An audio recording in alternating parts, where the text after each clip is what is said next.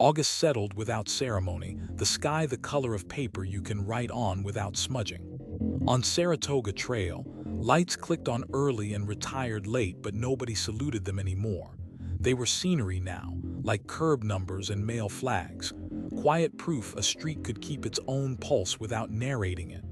Aftercare didn't have a podium. It had rooms where the chairs faced each other. A library's small conference nook.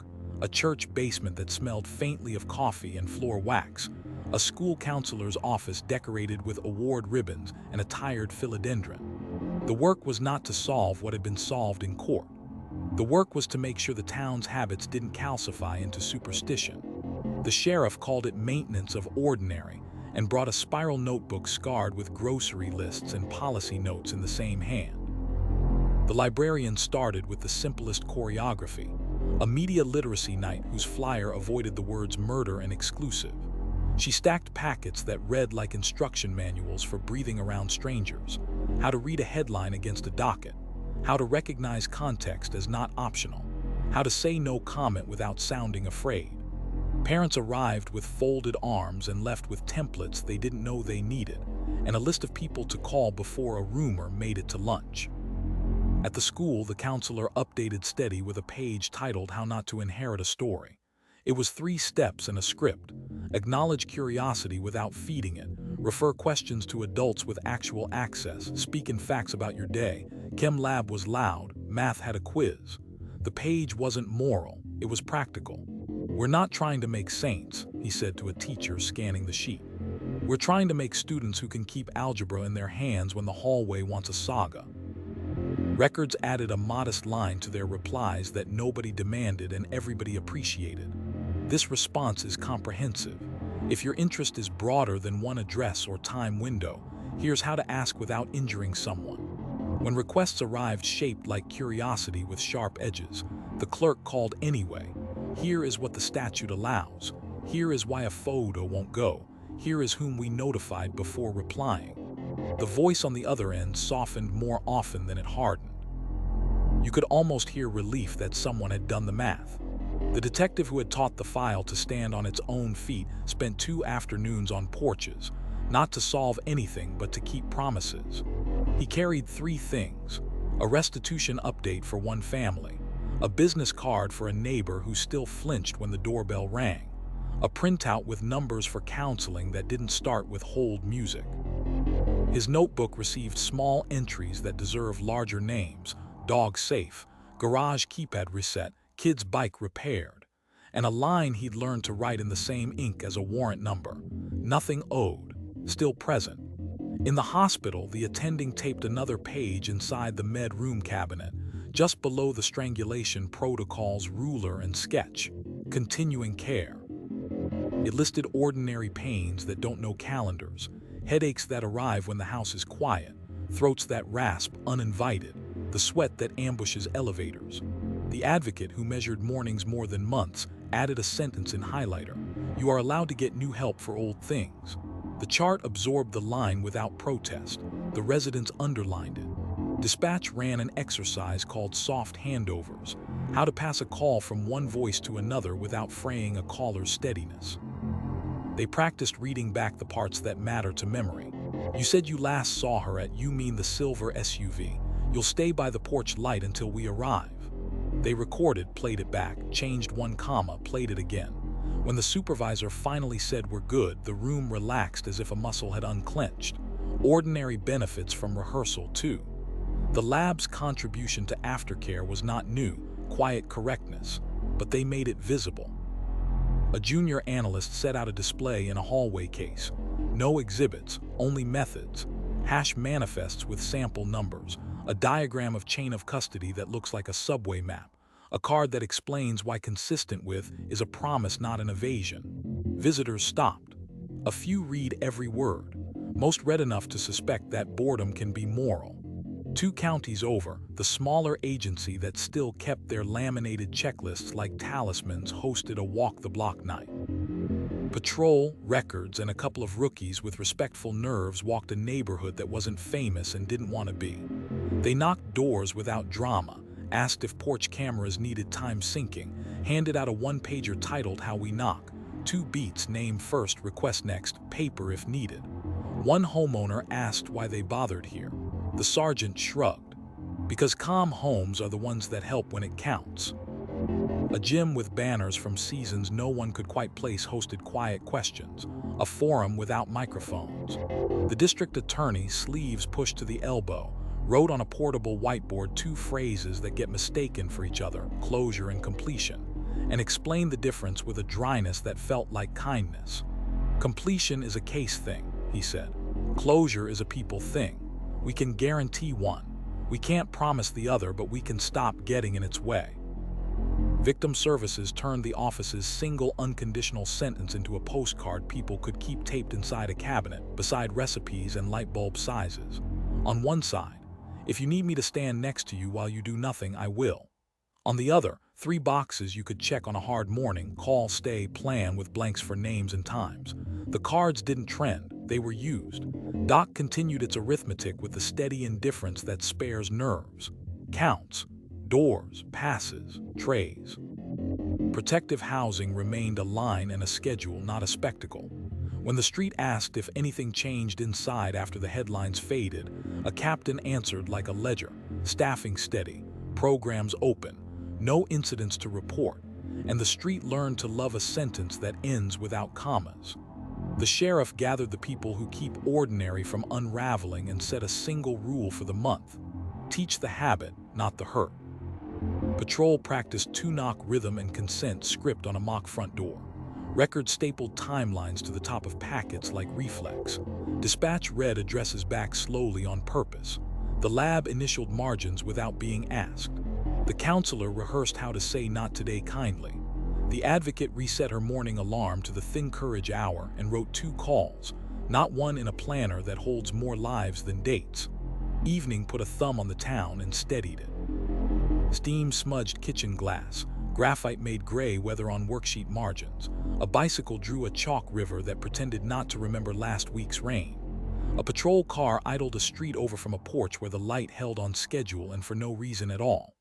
Inside the cruiser, a deputy slid a laminated card from the visor and said the line out loud because speaking turns advice into posture. Start small, document big. 2-knock rhythm. Name first. Request next. Paper if needed. In his notebook, he left a line blank on purpose, for what the house needs and not what the report expects, and felt older in a good way. Back at the sheriff's office, the spiral notebook replaced the binder on a desk for the night.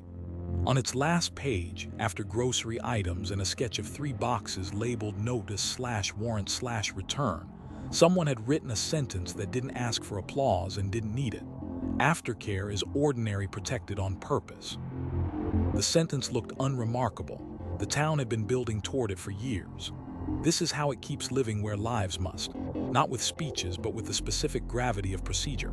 Lights that obey timers, notes that strangers can read, doors that open to names not drama, packets that teach without harm, calls returned at an hour when courage is thin. The file will never answer why. It continues to excel at who, what, when, where, how, and at the slower craft of letting the day become livable again. When ordinary falters, as it does, aftercare is the quiet hand at the small of the town's back, guiding it forward without being seen. September thinned the heat until even noon felt teachable. The cul-de-sacs wore the season without applause, sprinklers whispering on timers, school buses checking mirrors twice, dogs memorizing the mail carrier's gait. The street had learned to keep its own temperature. Across town, the word that anchored the month looked plain enough to vanish in any sentence: proportionality. It sat at the top of a whiteboard in the sheriff's conference room and drew lines to everything else: entry, search, disclosure, presence, tone. Under it, a list that could pass for a prayer if you read it slow. Enough, not all. Specific, not scenic. Necessary, not eager. The morning began with a house call no one would film. Patrol parked one address down, short of the driveway.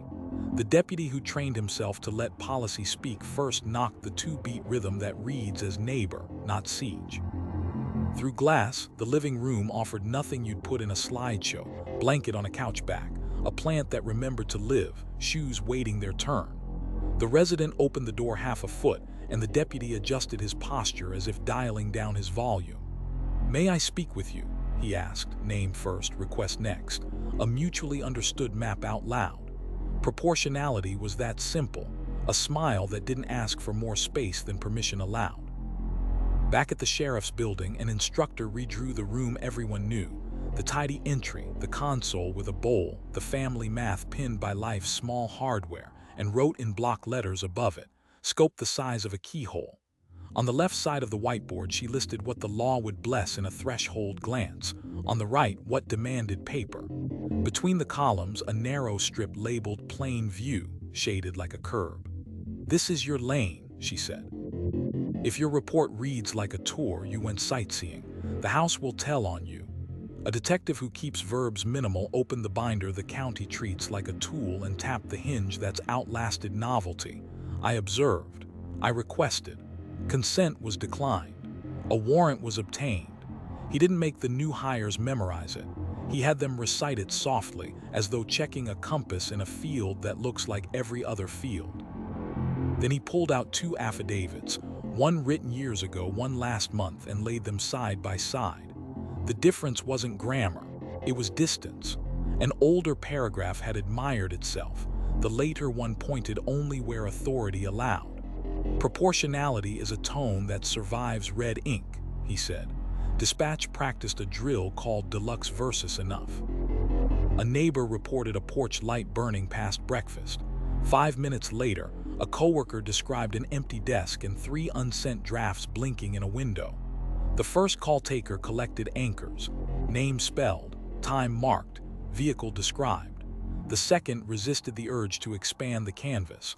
No guesses for the caller to agree with, no mourning sewn into the script. The supervisor listened to the playback with a pencil that only tapped for commas. Your job is to deliver coordinates, not confession, she said. Enough is the opposite of cold. Over in records, a stack of requests waited like tidy weather. A podcast wanted everything, which is how people ask when they don't know the names of parts. The clerk trimmed the ask to what the statute could defend. CAD logs, 911 audio with transcripts, warrant and return, the inventory, timeline stapled to the front like an oath. The redaction index cited law rather than mood and carried more patience than most letters receive in a week. Before printing labels, she made the call the office writes but can't legislate. Notice to family. Proportionality has manners, it calls first. At the hospital, an attending led a small round titled Interventions That Don't Kick Down Doors. The strangulation protocol, ruler, sketch, quotes fenced in quotation marks, stayed stubborn. He pressed here. I saw stars. 5 minutes later, a second nurse repeated measurements without being told where to look. The new note on the board explained what not to order out of habit, imaging that doesn't change care, lab work that soothes a clinician's worry but taxes a patient's day. Proportionality is an apology you don't have to say later, the attending said, handing a resident a pen and asking her to cross out 3 tests she didn't need. In the lab, the quality manager had replaced a motivational poster with a single page of rules in small type. Sample size follows question. Certainty claimed only where earned. Consistent with where certainty would trespass.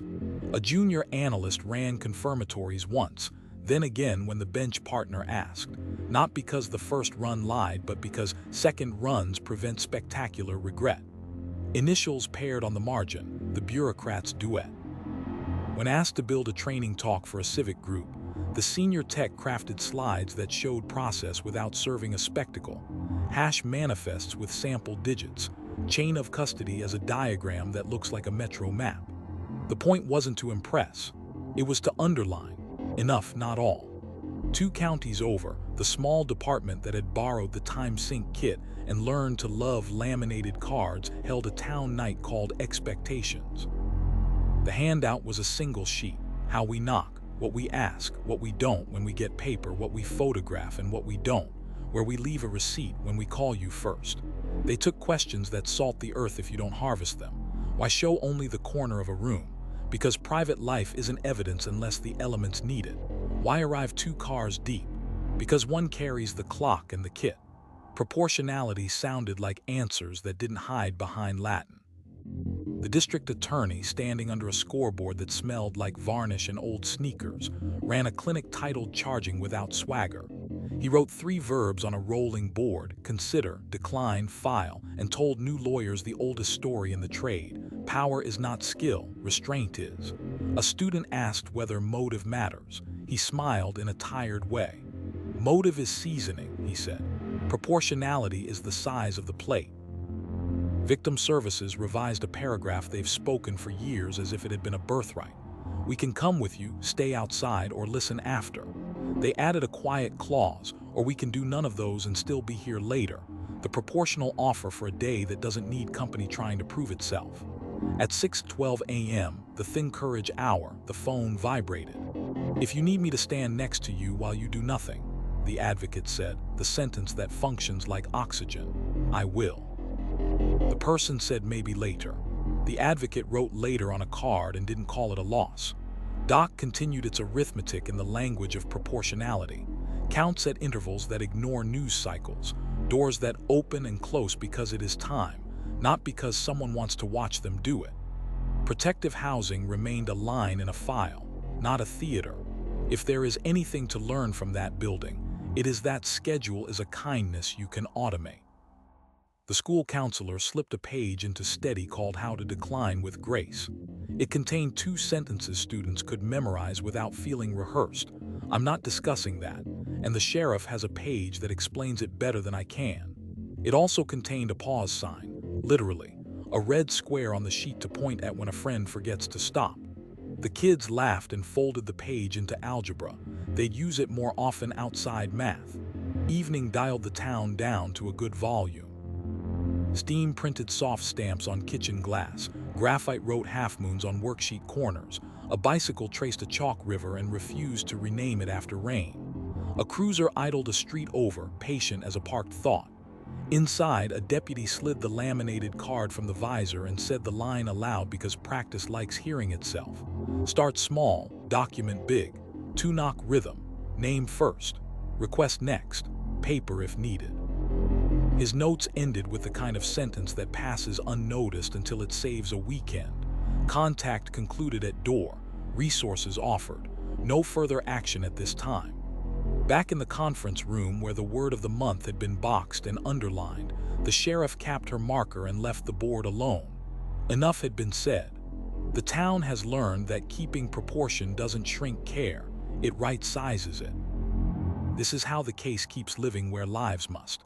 Procedures that fit the room, records that explain themselves without raising their voice, offers that can be accepted or declined without debt. The file will never answer why. It continues to excel at who, what, when, where, how, and at the quieter art of using only the force and only the words a given moment requires. When ordinary falters, as it will, proportionality is the measured hand that steadies the table so the rest of the work can continue. October crisped the edges of morning and made sound travel farther. Footsteps, bus brakes, the soft ping of a porch light timer remembering itself. On Saratoga Trail, the bulbs kept their quiet appointment with dusk and dawn. Punctuation the block no longer noticed because it never fails.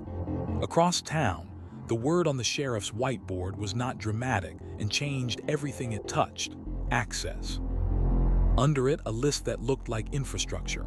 Interpreters on call, translated forms, bilingual advisements, signage that points to help without making you ask. The sheriff drew a small square around the phrase equal understanding and tapped the board with the marker's cap. If you can't understand us, she said, we didn't actually show up. The morning started with a door no one would film. A deputy checked his laminated card for the 2-knock rhythm, then glanced at a second laminate that hadn't existed a year ago, a list of language line codes and a sentence he could say in 3 tongues.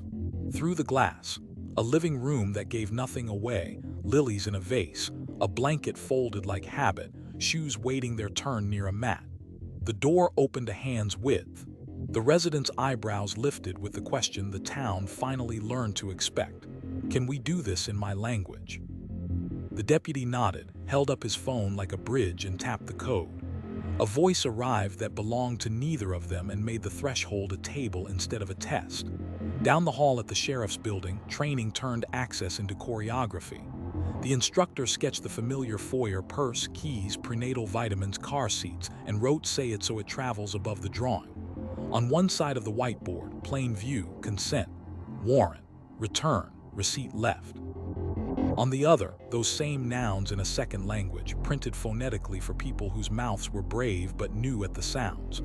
"Do not simplify the law when you translate," she said. "Simplify your sentences. The ideas stay big, the grammar gets small." A deputy asked where instinct lives when words are slow. "In the margin with a time," the instructor answered. "At 0812 I believed, then stop. Let comprehension catch up to authority." Dispatch rehearsed a drill called Echo in any language. A neighbor called to say a porch light forgot breakfast.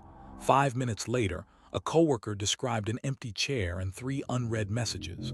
The first call came in halting English, the second in a language the room does not speak. The call taker pressed 2 buttons, greeted the interpreter, and repeated addresses and times with the ceremony of railings. Quotation marks found the right side of the keyboard. Street names were spelled out slowly on purpose. The supervisor played the calls back with the CAD log and underlined a new habit in the margin.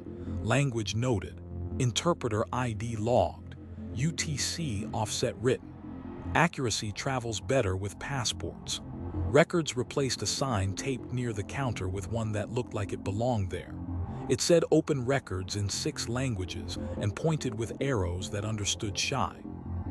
The clerk slid 3 packets into outgoing envelopes, certified copies, redactions explained, timeline stapled on top, warrant and return tabbed, a redaction index citing statute in patient fonts, and then built a 4th packet for the same address in a second language, translated by a human who knows where commas live in law. Before the mail bin moved, she made the call the office writes into muscle. Notice to family, asking gently whether English or another tongue should meet them first. Access sounds like asking before assuming. In the hospital, the strangulation protocol added 2 lines that were not medicine and mattered anyway. Interpreter present, quotes confirmed. A nurse traced the bruise, measured in centimeters, and wrote the patient's words in quotation marks first in the patient's language, then in English. He pressed here. I saw stars. 5 minutes later, a second nurse repeated the measurements without prompting. The interpreter repeated the words without polishing them. The advocate offered verbs that hold in any tongue: call, stay, leave, plan, and left a card printed on both sides because shock flips paper around in your hands. The lab posted a 1-page guide beneath the chain of custody clipboard titled Labels That Cross Borders.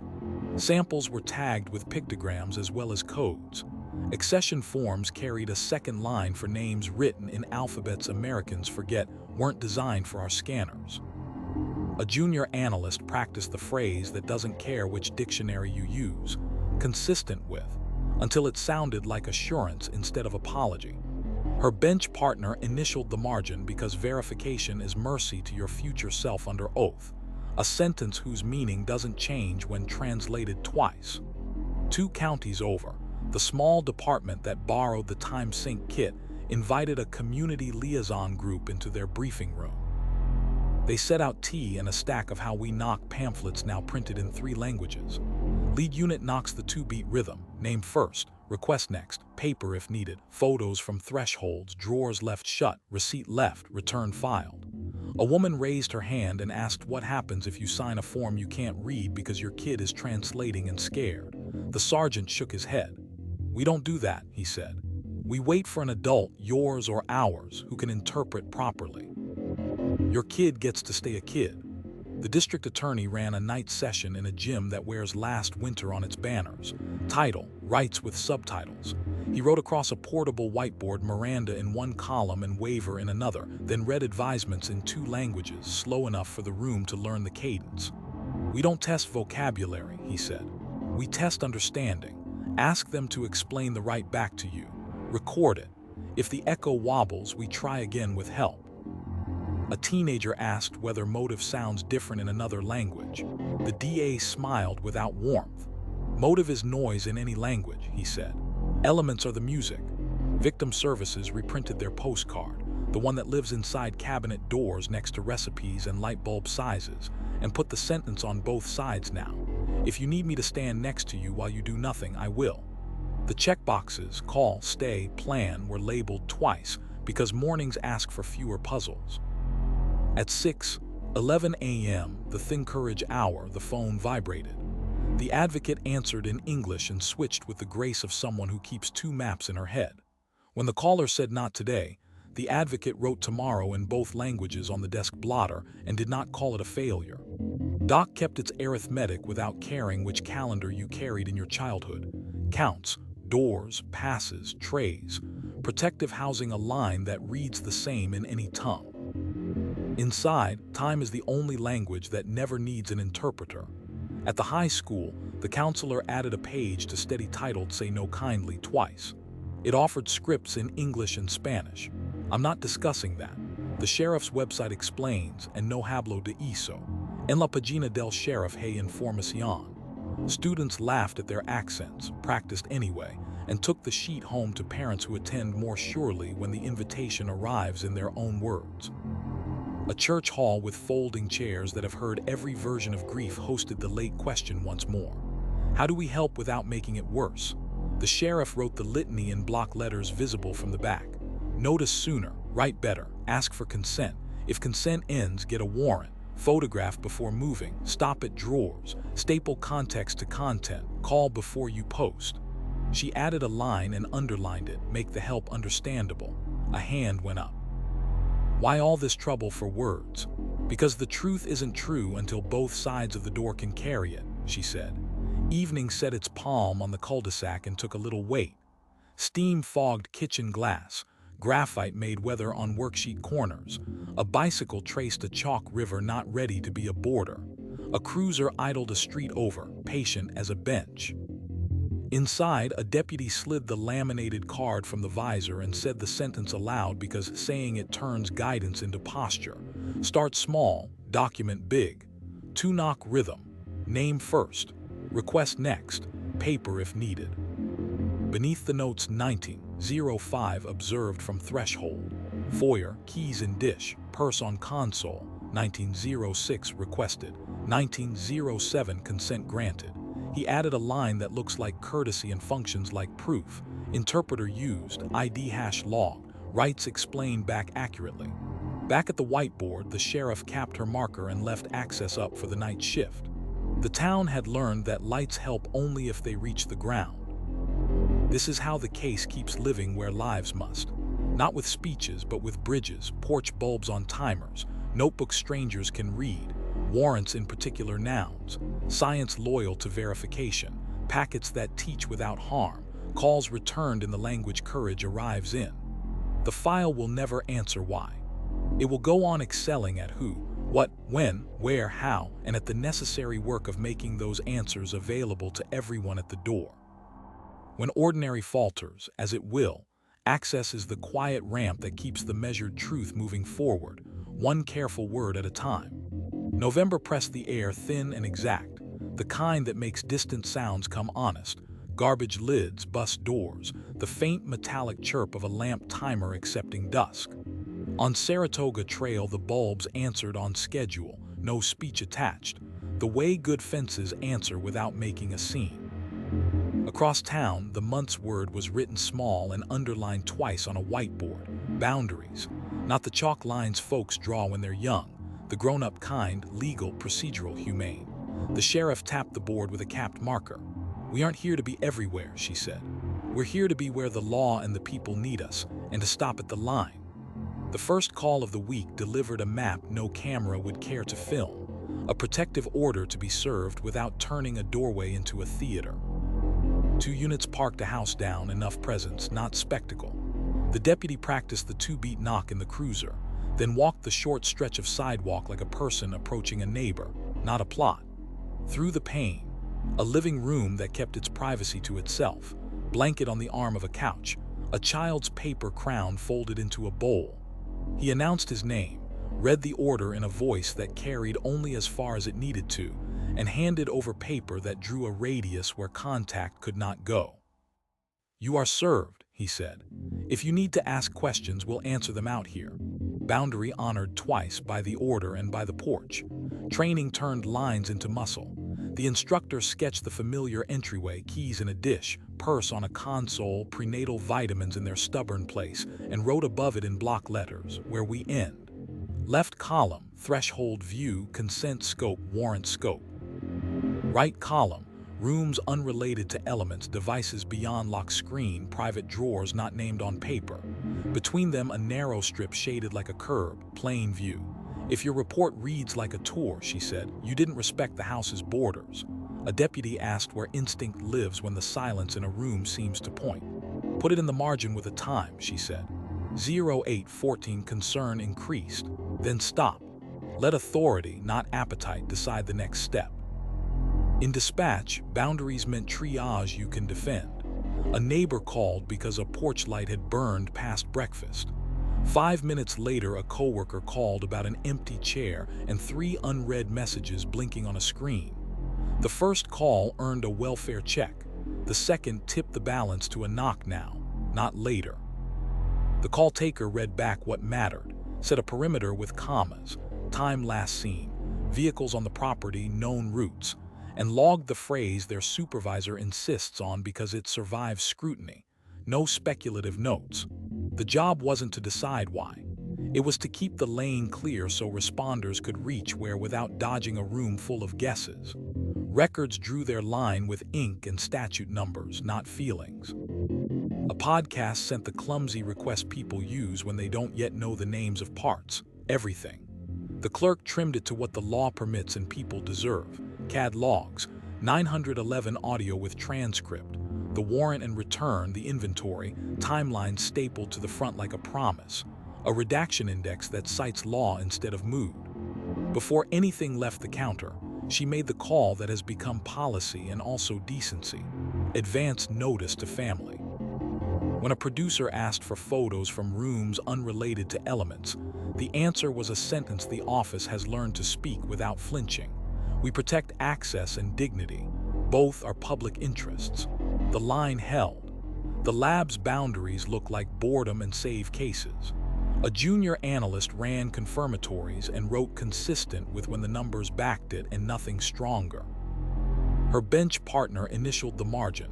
Verification is mercy to your future self under oath, and pointed at a new sign pinned over the accession desk. Data minimization. Only the bits needed for the question, nothing that makes a slideshow. Chain of custody lines ran from hand to hand, ending where a lock and a log outlast gossip. At the hospital, boundaries turned into care that doesn't overreach. The strangulation protocol still measured in centimeters and sketched the contour of injury. It added a line for patient control. Who may hear, who may not, whether the chart can be used for instruction later. Less can be kinder, the attending told a resident trying to order a full panel out of habit. Order what changes care. If the page reads like fear, you made the patient carry it. 2 counties over, the small department that learned to love laminated cards held an evening called Perimeters. They handed out a 1-pager titled How We Knock in 2 languages and a second one called When We Walk Away. Times you'll see a cruiser stop short of a driveway. Reasons a deputy will decline a quick look around. Why photos show corners and not families. When someone asked why 2 cars for a simple check, the sergeant answered like a ledger, 1 for the door, 1 for the clock and the kit, and added the sentence that lets a town exhale. We leave a receipt when paper is used. If we don't have paper, we do not open drawers. The district attorney ran a clinic in a gym where banners pretend to care about last winter. Title, charging within lines. 3 verbs on a rolling board: decline, amend, file, and a story every prosecutor learns once and never forgets. You can file your anger, you can file your fear, or you can file the case. Elements, not appetite, he said, capping his pen. A hand went up. Motive. Motive is scenery, he said. Boundaries decide what reaches the map. Victim Services added a sentence to the postcard that lives inside kitchen cabinets. If you need me to stand next to you while you do nothing, I will. Under the checkboxes, call, stay, plan, a new one appeared, decline. You could mark it and mail nothing back and still get the morning call at 6:11 a.m., the Think Courage hour. That day the phone vibrated and the advocate answered with both patience and a clock. "Would you like company?" she asked. "Not today," came the reply. "Tomorrow," the advocate said, "is intact and waiting." Doc wrote its line and schedule, the only language it respects, counts doors, passes, trays, and left it at that. Protective housing remained a row in a database, not a segment on a show. Inside, drama is something the system keeps outside by ritual. At the high school, Steady got a fresh page, how to draw a line kindly. It offered 2 sentences students could say and mean. "That's not mine to talk about," and there's an official page that explains what I can't. It also listed 3 ways to change the subject without turning a friend into an enemy. Ask about a class, compliment a shoe, offer gum. The plan worked in hallways and on buses. The counselor wrote a note to himself, "Post boundaries on doors too." In a church hall with folding chairs that have held grief without bending, the late question sat up straight. How do we help without making it worse? The sheriff didn't write the old litany this time. She drew a rectangle and colored in only the edges. "By knowing where we end," she said. "By leaving room for families to keep what's theirs. By taking only what the elements need. By teaching the habit and letting the hurt belong to the people it belongs to." Dusk placed a flat palm on the cul-de-sac and steadied it. Steam softened window panes. Pencils put a gray weather on worksheet corners. A bicycle drew a chalk river and didn't try to name it. A cruiser idled 1 street over, just out of sight of a porch where the bulb held. No message attached, only light. Inside the car, a deputy slid the laminated card from the visor and said the sentence out loud because saying it preserves the line. "Start small, document big. 2-beat knock. Name first. Request next. Paper if needed." His notes ended with the most modest sentence the job produces and the one that keeps the peace. Contact resolved at threshold. Resources provided. No further entry required. Back at the whiteboard, the markers underlined beneath boundaries had bled just enough to show it had been there a while. The town understood. The case does not live on because anyone keeps poking at it. It lives on because people keep their distance where distance is a form of care. The file will never answer why. It continues to excel at who, what, when, where, how, and at the discipline of stopping at the edge so the truth inside the line can stand on its own. When ordinary falters, as it does, boundaries hold the map steady so the rest of us don't lose our place. December iced the breath and made every sound ring truer. Trash lids, bus doors, the thin metallic chirp of lamp timers reporting dusk. On Saratoga Trail, porch lights kept their early oath and late goodbye without commentary, the way a heartbeat keeps its own minutes. Across town, the word on the sheriff's whiteboard was not new and needed saying anyway: resilience. Under it, smaller words that held it up like studs: rotation, debrief, guardrails, rest. The sheriff tapped the board with the marker's cap. "We don't power through," she said. "We persist correctly." The day began with a call nobody films because it looks like competence. A deputy parked one address down, adjusted posture to neighbor not siege, and knocked the 2-beat rhythm he could do in his sleep and still checks against the laminated card. Through the glass, a living room that offered no clues and needed none, a blanket folded on the arm, a plant remembering water, a child's paper crown in a bowl.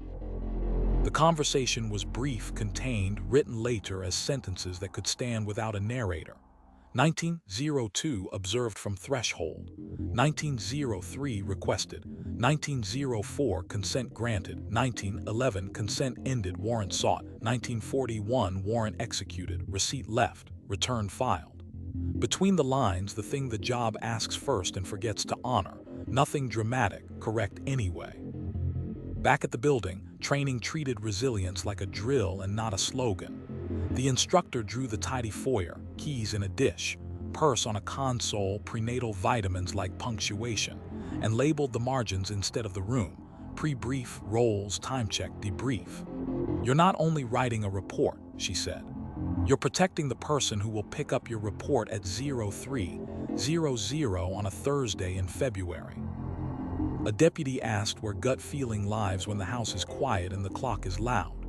"In the margin with a time," the instructor answered. 08:12 concern noted, then stop. Let paper and policy carry weight so people don't. Dispatch ran a drill called staircase, not slide. The first call, porch light past breakfast, earned a welfare check. The second, empty chair and 3 unsent drafts, moved it to priority without panic. Call takers read back anchors, placed commas where officers could land, logged language used, interpreter ID, and added a line their supervisor had written into muscle memory. Deep breath. Confirm, release the mic.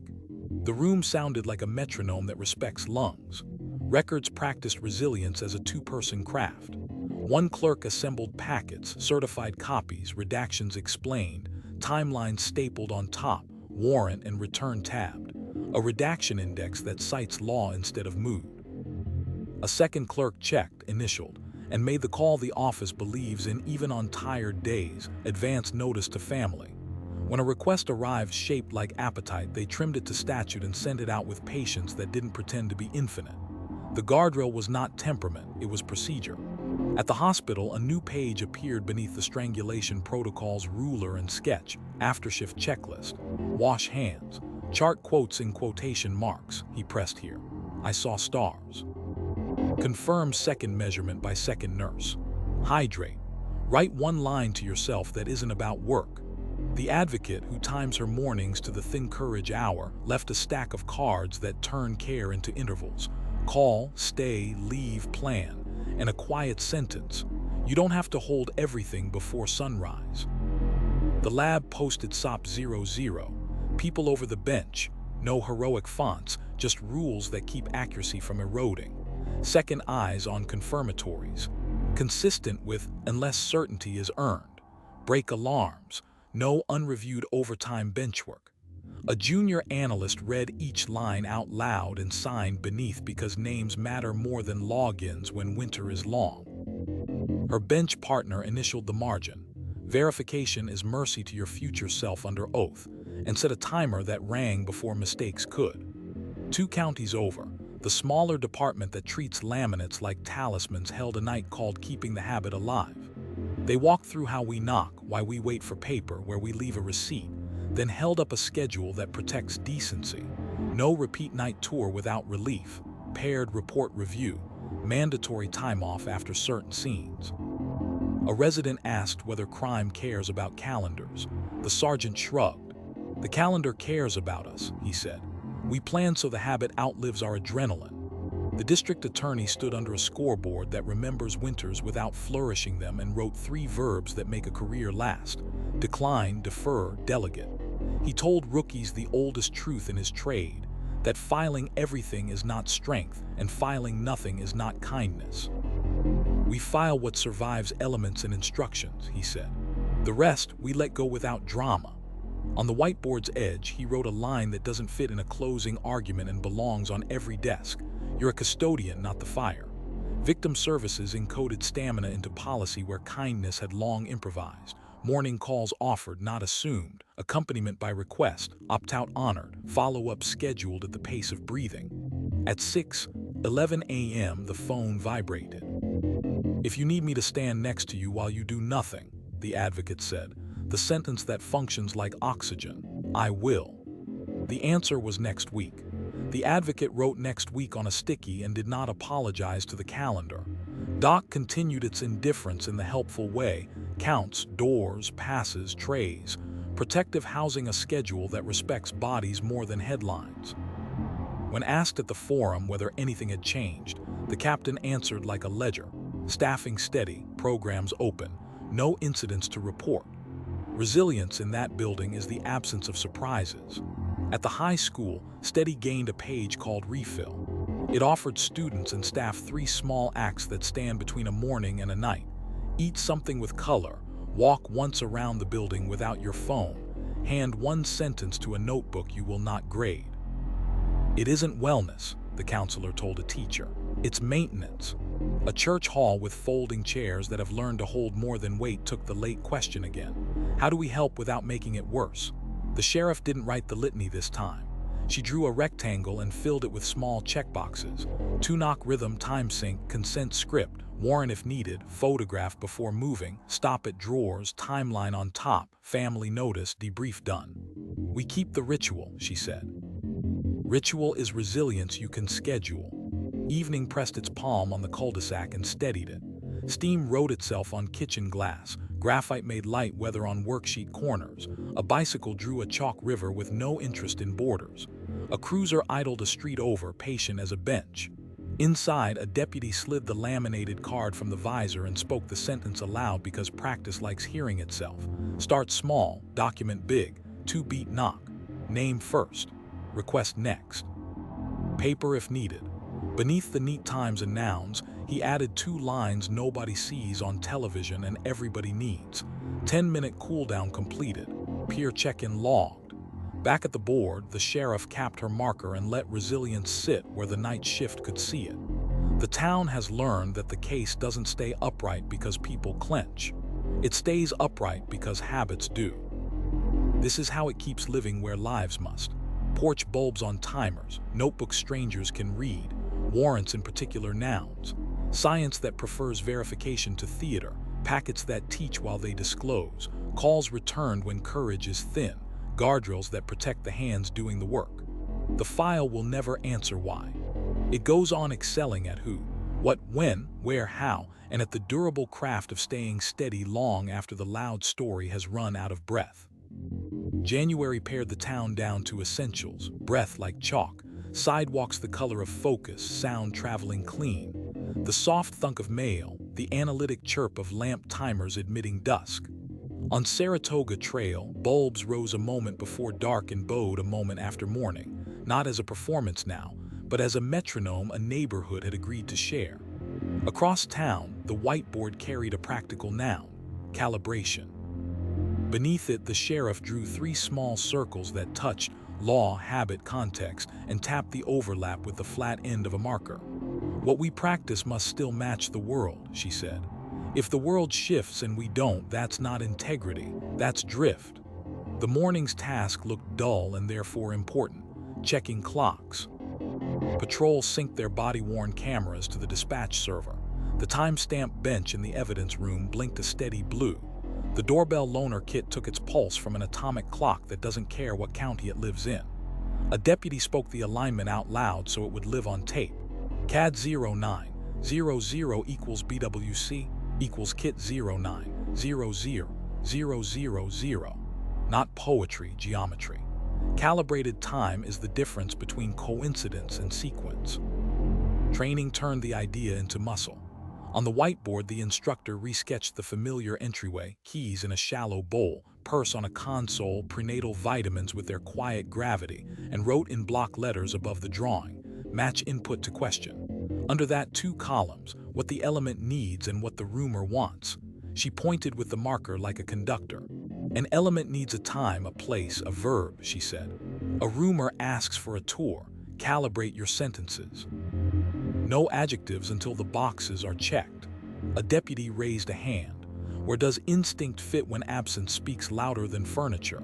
In the margin with a time, the instructor answered. 0812 concern noted. Then stop. Let authority, not appetite, decide the next move. Dispatch ran a drill they named Green Band after the narrow stripe on their consoles that confirms clocks agree. A neighbor called about a porch light that forgot breakfast.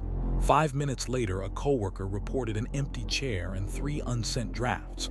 Call takers collected coordinates, times, spellings, vehicle description, and resisted the gravitational pull of interpretation. The supervisor played back audio against CAD, a pencil poised for commas that land like footings. We don't write certainty where urgency lives, she said. We write enough, and we write it in the right minute. Records calibrated disclosure with law and manners, not mood. A request arrived shaped like appetite. All footage, all photos, all reports. The clerk trimmed it to statute, CAD logs, 911 audio with transcript, the warrant and return, the inventory, timeline stapled on top, a redaction index with patient citations. Before sealing envelopes, she made the call the office has turned into muscle memory, advance notice to family. Calibration is often courtesy with paperwork to prove it. Downstairs, a detective pulled the binder the county treats like a tool and returned to the hinge that has never wobbled under questioning. I observed, I requested. Consent was declined. A warrant was obtained. He copied the verbs onto a fresh sticky because repetition is a kind of oath, and laid 2 reports side by side, one from a winter of high fever, one from last month. The difference was not the nouns, it was the distance. The newer report stood at the line and pointed. The older admired the room. "We tightened the lens," he said to the rookies. "Calibrated for honesty, not effect." The hospital added a box to the strangulation protocol that had never been about fashion, ruler, sketch, quotes fenced in quotation marks. He pressed here. "I saw stars." Now a small square joined the page, follow-up reminder sent. Not because the chart needed it to be admissible, but because bodies do better when systems remember. The attending crossed out 2 lab tests that soothe clinicians more than patients. "Order what changes care," she told a resident. "Calibration is restraint in practice." In the lab, the quality manager retired a poster that had faded into wallpaper and replaced it with a checklist that refuses to apologize for boredom. Fresh calibrant loaded, instrument drift logged, confirmatories rerun if delta threshold, consistent with "unless certainty is earned." A junior analyst read it out loud and initialed the corner. Her bench partner put the second set of initials where they belong because verification is mercy to your future self under oath. On a corkboard, a diagram explained hash manifests in squares and arrows a teenager could follow. Transparency is calibration evangelized. 2 counties over, the smaller department that keeps their laminates in a box labeled tools, not talismans, hosted tune-up night. They walked through how we knock, 2-beat rhythm, name first, request next, paper if needed, then showed their new calibration card. Doorbell kit paired at the curb, camera clocks checked on arrival, receipt left, return filed noted in real time, not as memory later. A resident asked whether any of it changes outcomes. The sergeant smiled without triumph. "It changes trust," he said. "Outcome lives in elements. Trust lives in the steps." The district attorney ran a clinic under a scoreboard that remembers winters without comment. Title: Charging at Scale. On a rolling board, he wrote 3 phrases that fight drift: sufficiency, specificity, proportionality, and weighed a new case against old patterns without letting pattern become prophecy. "Calibration is not leniency," he said. "It's alignment, facts to elements, evidence to instructions, tone to burden." Victim services calibrated help to the day, not the headline.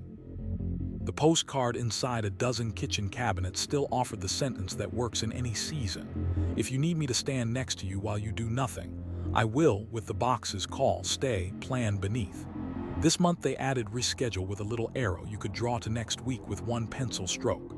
At 6:11 a.m., the Think Courage hour, the phone vibrated. "Not today," the voice said. "We'll hold tomorrow steady," the advocate replied, writing the date in ink that doesn't scold. Doc posted an update only a bureaucracy could love and a tired town appreciates. Clock audit complete, counts verified, program times unchanged. Inside, schedule is a kind of promise calibrated daily. Protective housing stayed a line in a file, not a scene. At the high school, the counselor slid a page into steady titled "Check Your Settings" for students and teachers both. 3 boxes: sleep, food, noise. Before decisions, he told a class that looked like winter, calibrate the inputs. You'll read the day straighter. A church hall with folding chairs that no more than they announce hosted the late question again. How do we help without making it worse? This time the sheriff drew a clock face and marked the quarter hours with small, stubborn verbs. Observe, request, obtain, record. Then she drew the thin band that matters most and gets forgotten first: sync. We line ourselves to the thing we serve, law and people, and check again, she said. That's all calibration is. Evening set its palm on the cul-de-sac and took a little weight. Steam wrote itself on kitchen glass. Graphite made soft weather along worksheet edges. A bicycle carved a chalk river that refused to be named by last week's rain. A cruiser idled one street over, patient as a bench. Inside, a deputy slid the laminated card from the visor and spoke the sentence aloud because saying it sets the hand. Start small, document big. 2-knock rhythm. Name first. Request next. Paper if needed. Beneath the neat lines, 1903 observed from threshold. 1904 requested. 1905 consent granted. He added what the month had taught to make habit, times verified, devices synced, interpreter ID logged if used, receipt photographed in place, return filed. Back at the board, calibration watched the night shift clock in. The town has learned that a case does not remain trustworthy because people swear it is. It remains trustworthy because clocks agree, tools behave, and sentences fit the work. This is how it keeps living where lives must. Porch bulbs on timers, notebooks a stranger can follow, warrants in particular nouns, science that prefers repetition to theater, packets that teach while they disclose, calls returned when courage is thin. The file will never answer why. It will go on excelling at who, what, when, where, how, and at the quiet discipline of retuning the system so the measured truth plays in key winter after winter, door after door. February shortened the days until the town could see its breath and its mistakes.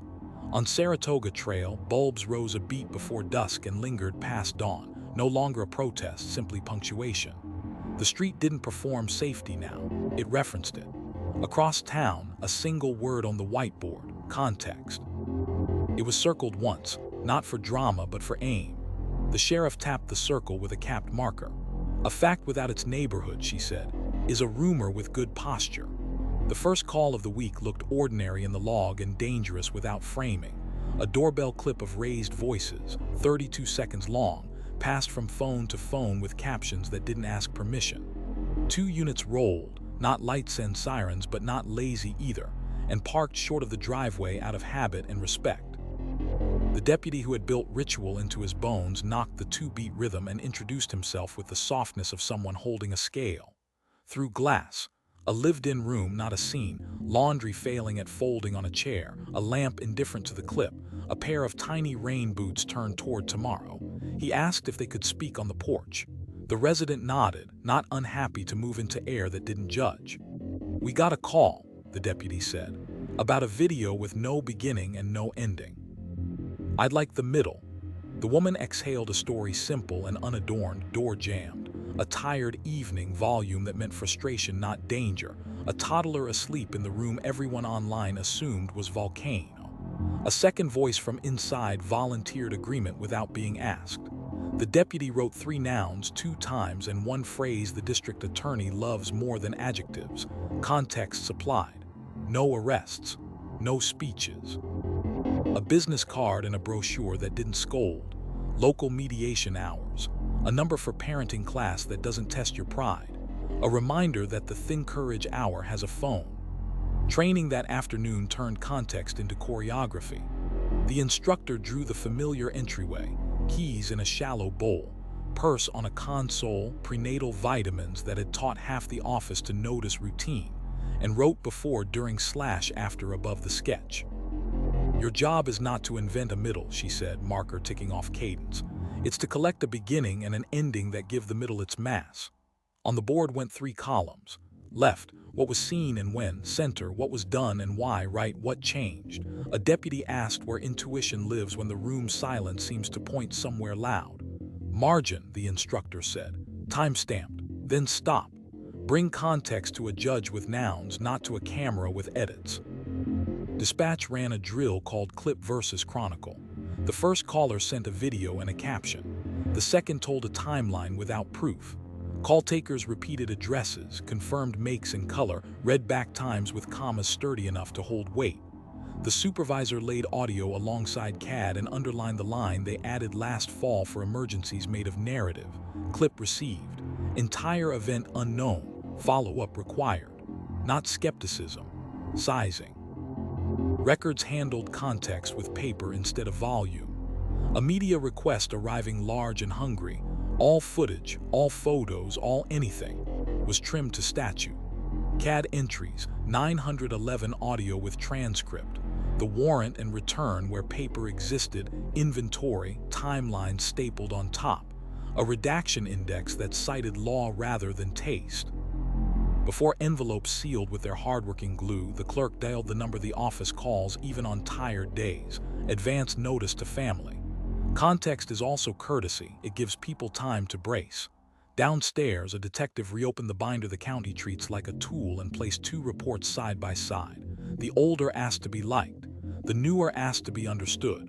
Each bore the hinge that continued to do more work than any flourish. I observed. I requested. Consent was declined. Warrant was obtained. He ran a finger under sentences that had learned to set fences, where the deputy stood, what the camera saw, what the deputy did not touch, why the paper asked for a drawer. Context respects edges, he said. It leaves other people's lives in their rooms. At the hospital, a laminated sheet slid into the med room cabinet beneath the strangulation protocol's ruler and sketch. Context questions. Who else was present? When did symptoms begin relative to the event? What changed after the event? The nurse wrote quotes without polishing. He pressed here. I saw stars. 5 minutes later, a second nurse measured again and wrote again, not to improve a narrative but to adjust the truth to its size. The advocate, unbothered by paperwork, positioned verbs that work across stories, call, stay, leave, plan, and added a line patients could keep. You don't owe strangers your chronology. In the lab, context sounded like small fonts and stubborn rules. A quality manager posted scope notes over the accession bench. Question asked, right arrow test chosen. Controls aligned to method. Consistent with, unless certainty is earned, explain absence where the internet expects presence. A junior analyst crafted a sentence that contains more decency than it looks like. Result limited by sample type. No conclusion beyond submitted items. Her bench partner initialed, because verification is mercy to your future self under oath, which reads like manners and functions like armor.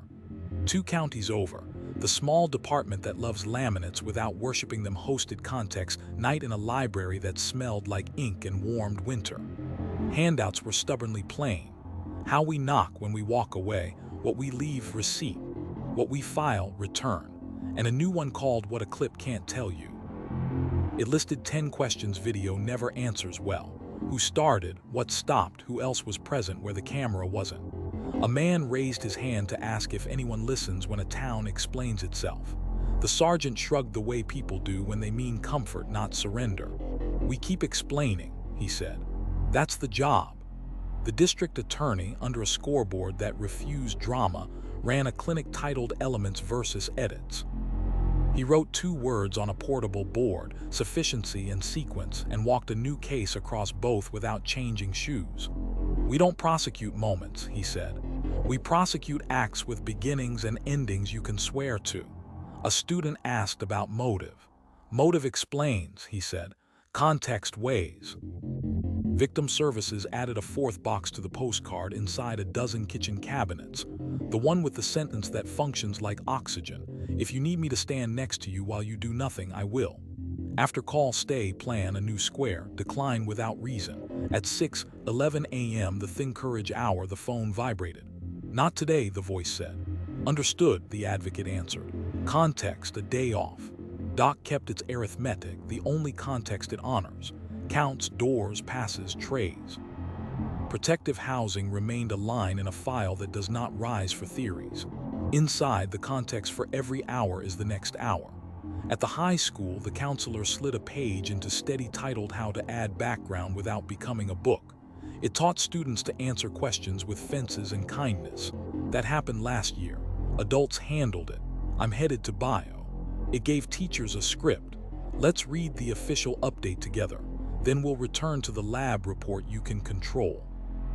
Context, it turns out, is also an exit. A church hall with folding chairs that have learned how to hold multiple truths at once accepted the town's perennial question one more time. How do we help without making it worse?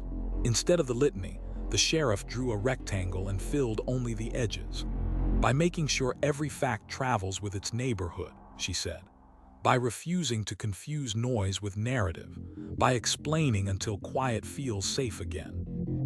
Evening steadied the cul-de-sac into legible shapes, steam on windows, graphite trimming worksheet corners, a bicycle etching a chalk river not interested in borders.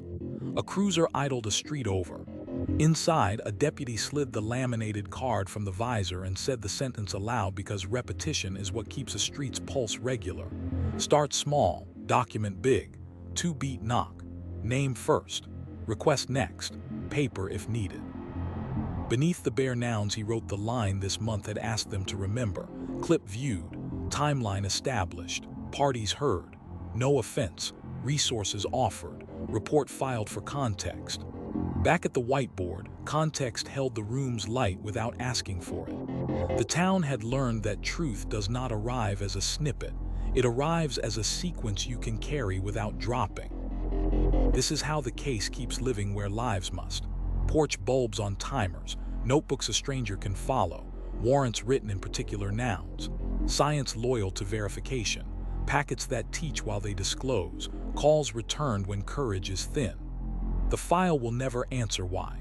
It goes on excelling at who, what, when, where, how, and at the unglamorous art of restoring beginnings and endings to the middle, so the measured truth can keep its balance in public.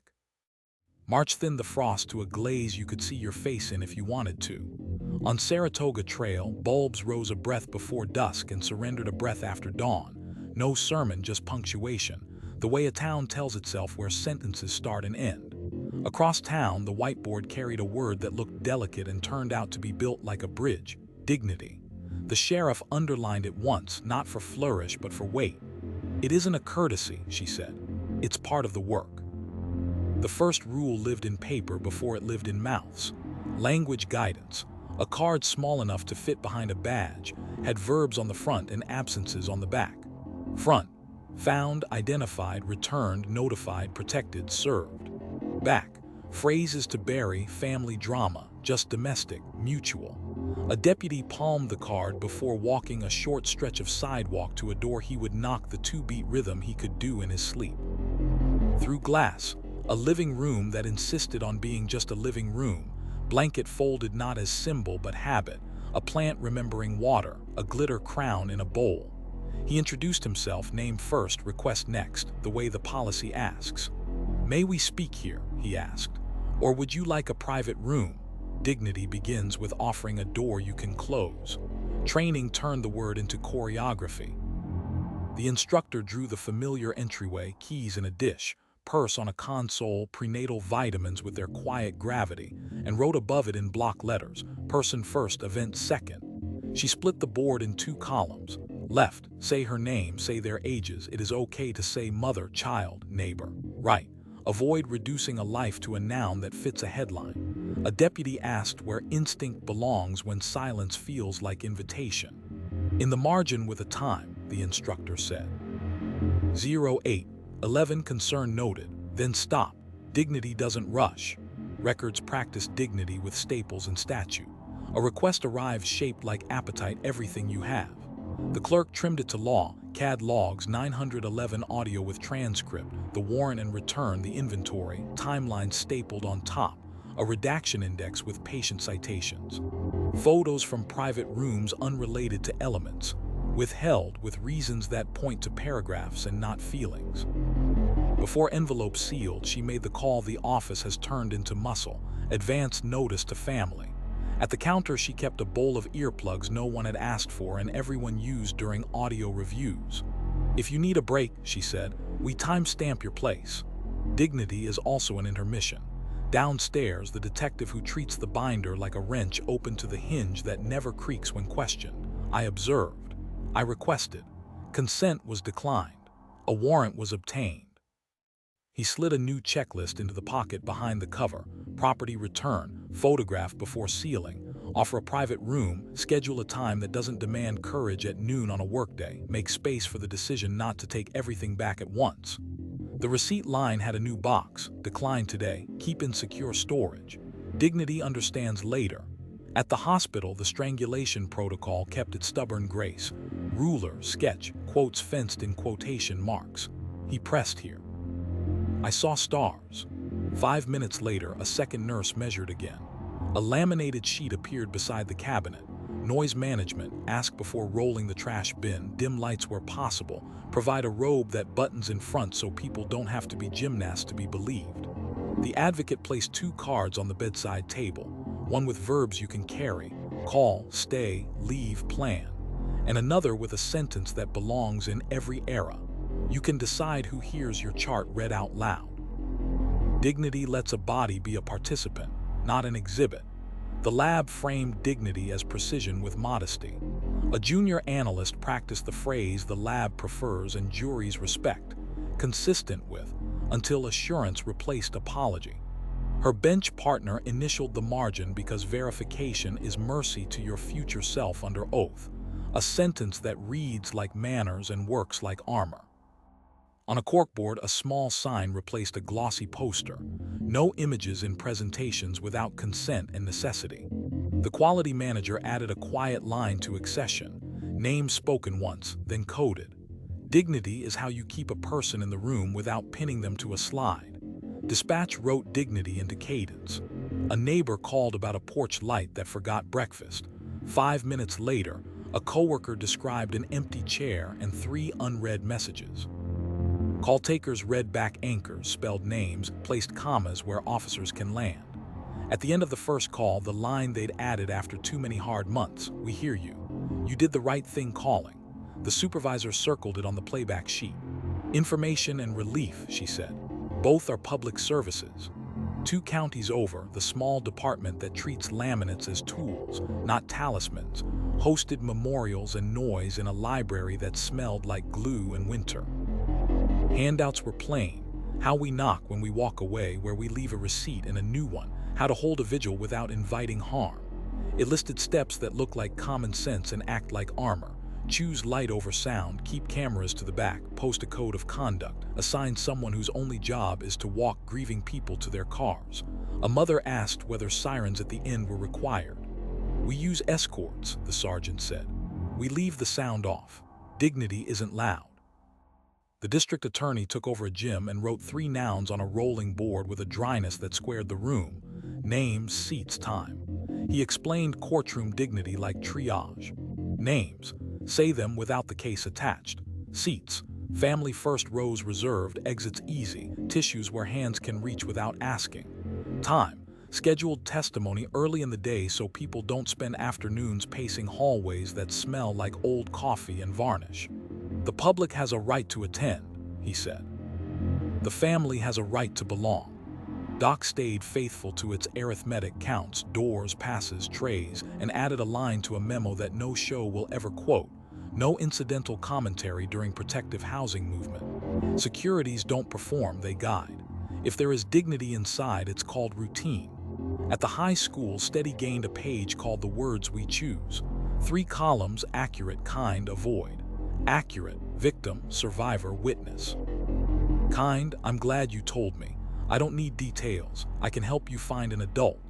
Avoid: juicy, drama, it's complicated but. Students practice in pairs, laughing at first, then not. The counselor taped a copy to the staff fridge under a magnet shaped like a coffee mug. A church hall filled with folding chairs that know how to hold grief without bending asked the town's seasonal question once more: how do we help without making it worse? The sheriff wrote the old litany and then added this month's sentence, underlined once: protect access and dignity. Both are public interests. She told the story of the earplugs at records and the robe that buttons in front and the business card placed on a porch without a speech. "Dignity is everything that makes truth survivable," she said. Evening steadied the cul-de-sac to its right volume. Steam soft on windows, graphite making weather at the corners of worksheets, a bicycle carving a chalk river with no wish to rename itself border. A cruiser idled a street over. Inside, a deputy slid the laminated card from the visor and spoke the sentence aloud because practice prefers being heard. "Start small, document big. 2-beat knock. Name first. Request next. Paper if needed." Beneath the lines, 1903 observed from threshold, 1904 requested, 1905 consent granted. He added what the month had insisted on: private room offered, interpreter used if preferred, property return scheduled at family's pace, names spoken before events described. Back at the whiteboard, dignity held its square of light without demanding more. The town had learned that cases don't stay true because we are efficient. They stay true because we are careful with people while we are exact with facts. This is how it keeps living where lives must. Porch bulbs on timers, notebooks strangers can follow, warrants in particular nouns, science loyal to verification, packets that teach while they disclose, calls returned when courage is thin, rooms arranged so nobody has to perform their pain. The file will never answer why. It goes on excelling at who, what, when, where, how, and at the work of treating those answers with the respect that lets them be spoken at all. April arrived without spectacle, the kind of month that makes a neighborhood honest. On Saratoga Trail, the bulbs rose a breath before dusk and yielded a breath after dawn. No message, just maintenance.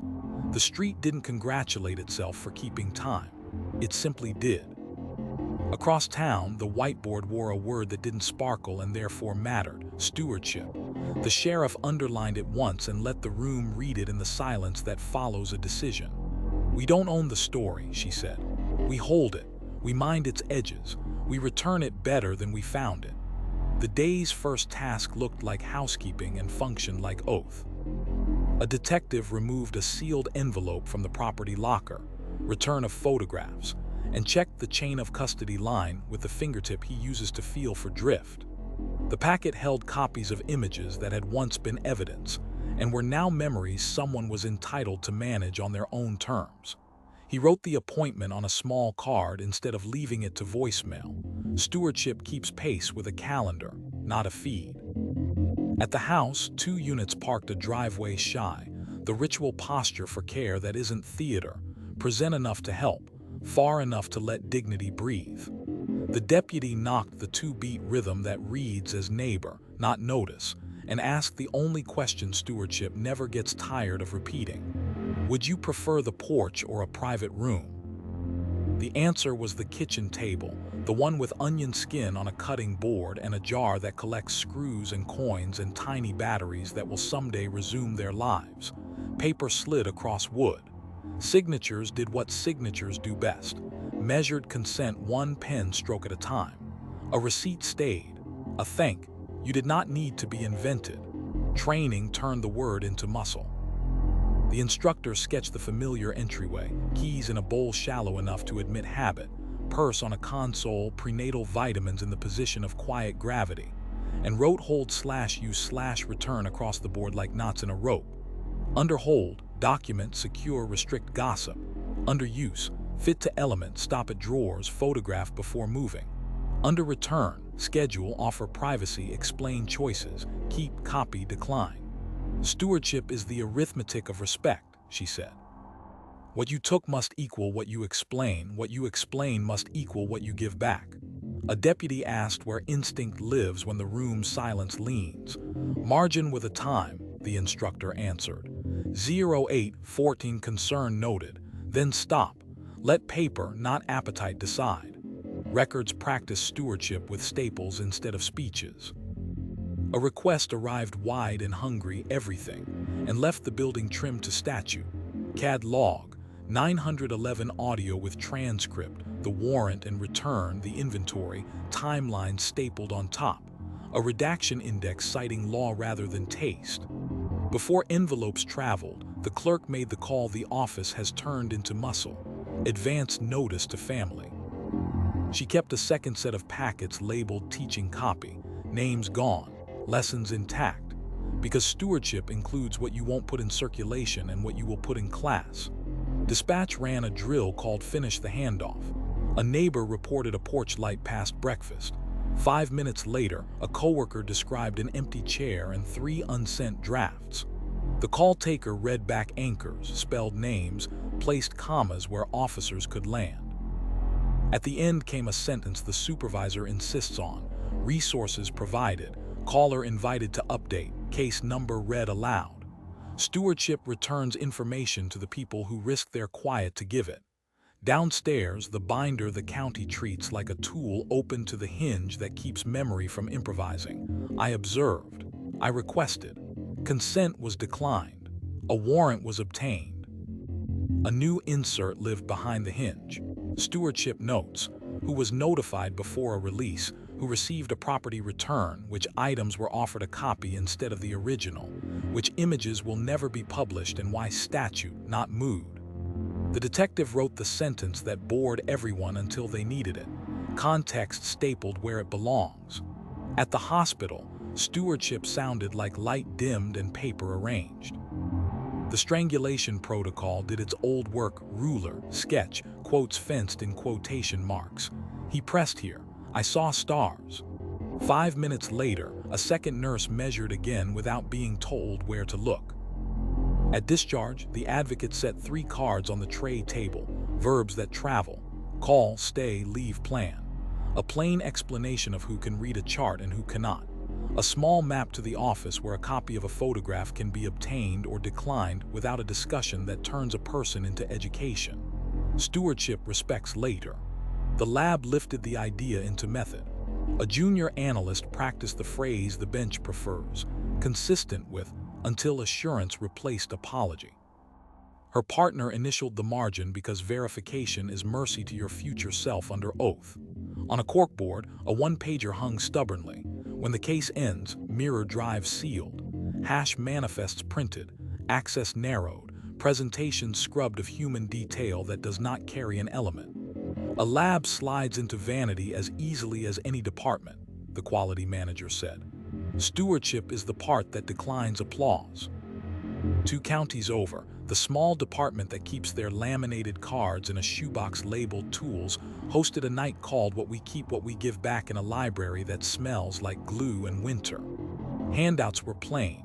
How we knock when we walk away, where we leave a receipt and a new one. What comes home? It listed the obvious and the overlooked.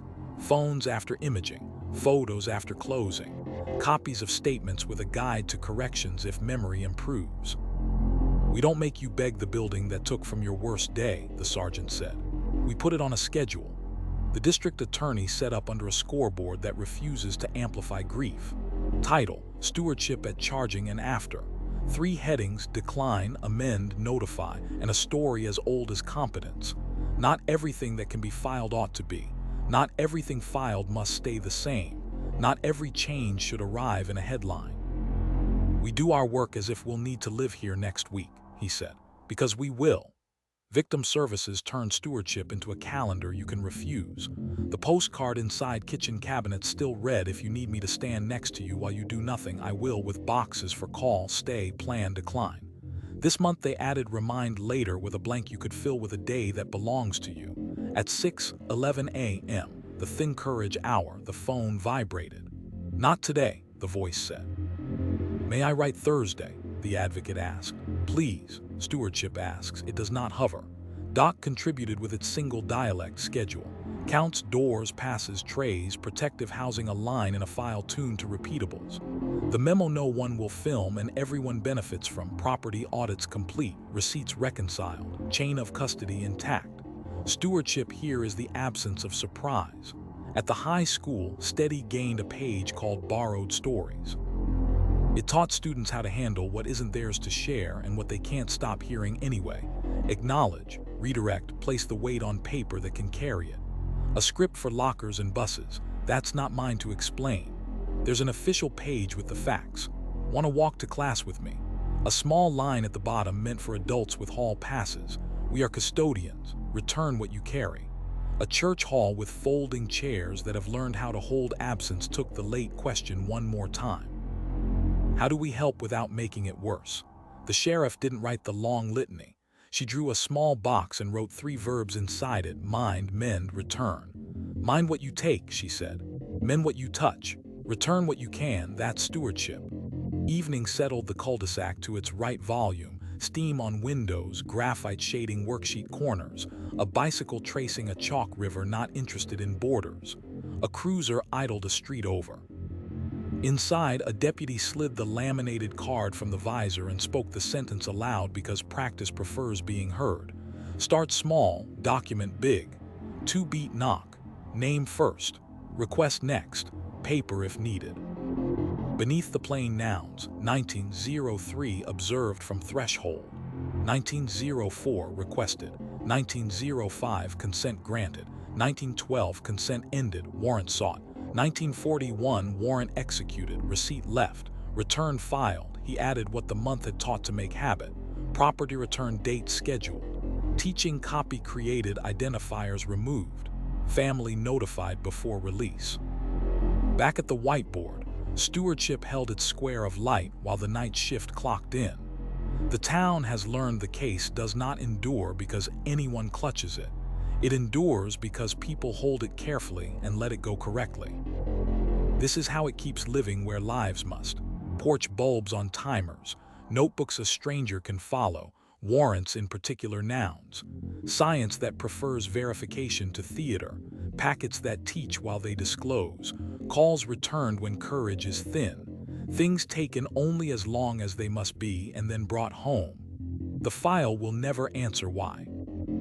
It goes on excelling at who, what, when, where, how, and at the quiet craft of carrying the truth like something borrowed, used well, accounted for, and returned to the people who have to live with it. May arrived like a level laid across the day, steady, unshowy, true. On Saratoga Trail, bulbs rose a breath before dusk and yielded a breath after dawn. Punctuation the block no longer notices and depends on anyway. Across town, a single word held the whiteboard with more gravity than its letters suggest: candor. The sheriff underlined it once. "This isn't charm," she said. "It's duty. Tell the whole truth, including the parts that wobble." The morning began with a meeting that looks mundane until you need it: disclosure review. A detective rolled a cart into a conference room, brown envelopes, a thumb drive sealed in tamper tape, a stack of forms with small boxes that decide futures. Brady, Giglio, late arriving lab supplement, corrected timeline. The district attorney read down a checklist that never smiles. Anything exculpatory, anything that impeaches, anything that narrows guilt while widening understanding. He marked disclose in ink that forgives nothing. "We prosecute with our eyes open," he said. "If something helps the defense, it leaves the building." Downstairs, the evidence officer walked the line that keeps confidence from pretending to be proof. A locker door sighed open. Tamper tape spoke in a faint rip. Seals were replaced with dates that mean more than signatures in rooms where memory is ambitious. A right blocker blinked its small blue insistence while a drive was mirrored, hashes matched, and the log accepted the numbers like coordinates. Verified, the line read. Beneath it, a sentence that belongs on a monument and never will be. Possible alternate pathway noted. Counsel notified. Candor isn't a feeling. It's paper that leaves the office even when it makes someone's day longer. Training converted the word to posture. The instructor knelt, literally, so her pen could reach the bottom of the whiteboard where a small house waited. Keys in a shallow bowl, purse on a console, prenatal vitamins holding their quiet gravity. Across the sketch, she wrote hypothesis/test/record/revise. "Tunnel vision is gravity," she said. "Right rails." She drew 2 arrows off the front door, what we think and what else it could be. Each arrow got its own boxes, steps, timestamps, outcomes. A deputy asked where instinct lives when absence shouts. "Margin with a time," she answered. 0813 alternate theory considered. Voluntary departure barred by car seats. Ruled unlikely. Reason recorded. Candor means your future self recognizes the mind that did the work. Records practice candor with staples and statute. A request arrived hungry, everything, and a clerk trimmed it to law without trimming truth. CAD entries, 911 audio with transcript, the warrant and return, the inventory timeline stapled on top, a redaction index that cites code, not taste. On top, new this spring, a disclosure log, what else was sent to defense when and why. Before envelopes traveled, the call that has become culture, advance notice to family. "You'll hear this anyway," the clerk said softly. "We wanted it to be from us." Dispatch ran a drill called Say What You Don't Know. A neighbor reported a porch light past breakfast. 5 minutes later, a coworker mentioned an empty chair and 3 unsent drafts.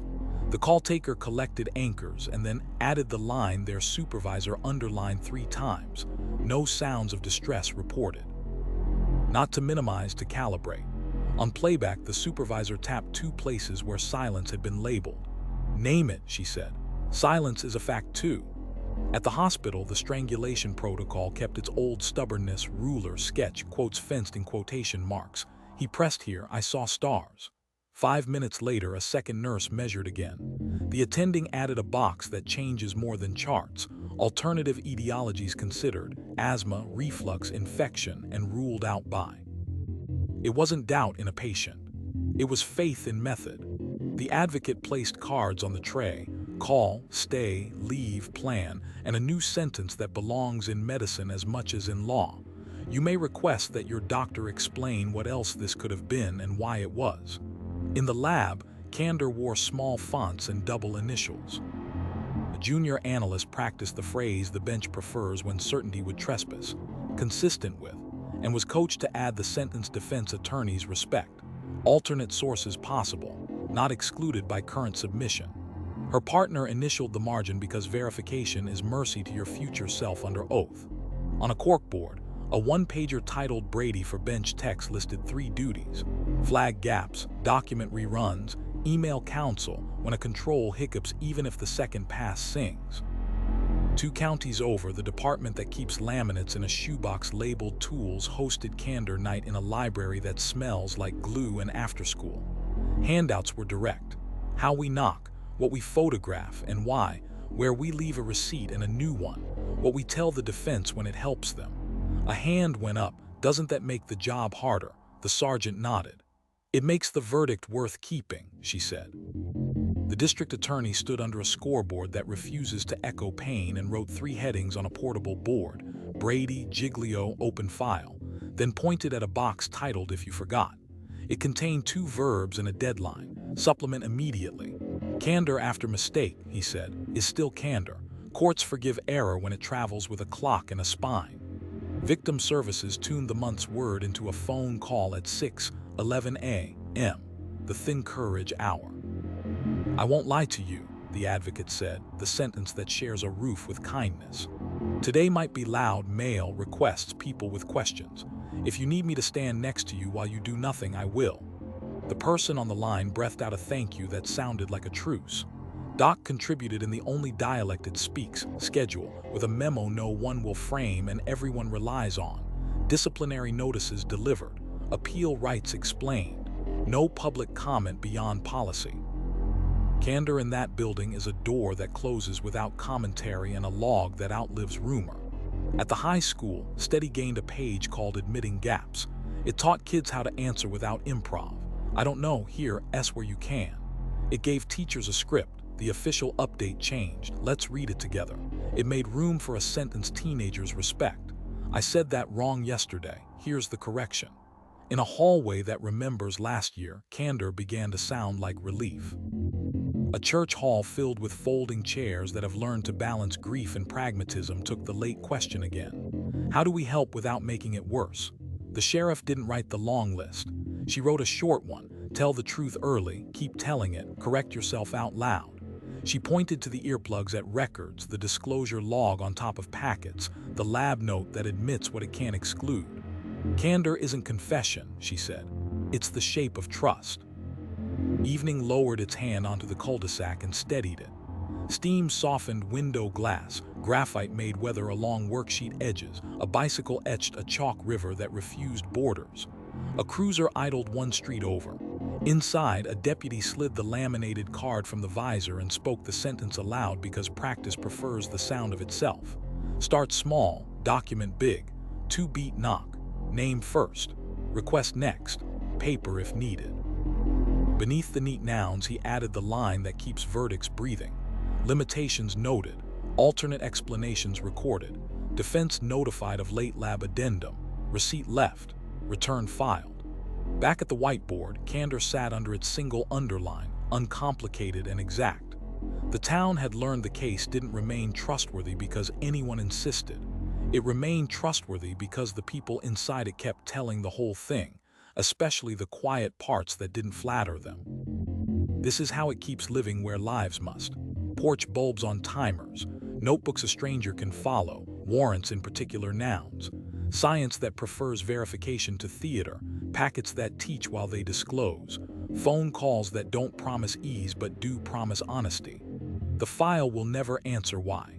It continues to excel at who, what, when, where, how, and at the modest bravery of saying what is true while there's still time to fix what isn't. June warmed the town until the afternoons felt like held breath. On Saratoga Trail, bulbs rose a beat before dusk and let go a beat after dawn, habit so reliable it passed for weather. No one called it vigilance anymore. It was simply how the street spelled its evenings. Across town, a word that doesn't trend on the whiteboard: humility. The sheriff underlined it once and left the line slightly crooked on purpose. "We aren't the main character," she said. "We're the paperwork." Do the paperwork well. The first call of the week would never earn a montage. A rookie and a veteran parked a door short of the driveway. The veteran tapped the 2-beat knock into the steering wheel, then stopped and handed the laminated card across. "You do it," he said. Through the glass, a room indifferent to stories, library books splayed on a cushion, plant that had forgiven someone more than once, a glitter crown slouched in a bowl. The rookie introduced himself, name first, request next, the way policy asks.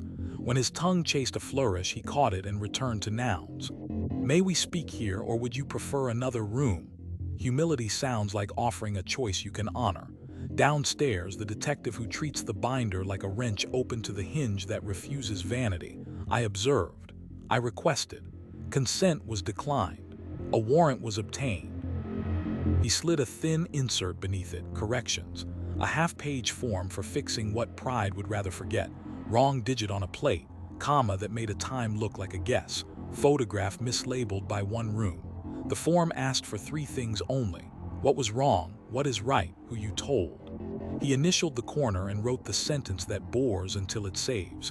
Supplement filed before anyone asked. Training turned humility into choreography. The instructor drew the familiar entryway, keys in a bowl shallow as habit, purse on a console, prenatal vitamins with their quiet gravity, and wrote listen/ask/repeat back above the sketch. "Ask open, listen long," she said, marker ticking. "Then repeat what you heard with verbs a transcript can carry." A deputy asked where instinct lives when a room's silence feels like an arrow. "Margin with a time," the instructor said. 0812 concern noted. Then stop. If you're right, paper will meet you there. If you're wrong, it will forgive you faster when you wrote softly. Dispatch ran a drill called apology properly. The playback revealed a slip, an address repeated with a transposed number that the caller caught and corrected. The supervisor paused the audio and circled the moment the call taker fixed it without looking for a shield. "Say it," she said. The room practiced. "Thank you for catching that, corrected now." Humility is a repair you don't hide. Records added a sign smaller than a poster and more useful than one. Corrections welcome. A QR code led to a form that let requesters nudge typos and mislinked pages without a scold. When a podcast wrote to say a timeline came stapled in the wrong order, the clerk fixed it, resent it, and attached a note no one could mistake for theater. Reordered. Index updated. Family notified first. Humility calls before it explains. At the hospital, the attending slid a new card onto the med room cabinet below the ruler and sketch of the strangulation protocol. "Say what you don't know yet." It listed 3 honest phrases. "I need another set of eyes. We can wait and watch. Here's what else this could be and why we think it is." A resident measured, sketched, and wrote the patient's words in quotation marks. He pressed here. "I saw stars." 5 minutes later, a second nurse measured again. When a family member asked for certainties, the attending spoke the month's grammar. "Here is what we know. Here is what we are checking. Here is what belongs to time." In the lab, humility wore initials and thresholds.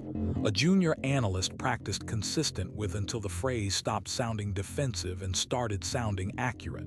Her bench partner initialed the margin because verification is mercy to your future self under oath. On a corkboard, a new one-pager hung stubbornly. When to say maybe, small sample, mixed source, instrument nearing service limits. The quality manager posted the maintenance log where visitors could see it. "If the machine is allowed a calendar," she said, "so are we." 2 counties over, the small department that keeps laminates in a shoebox labeled tools held listening night in a library that smells like glue, summer, and 3 kinds of hope. They brought how we knock when we walk away, where we leave a receipt and nothing else. Residents spoke. An elder asked for quieter engines on late welfare checks. A teen asked for the consent script in bigger type. A mother asked if an officer could come back after an appointment when she would have words. The sergeant wrote it all down and said, without flinch, "Some we can change, some we can't. We'll publish both lists. The district attorney stood under a scoreboard that refuses to rehearse triumph and wrote 3 verbs on a rolling board: decline, amend, dismiss, with arrows that point the direction most people don't imagine. He told a room of young lawyers the part the job hides and cannot function without: the power to say we were wrong. Humility is litigation that ends early, he said, and it's a press release that says so. Victim Services tuned humility into the hour that matters: 6:11 a.m. when courage is thin. The advocate answered with the sentence that never gets stale: "If you need me to stand next to you while you do nothing, I will." Then she added, "If you don't want to talk to me, I can text you the same kindness," and waited for the choice.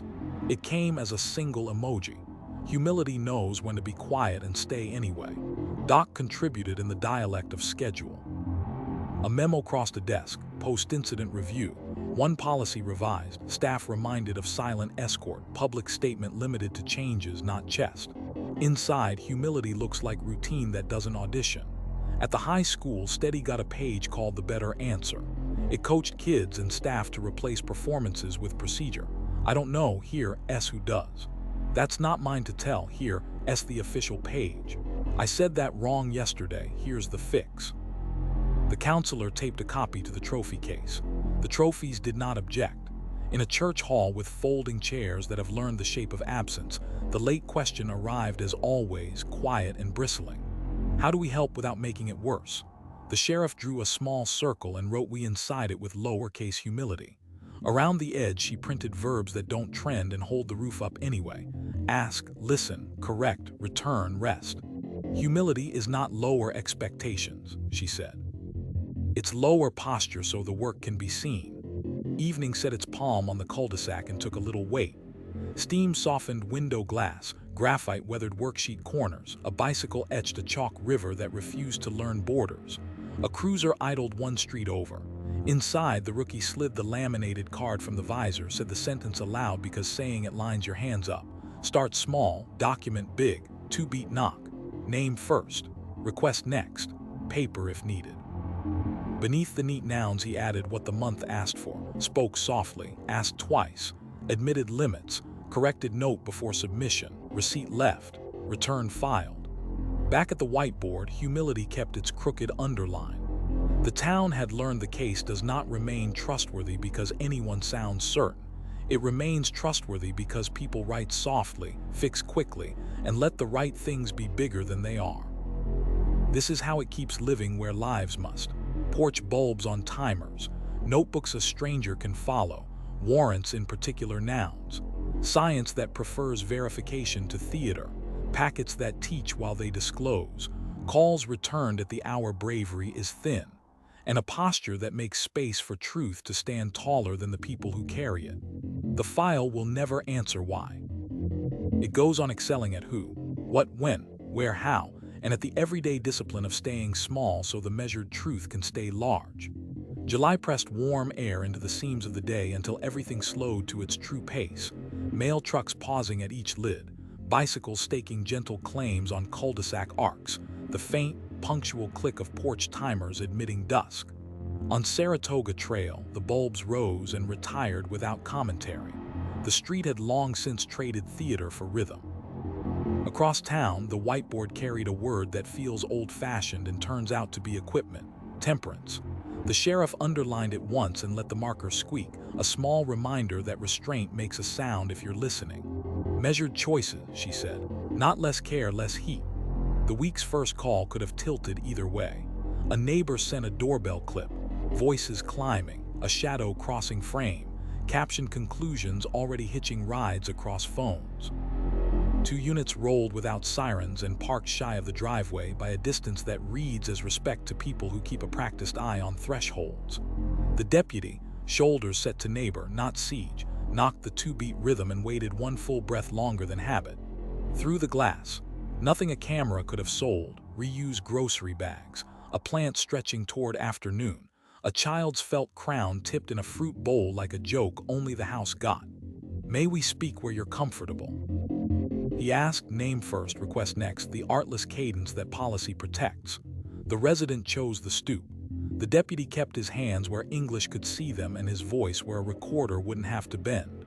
Temperance was not a trick. It was posture that assumes people can meet you halfway. Inside his notebook, the line settled clean. Contact at threshold, parties heard, timeline established. No offense, de-escalation sufficient, resources offered. Training turned the word into choreography.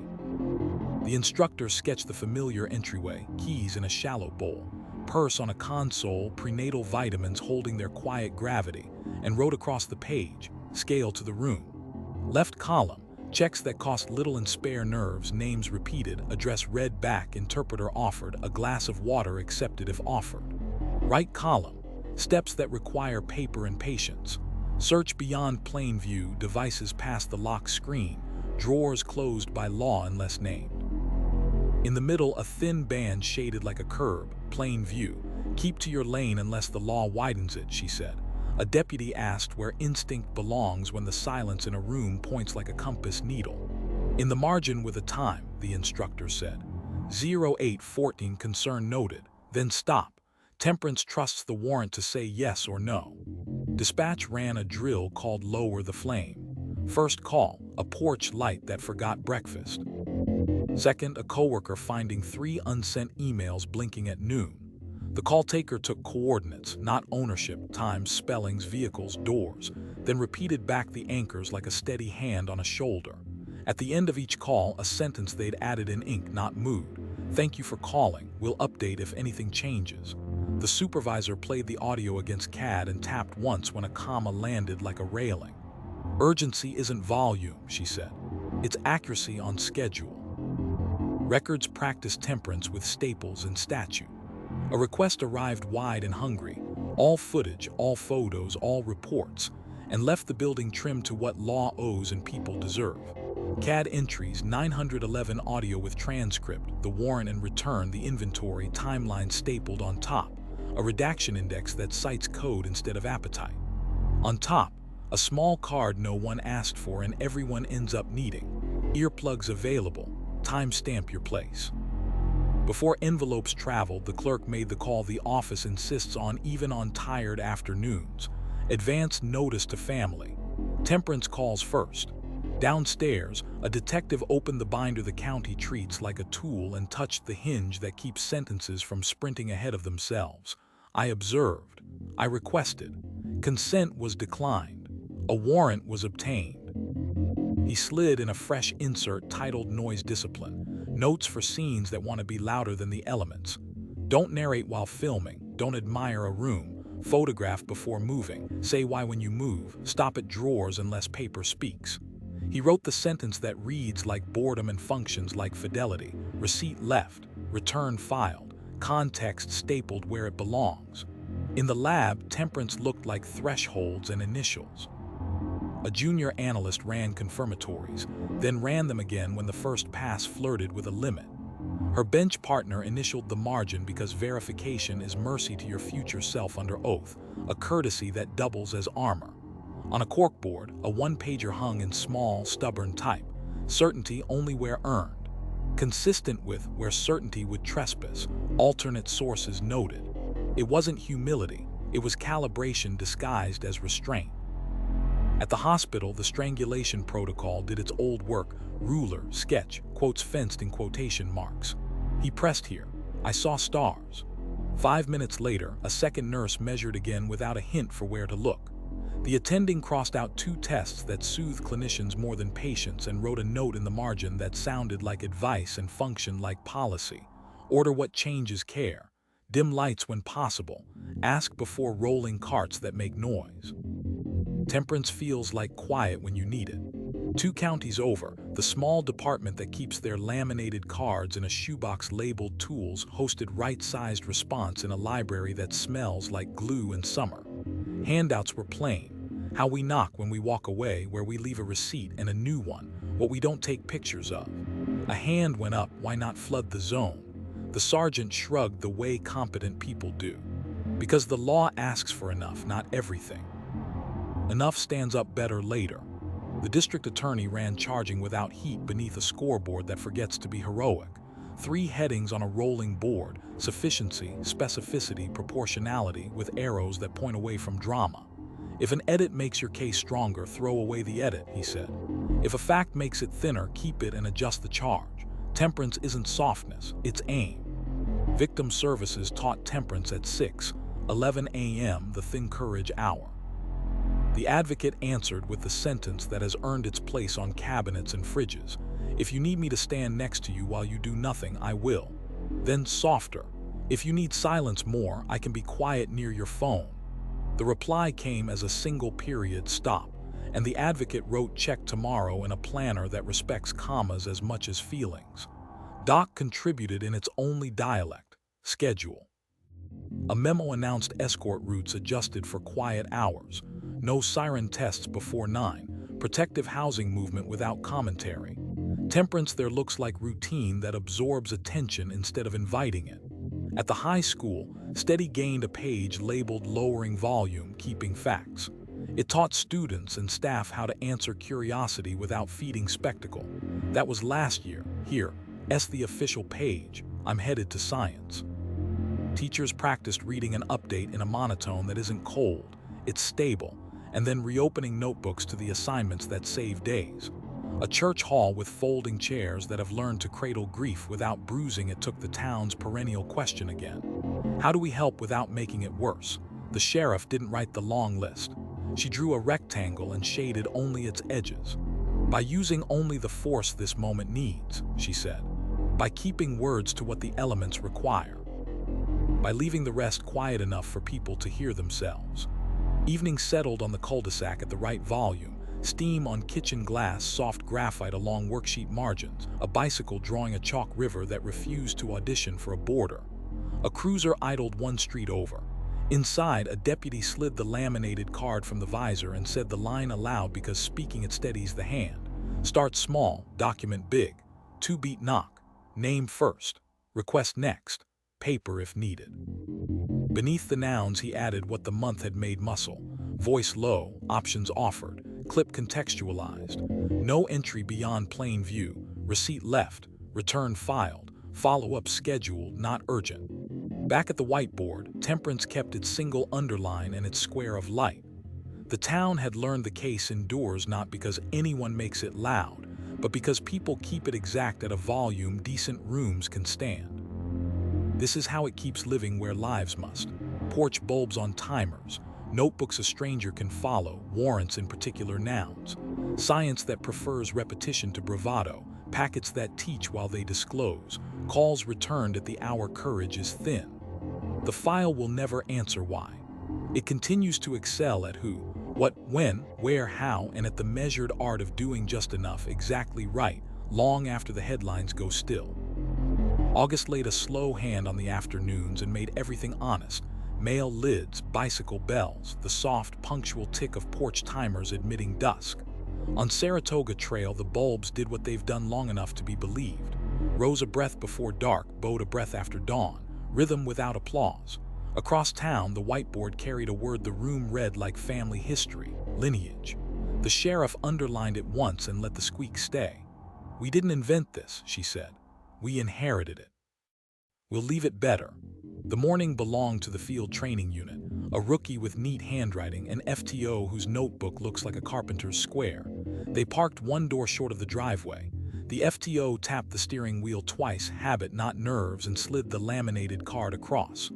"You knock," she said. "Name first, request next. Offer a choice." Through the glass, a room allergic to drama, library book face down on a cushion, a plant that forgives, a paper crown slouched in a bowl. The rookie found the cadence. "Would you like to talk here or somewhere more private?" Consent at the threshold, timeline set from mouths not captioned, the business card placed without stage directions. In the margin of his report, the rookie added a line he'd seen in old files and decided to keep: "No offense, de-escalation sufficient, resources offered." He wrote it small. Lineage dislikes handwriting that shouts. Downstairs, the detective who treats the binder like a wrench opened to the hinge that refuses to age. "I observed. I requested. Consent was declined. A warrant was obtained." He slid a thin folder from behind it, old ways that still work, containing photocopies of paragraphs older than the rookies in the room, a threshold description written in sentences that knew where to stop, a warrant return photo wide-shot and unromantic, an inventory receipt signed with a pen that had not sought to be memorable. He pointed to a comma in a 1998 report that saved a 2019 motion. "Steal this," he said. "Leave it for someone else to steal from you." Training turned lineage into choreography. On the whiteboard, the instructor sketched the familiar entryway, keys in a shallow bowl, purse on a console, prenatal vitamins with their quiet gravity, and wrote "What we keep, what we fix." Keep, two-beat knock, thresholds first, quotes in quotation marks, receipt left, return filed, timeline on top. Fix, boastful adjectives, tour dressed up as reports, any sentence that mistakes a private room for a stage. A deputy asked where instinct belongs when absence tugs like a sleeve. Margin with a time, the instructor said. 0814 concern noted, then stop.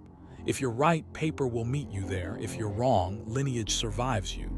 Dispatch ran a drill titled Voices We Learned From. They played a welfare check call from years back, calm repetition, addresses spelled without hurry, silence named instead of filled. Then they played yesterday's call and matched commas to cadence. The supervisor underlined a habit that had traveled intact, case number read aloud. "Someone taught you that," she said. "Teach it out loud." Records kept lineage with staples, not speeches. A request arrived broad, everything, and left trimmed to statute. CAD entries, 911 audio with transcript, the warrant and return, inventory, timeline stapled on top, a redaction index that cited law, not appetite. On the counter sat a small acrylic stand with a card the office had copied from a clerk now retired. Corrections welcome, family notified before release. When a packet came back for a misnumbered page, the clerk fixed it and sent a note the original author would have recognized. Repaired. Index updated. Thanks for the catch. Courtesy is a kind of inheritance. In the lab, lineage wore initials in the right margins and thresholds you can't see but feel. A junior analyst practiced consistent with until it sat in her mouth like confidence, not apology. Her bench partner initialed the corner because verification is mercy to your future self under oath. Words first spoken by a senior who has stopped needing to say them and still does. On the corkboard, a sheet titled Bench Family Tree listed methods and their source. Who wrote the SOP, who tested the edge case, who found the drift and wrote the fix. Science has ancestors, the quality manager said. Cite them. At the hospital, the strangulation protocol continued its stubborn kindness. Ruler, sketch, quotes fenced in quotation marks. He pressed here. I saw stars. 5 minutes later, a second nurse measured again without voice or hint. On the med-room cabinet, a page in plastic sleeves bore the signatures of nurses who trained the new ones. Years in tidy script, small hearts next to 2 names that moved out of state and still answer texts at night. The attending pointed at a line added by a predecessor. Dim lights if possible, ask before rolling loud carts. We keep the good ghosts, she said. 2 counties over, the department that stores laminates in a shoebox labeled tools held what our old people taught us in a library that smells like glue in summer. The sergeant read from a spiral notebook with frayed edges. Don't narrate a room. Don't guess for a witness. Don't forget to leave the receipt. A teenager asked why paper mattered in a year when everything streams. Because courts don't stream, he said. They read. The district attorney stood beneath a scoreboard that refused to rehearse victory and wrote elements outlast us on a rolling board. He told a room of rookies a tale older than any case they'd try, a charge filed without swagger, an instruction read without theater, a verdict that stayed because the report did not lean on personality. You will go home, he said. Your paperwork woe. Make it decent company. Victim services turned lineage into language you can borrow. The postcard inside cabinets still carried the sentence that works at 6:11 a.m. If you need me to stand next to you while you do nothing, I will. Under the boxes, call, stay, plan, decline. A new line appeared in small print. This sentence belongs to you. Lend it to someone else. The advocate answered a morning call with it, then heard it echoed back in the afternoon to a neighbor. Heritage in the wild. Doc contributed in its only dialect schedule. A memo with a flat voice and a spine. Count procedures verified, escort routes unchanged, protective housing logs reconciled. The captain pointed to a photocopy taped to a bulletin board. Silent escort policy 2007. Still good, he said. Still ours. At the high school, Steady gained a page titled How to Hand Down Help. It taught students how to move a friend toward adults without turning themselves into narrators. That's not mine to carry. The counselor knows this route. It offered teachers 3 sentences that age well. I was taught to say I don't know. Here, S who does. I was taught to write it down. Let's do it together. I was taught to rest. I'm doing that tonight. A church hall with folding chairs that have learned to hold what isn't there yet hosted the late question again. How do we help without making it worse? The sheriff drew 3 arrows, one after the other.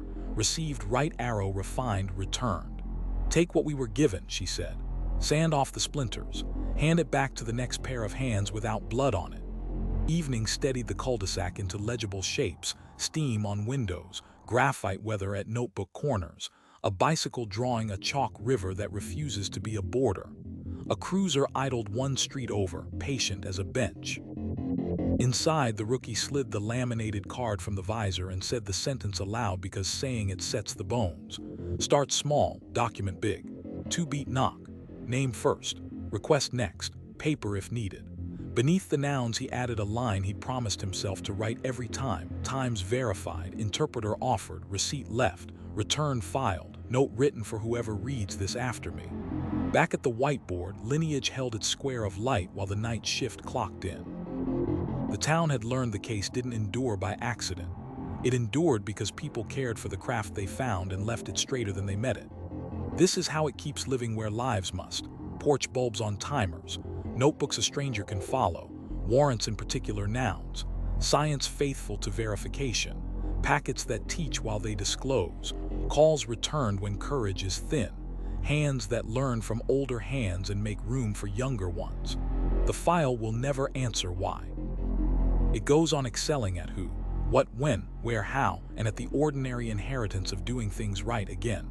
So the measured truth outlives all of us. September thinned the light until edges showed. Mail lids, bus doors, the punctual tick of porch timers admitting dusk. On Saratoga Trail, bulbs rose a breath before dark and lingered a breath after dawn. Punctuation so steady it read like provenance. You could say where the night had been and when. Across town, the whiteboard carried a word that looks like a barcode and behaves like a backbone, traceability. The sheriff underlined it once. If you can't follow it, she said, you can't testify to it. The morning's exercise was nothing a show would borrow and everything a court respects. Audit trail rehearsal. In the evidence room, a locker sighed. A seal lifted with the papery rip that makes grown adults hush. The evidence officer spoke the chain aloud for the camera as if reading coordinates. Received by, moved to, analyzed by, returned dates, times, initials. A right blocker blinked its patient blue while a drive was mirrored. Hashes bloomed in columns that looked like coordinates to the uninitiated and like oath to anyone who has been cross-examined. 2 numbers matched to the digit, and someone exhaled the way people do when proof behaves. Downstairs, the detective who treats the binder like a wrench opened to the hinge that refuses personality. I observed. I requested. Consent was declined. A warrant was obtained. Behind it, an insert that hadn't existed a year ago. ID map. Linked every exhibit to a number and every number to a source, so a future stranger could walk backward without stubbing a toe. Doorbell clip A12 right arrow CAD entry 18, 07 right arrow BWC file B44 UTC-0600 noted right arrow transcript T9 checksum 3E7A. He tapped the page. Breadcrumbs, he said, but the kind that don't blow away. Training turned traceability into choreography. On the board, the instructor sketched the familiar entryway, keys in a shallow bowl, purse on a console, prenatal vitamins with their quiet gravity, and wrote from door to drawer above it. Left column, who touched it when they did, why they could. Right column, how it was recorded, photo before movement. Inventory line with a number. Receipt left in the wide shot no one will frame but everyone will need. A deputy asked where instinct lives when the room seems to point. Margin with a time, the instructor answered. 0814 concern noted. If that becomes action, it gets a number. Numbers are how memory survives cross. Dispatch practiced a drill called follow the time. First call, a porch light that forgot breakfast. Second, a coworker watching 3 unsent drafts blink at noon. Call taker repeated anchors and stamped the seconds as if they were part of the oxygen. 09-12-04 caller states last seen 22:30, 09-17-31 unit assigned. The supervisor played back audio against CAD, then against a body cam clip from nothing in particular. The clocks kissed to the 10th. UTC on the log, she said, tapping a line. Your future self is going to need that. Records kept traceability with staples and ink, not speeches.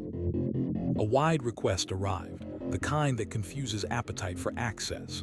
The clerk trimmed it to statute and stacked the packet in the order a sane person can follow. Timeline stapled on top. CAD and 911 transcript. The warrant and return, the inventory, the redaction index with patient citations. A small card that said disclosure log. What else went to defense, when, and why? Before envelopes moved, she made the call the office treats as muscle. Advance notice to family.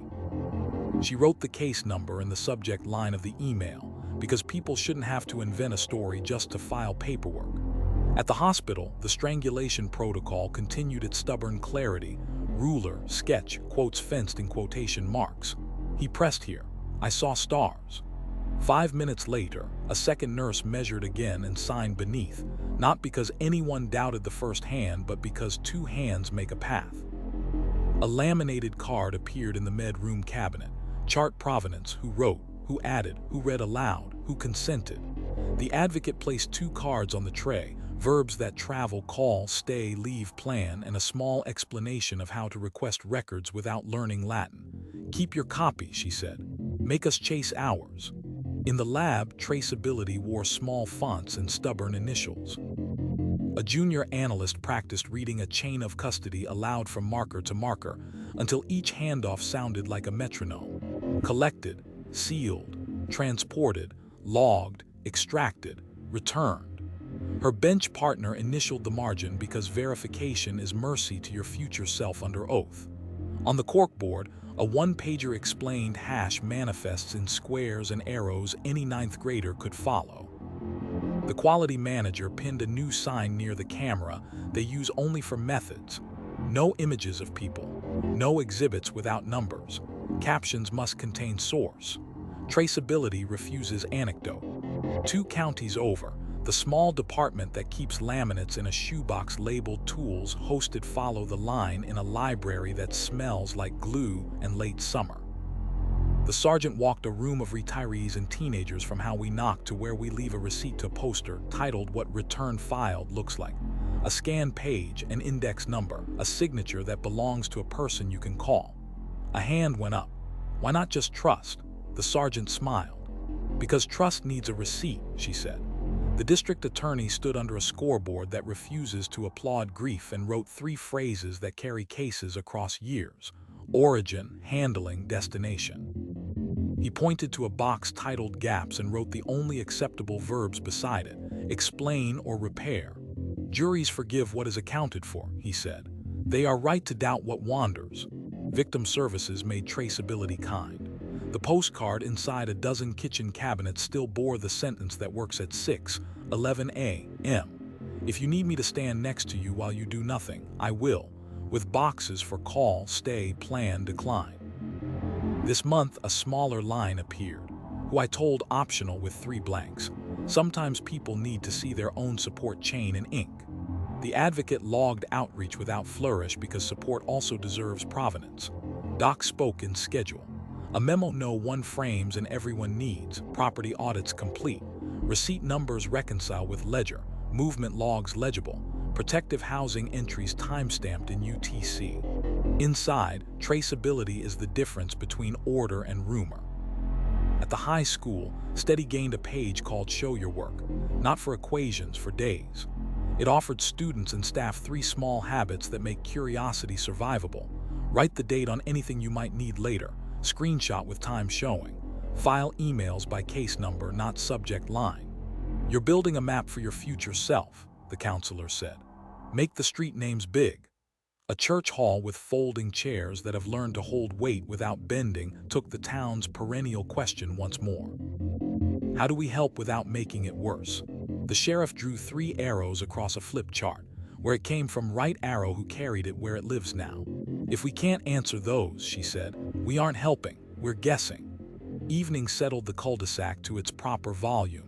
Steam on windows, graphite weather at worksheet corners, a bicycle tracing a chalk river that refuses to learn the word border. A cruiser idled a street over, patient as a bench. Inside, a deputy slid the laminated card from the visor and spoke the sentence aloud because practice prefers its own voice. Start small, document big. 2-beat knock. Name first. Request next. Paper if needed. Beneath the nouns he added what the month had made: muscle, times in UTC, BWC clip ID noted, doorbell file labeled A12, consent form scanned CF03, warrant return filed WR07, receipt photo 31 linked in index. Back at the whiteboard, traceability held its square of light while the night shift clocked in. The town had learned the case doesn't remain trustworthy because anyone repeats it. It remains trustworthy because every step leaves a footprint that points to the next. This is how it keeps living where lives must. Porch bulbs on timers. Notebooks a stranger can follow. Warrants in particular nouns. Science faithful to verification.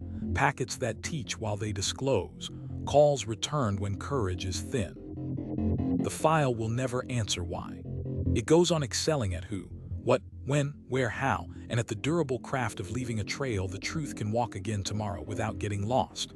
October cooled the day until edges showed. Bus doors, mail lids, the tidy metronome of porch timers admitting dusk. On Saratoga Trail, the bulbs rose a breath before dark and bowed a breath after dawn. Punctuation so reliable the block had forgotten the sentence it ended and remembered only the rhythm. Across town, the whiteboard carried a word that does most of its work off-stage: discretion.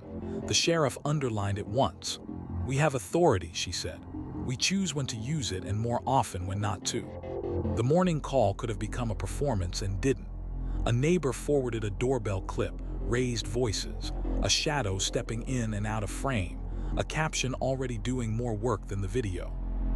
2 units rolled without sirens and parked shy of the driveway, a distance that reads as respect to anyone whose threshold has seen strangers.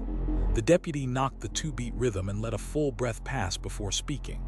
Through glass, a room uninterested in narrative, library book faced him, a plant stubbornly alive, a glitter crown half swallowed by a bowl. Name first. Request next.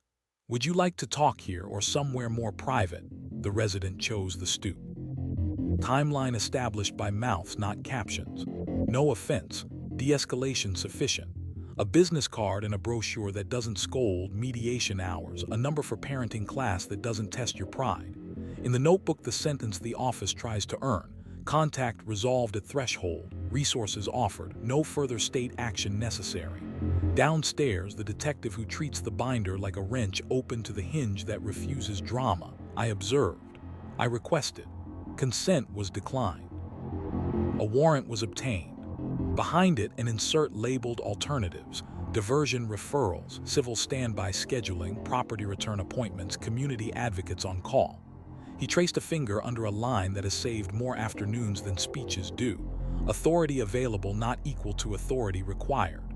Then he wrote the sentence that reads like modesty and functions like policy. Receipt left. Return filed. Discretion explained in memo. Training turned the word into choreography. The instructor sketched the familiar entryway, keys in a shallow bowl, purse on a console, prenatal vitamins with their quiet gravity, and wrote "can slash should" across the top. Under can, plain view from threshold, consent within scope, warrant when consent ends, photograph before moving. Under should, stop at drawers, dim tone, accept not today without auditioning disappointment, decline an arrest where elements wobble and help exists. A deputy asked where instinct lives when the air in a room hums. Margin with a time, the instructor said. 08, 11 concern noted, no immediate hazard, resources engaged. Discretion documented is discretion that survives review. Dispatch ran a drill called yes but later. First call, porch light past breakfast. Second, a coworker staring at 3 unsent drafts. The call taker read back anchors, names, times, vehicles, then added the line that lowers heat without losing urgency. Welfare check queued. Caller invited to update if status changes. On playback, the supervisor tapped 2 commas that kept breath inside the script. You can move a unit without moving panic, she said. Records exercised discretion with staples and statute. A request arrived wide, everything, and left the building trimmed to law. CAD entries, 911 audio with transcript, the warrant and return, the inventory, timeline stapled on top. A redaction index citing statute rather than appetite. On top, a small card that has become culture. Advance notice to family. When a producer pressed for images from rooms unrelated to elements, the clerk used the sentence the office keeps like a rail. We protect access and dignity. Both are public interests. Discretion is not secrecy. It is restraint with reasons. In the lab, discretion looked like thresholds and initials. A junior analyst ran confirmatories and wrote consistent with where certainty would trespass. Her bench partner initialed the margin because verification is mercy to your future self under oath. On a corkboard, a one-pager titled "Show Only Method for Bad Exhibits with Faces in Any Public Talk and Required Hash Manifests when Offering Mirror Sets to Counsel." You can be transparent without being lurid, the quality manager said. That's a choice we make, not a talent we have. At the hospital, the strangulation protocol kept its stubborn order, ruler, sketch, quotes fenced in quotation marks. He pressed here. I saw stars. 5 minutes later, a second nurse measured again. A laminated card appeared in the med room cabinet. When not to photograph, areas irrelevant to elements, images that will live online against anyone's will, moments when patient control is more important than documentation. The attending crossed out 2 tests a trainee had reflexively ordered and wrote a note you could breathe through. Order what changes care. The advocate set down 2 cards, verbs that travel, call, stay, leave, plan, and a sentence that should be printed on waiting room walls. You can say no today and yes later. Our number does not expire. 2 counties over, the small department that keeps laminates in a shoebox labeled tools hosted right to walk away in a library that smells like glue and school. They handed out how we knock when we walk away, where we leave a receipt, and a new single sheet titled what we decline. It listed trespass arrests converted to civil standbys, late-night quick looks traded for warrants at dawn, platform requests answered with policy pages instead of clips. A teen raised a hand, doesn't declining look weak? The sergeant shook his head. It looks like adulthood, he said. It holds up in court. The district attorney stood beneath a scoreboard allergic to drama and wrote 3 headings on a rolling board: decline, defer, divert. He walked a fact pattern across them like a carpenter fitting lumber. Elements first, he said. Then people, then charging. Discretion is not mercy with a costume, it's judgment with a record. Victim services put discretion on a clock. At 6:11 a.m., the thin courage hour, the phone vibrated. If you need me to stand next to you while you do nothing, I will, the advocate said, then added the month's lesson. If you need me to not call tomorrow, I can do that too. You decide the volume. The answer was a breath and a yes for Friday. She wrote Friday on a sticky and did not make it a test. Doc contributed in the language it trusts schedule. A memo went out quiet as a ledger. Movement routes adjusted for school hours. No unannounced siren tests. Protective housing escorts without commentary. Discretion there means choosing not to teach the whole town a timetable it doesn't need to know. At the high school, Steady gained a page called Say Less, Help More. It offered students and staff scripts that keep compassion from becoming narration. That's not mine to share. The sheriff's page explains what I can. Do you want me to sit with you or walk you to someone who can help? We can talk about homework while your brain rests. Temperance taught the tone. Discretion picked the moment. A church hall with folding chairs that have learned to hold grief without bending welcomed the perennial question again. How do we help without making it worse? The sheriff drew a rectangle and shaded only the corners. "By knowing what we can do," she said, "and choosing the smallest version that keeps people safe. By leaving room for families to make their own choices. By writing the reasons when we step back." Evening steadied the cul-de-sac at the right volume, steam on window glass, graphite weather along worksheet corners, a bicycle tracing a chalk river that refuses to audition for border. A cruiser idled a street over. Inside, a deputy slid the laminated card from the visor and spoke the sentence aloud because saying it steadies the wrist. "Start small, document big. 2-beat knock. Name first. Request next. Paper if needed." Beneath the nouns he added the line October had taught to make muscle. Options offered, lesser step chosen, no entry beyond plain view, receipt left, return filed, memo logged, why we declined more. Back at the whiteboard, discretion kept its single underline and its square of light. The town had learned the case does not endure because anyone squeezes it. It endures because people choose the measured thing, write down why, and let dignity fill the rest. This is how it keeps living where lives must. Porch bulbs on timers, notebooks a stranger can follow, warrants in particular nouns, science that prefers verification to theater, packets that teach while they disclose, phone calls set to the hour when courage is thin. The file will never answer why. Continues to excel at who, what, when, where, how, and at the quiet authority of doing less than you could exactly because it is enough. November shortened the daylight into careful pieces. On Saratoga Trail, bulbs rose a breath before dusk and gave back a breath after dawn, punctuation steady enough to ignore, rhythm without brag. Across town, a word that can't be faked on the whiteboard, equity. No underline yet. The sheriff let it sit like a question. "Same law," she said at last. "Same door. Same courtesy. Same paper." The day began with an audit that doesn't trend and decides trust, where the cars went and why. Maps on a table, pushpins in colors that had nothing to do with neighborhoods and everything to do with calls. Dispatch heat layered over patrol routes, consent searches plotted against warrants, interpreter calls by block, timelines of property returns by zip code. A data analyst ran a finger down a column that looked like weather and sounded like conscience. "These two streets get more knock-on talks than their calls would suggest," she said. "No accusation, just gravity." The sheriff nodded and wrote the only decent sentence you can attach to a map that tilts. "Corrective plan. Publish the change." Downstairs, the detective who treats the binder like a wrench open to the hinge that refuses to care who lives behind which door. "I observed. I requested. Consent was declined. A warrant was obtained." Behind it, a new insert labeled parity checks, a half page with boxes that ask the same questions in every neighborhood.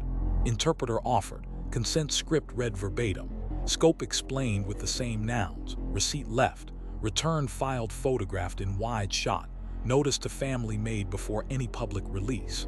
He initialed a margin and wrote a line equity always demands. "If we do it on Saratoga, we do it on Spruce." Training turned equity into choreography. The instructor sketched the familiar entryway, keys in a shallow bowl, purse on a console, prenatal vitamins with their quiet gravity, and wrote same steps, same voice above the drawing. Voice level, 2-beat knock, name first, request next, offer a choice, here or a private room. She drew the consent script on the board, then wrote it again in a second language, phonetics printed for mouths that try. "Translate the law, don't dilute it," she said. "Dignity doesn't change zip codes." A deputy asked where instinct belongs when a room's silence points like a compass. "Margin with a time," the instructor answered. 0811 concern noted, then stop. Parity means authority decides, not appetite. Dispatch ran a drill called same clock everywhere. First call, a porch light that forgot breakfast on a street with young trees. Second, an empty chair and 3 unsent drafts blinking on an older block across town. The call taker repeated anchor facts the same way, name spelled, time stamped, color and make read back, case numbers spoken out loud, and used the same sentence at the end because equity is partly cadence. "Thank you for calling. We'll update if anything changes." The supervisor played the audio against CAD and underlined the line that travels well. UTC noted. Accuracy is fairer than speed when speed is a guess. Records practiced equity with staples and statute. A request that arrived like appetite, everything left as law. CAD entries, 911 audio with transcript, the warrant and return, the inventory, timeline stapled on top. A redaction index citing statute and not taste. What changed was not the packet. It was the counter. Signage now in 6 languages. Fee waivers explained in a font you don't need to squint at. A bowl of earplugs and a stack of sticky notes so you can mark your own stops without asking for a pause. Before envelopes moved, the call the office treats like a promise. Advance notice to family. A producer pressed for interior photos from a room unrelated to elements on a block that has never made the news. The clerk gave the sentence that lives on both sides of town. We protect access and dignity. Both are public interests. The hospital wrote equity into the cabinet. The strangulation protocol held its stubborn shape, ruler, sketch, quotes fenced in quotation marks. He pressed here. I saw stars. 5 minutes later, a second nurse measured again. On the medroom door, a sticky that outlived the shift. Ask insurance second, interpreter first. The attending crossed out 2 tests that soothe clinicians more than patients and wrote a note equity loves. Order what changes care. Explain options in the language chosen. The advocate set down 2 cards, verbs that travel, call, stay, leave, plan, and a third that matters more in some rooms than others. We can connect you without police if you choose. Same help, different paths. In the lab, equity wore small fonts and blind initials. A junior analyst received a set labeled with numbers, not names, because traceability should never include a reputation. She ran confirmatories and wrote consistent with where certainty would trespass. Her bench partner initialed the margin because verification is mercy to your future self under oath. On a corkboard, a 1-pager titled Blind When Possible hung beside hash manifests explained. The quality manager taped a new line over the accession bench. We do not adjust method for neighborhood.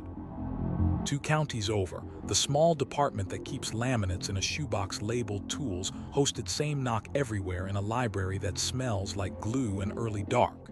Handouts were plain. How we knock when we walk away, where we leave a receipt, what we decline. A man at the back, arms folded, patience thin, asked whether the consent script sounded the same on his block as it did on Saratoga. The sergeant read it verbatim, then read it again with the same voice he uses at home. That's the point, he said. You shouldn't have to wonder which version of us shows up.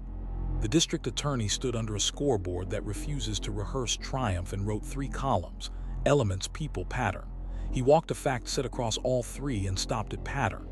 Equity is not an algorithm, he said. It's noticing when your habits are drifting and pulling them back in public. He pointed at a box labeled charge review and added a second box beside it, charging disparity audit. Same conduct, same file, regardless of who calls first or speaks loudest. Victim services brought equity to the hour that matters, 6:11 a.m., courage thin as breath. The advocate answered with the sentence that belongs inside every cabinet in every neighborhood. If you need me to stand next to you while you do nothing, I will. Then she added, do you want me to say this in another language? The answer, yes, traveled clean. Equity sometimes sounds like vowels you learned as an adult and care enough to get right. Doc contributed in the dialect of schedule. A memo no one frames and everyone needs. Visit hours expanded to evenings twice monthly. Interpreter list posted. Protective housing escorts unchanged. A captain pointed to a policy pin since 2007. Silent escorts past schoolyards and tapped it once. Still good, he said. Still for everyone.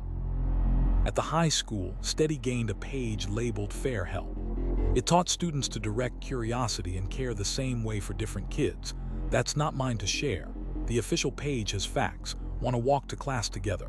It offered staff a checklist for hard mornings that refuses to play favorites. Call nurse. Offer water. Ask who you'd like present. Read the policy out loud before you improvise. A teacher taped a copy to the faculty lounge fridge and wrote all above it in dry erase. A church hall with folding chairs that have learned how to hold the invisible welcomed the town's perennial question again. How do we help without making it worse? The sheriff drew 2 identical rectangles and filled their edges with the same words, then turned the page and did it again. By doing the measured thing, she said, the same way everywhere. By correcting when our feet learn a path we didn't mean to walk. By writing the fix where people can read it. Evening lay its hand over the cul-de-sac and made it quiet enough to hear pencils and timers.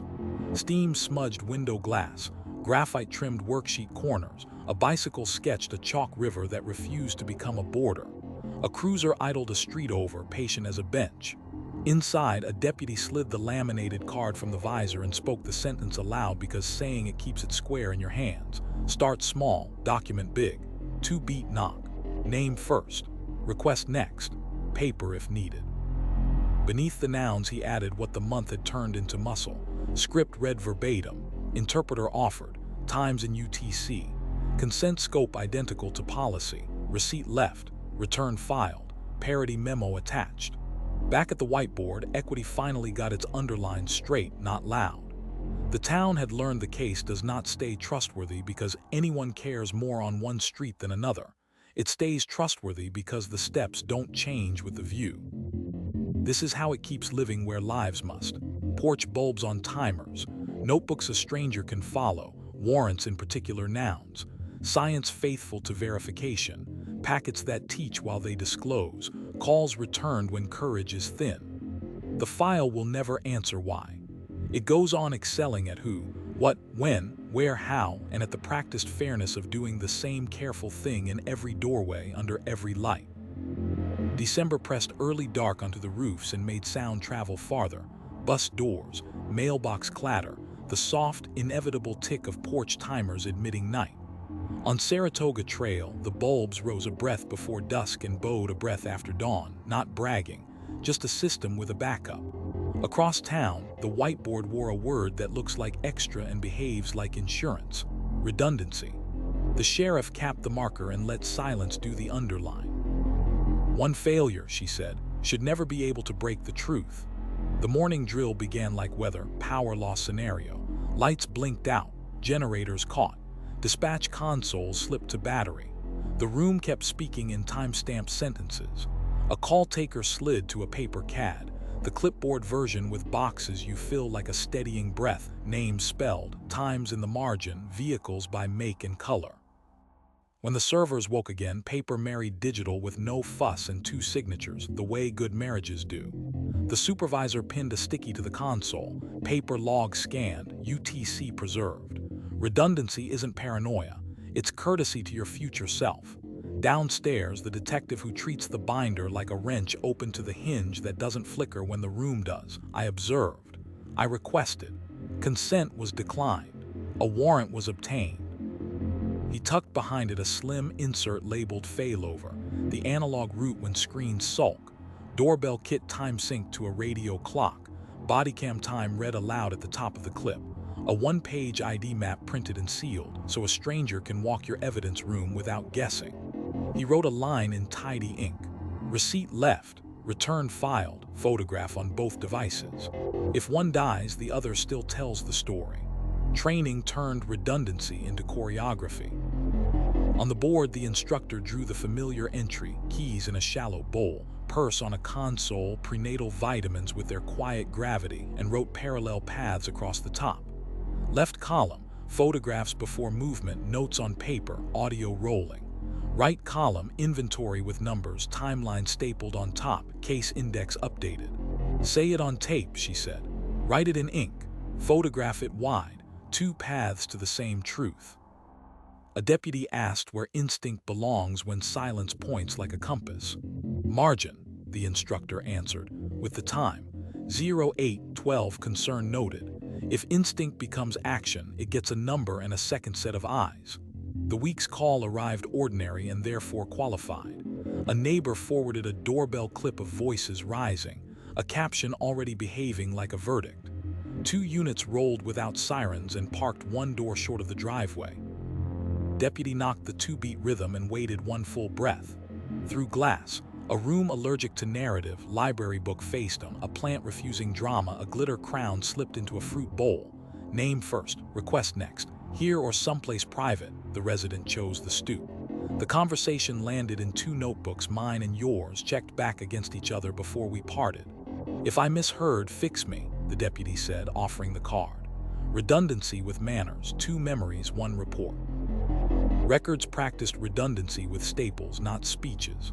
A broad request, everything, left trimmed to statute and doubled where it matters. 2 copies of the packet, 1 for the requester, 1 sealed to the file, timeline stapled on top, CAD and 911 transcript, warrant and return, inventory, redaction index with citations a patient reader can follow.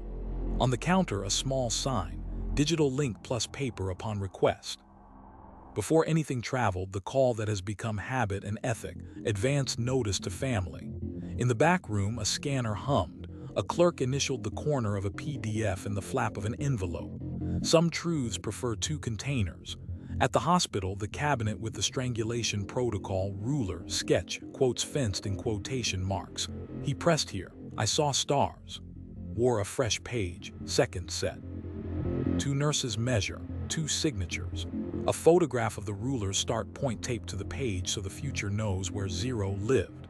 The attending added a line to the discharge checklist. Follow-up scheduled plus patient copy of instructions. The advocate laid down 2 cards, verbs that travel, call, stay, leave, plan, in 2 languages, then wrote the appointment time on the whiteboard and on a sticky that won't forget. Redundancy is what steadies hands that have had enough of improv. In the lab, redundancy sounded like twin initials and timed pauses. A junior analyst ran confirmatories and then ran them again when a control flirted with drift. Her bench partner initialed the margin because verification is mercy to your future self under oath. On the corkboard, hash manifests printed twice, 1 sealed with the drive, 1 filed with the packet. The quality manager taped a small sign over the imaging station, local plus offsite, no single point of failure. Science, like bridges, likes a second girder. 2 counties over, the small department that keeps laminates in a shoebox labeled tools hosted What If Night in a library that smells like glue and early dark. Handouts were plain. How we knock when we walk away, where we leave a receipt, and a new sheet if the power goes out. It listed what doesn't change, 2-beat knock. Name first, request next, paper if needed and where copies live. The backup radio channel, the paper CAD, the external drive in a sealed pouch with a log of who opens it. A kid raised a hand. What if both cameras fail? The sergeant didn't blink. Then we write like adults and swear like it matters. The district attorney stood under a scoreboard that refuses to audition for triumph and wrote 3 words: duplicate, reconcile, disclose. He walked a case across them, 2 transcripts checked against audio, 2 sets of photos wide and close, a disclosure log mirrored in defense files. Redundancy is not suspicion, he said. It's respect for gravity. Victim services built redundancy into the hour that always arrives 6:11 a.m., courage thin as light. The advocate called and when voice felt too large, texted the same sentence because help should come in duplicates. If you need me to stand next to you while you do nothing, I will. On the kitchen cabinet, the postcard lived beside its twin on the fridge. Sometimes comfort needs to be in 2 rooms. Doc contributed in its dialect, schedule. A memo no one frames and everyone counts on. Generator test passed. Count books cross-checked. Property audits reconciled to both ledgers. Protective housing moved without commentary, once by plan and once by drill. Inside, redundancy translates to fewer surprises. At the high school, Steady gained a page labeled 2 ways to safe. It taught students and staff to keep a backup route. If you don't want to talk, write. If you can't write, point. If you can't point, hand this card to any adult. The counselor stocked 2 baskets, pens and blank index cards in both the office and the library. You get more tries than 1, he told a class that looked like gray weather. A church hall with folding chairs that have learned to cradle absence let the late question arrive again. How do we help without making it worse? The sheriff drew a ladder with 2 rails. 1 rail was labeled law, the other care. 1 rail fails, you fall, she said. Build both. Build them twice. Evening settled on the cul-de-sac at the right volume. Steam on window glass, graphite mist along worksheet corners, a bicycle sketching a chalk river that refused to pretend it was a border. A cruiser idled 1 street over. Inside, a deputy slid the laminated card from the visor and spoke the sentence aloud because speaking it sets the hand. Start small, document big. 2-beat knock. Name first. Request next. Paper if needed. Beneath the nouns he added what the month had turned into muscle. Notes on paper plus audio. Times in UTC plus local. Consent form scan plus hard copy left. Receipt photographed in place plus in inventory. Return filed plus logged to disclosure list. Back at the whiteboard, redundancy held its square of light while the night shift clocked in. The town had learned the case doesn't stay true because luck cooperates. It stays true because every important thing is kept twice, checked twice, and carried by more than one pair of hands. This is how it keeps living where lives must. Porch bulbs on timers, notebooks a stranger can follow, warrants in particular nouns, science faithful to verification, packets that teach while they disclose, calls returned at the hour courage is thin. The file will never answer why. It goes on excelling at who, what, when, where, how, and at the durable wisdom of building a spare for every step the truth has to take. January shaved the daylight to a thin, serviceable strip. On Saratoga Trail, porch bulbs rose a breath before dusk and yielded a breath after dawn. Punctuation the street no longer admired because it never failed. Rhythm is a comfort when the calendar forgets to be generous. Across town, the whiteboard held a word that looks like storage and behaves like a promise: retention.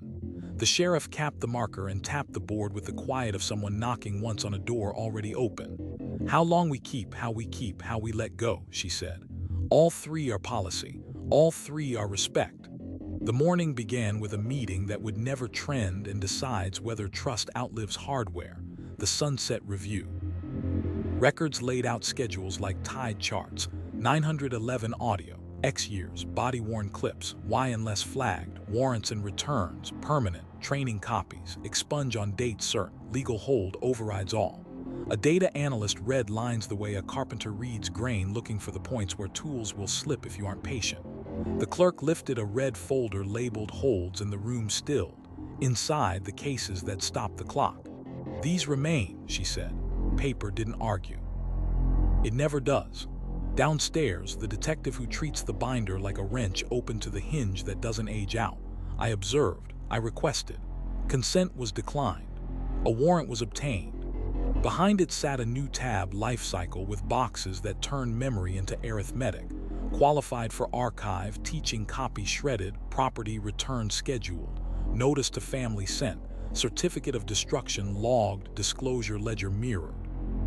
He ran a finger down the column labeled because statute, policy, legal hold, and wrote a sentence that keeps auditors interested and litigation honest. Why beats when? Training turned retention into choreography. On the whiteboard, the instructor sketched the familiar entryway, keys in a shallow bowl, purse on a console, prenatal vitamins with their quiet gravity, and wrote keep/share/retire across the top. Under keep, warrants, returns, inventories with numbers, timeline stapled on top, chain of custody ledgers. Under share, CAD extracts 911 transcripts, redaction index with patient citations, methods without faces. Under retire, duplicates that bred in the cloud, rough drafts with guesses, the training copy that has done its teaching. A deputy asked where instinct belongs when a file feels too thin to let go. Margin with a time, the instructor said. 0812 concern noted, legal hold requested. Retention isn't hoarding, it's discipline with receipts. The week's call arrived ordinary and so qualified. A neighbor forwarded a doorbell clip captioned like a conclusion. 2 units rolled without sirens and parked shy. The deputy knocked the 2-beat rhythm and offered choice without theater, the stoop or a private room. Timeline established by mouths, not captions. No offense. De-escalation sufficient. He left a business card and beneath the neat nouns in his report, added the line his sergeant asks for when clips go viral and sobriety must survive later. Clip copied tagged. Retention clock set. Training copy prohibited. Disclosure log updated. Dispatch practice 2 clocks. The call taker logged the time the phone rang and the time the clip arrived, stamped in UTC and local because retention prefers math to memory. When the supervisor performed the weekly pull and prove, retrieving a random call and matching it to the policy horizon, she scribbled a note that reads like good housekeeping: requester notified before purge window, appeal path provided.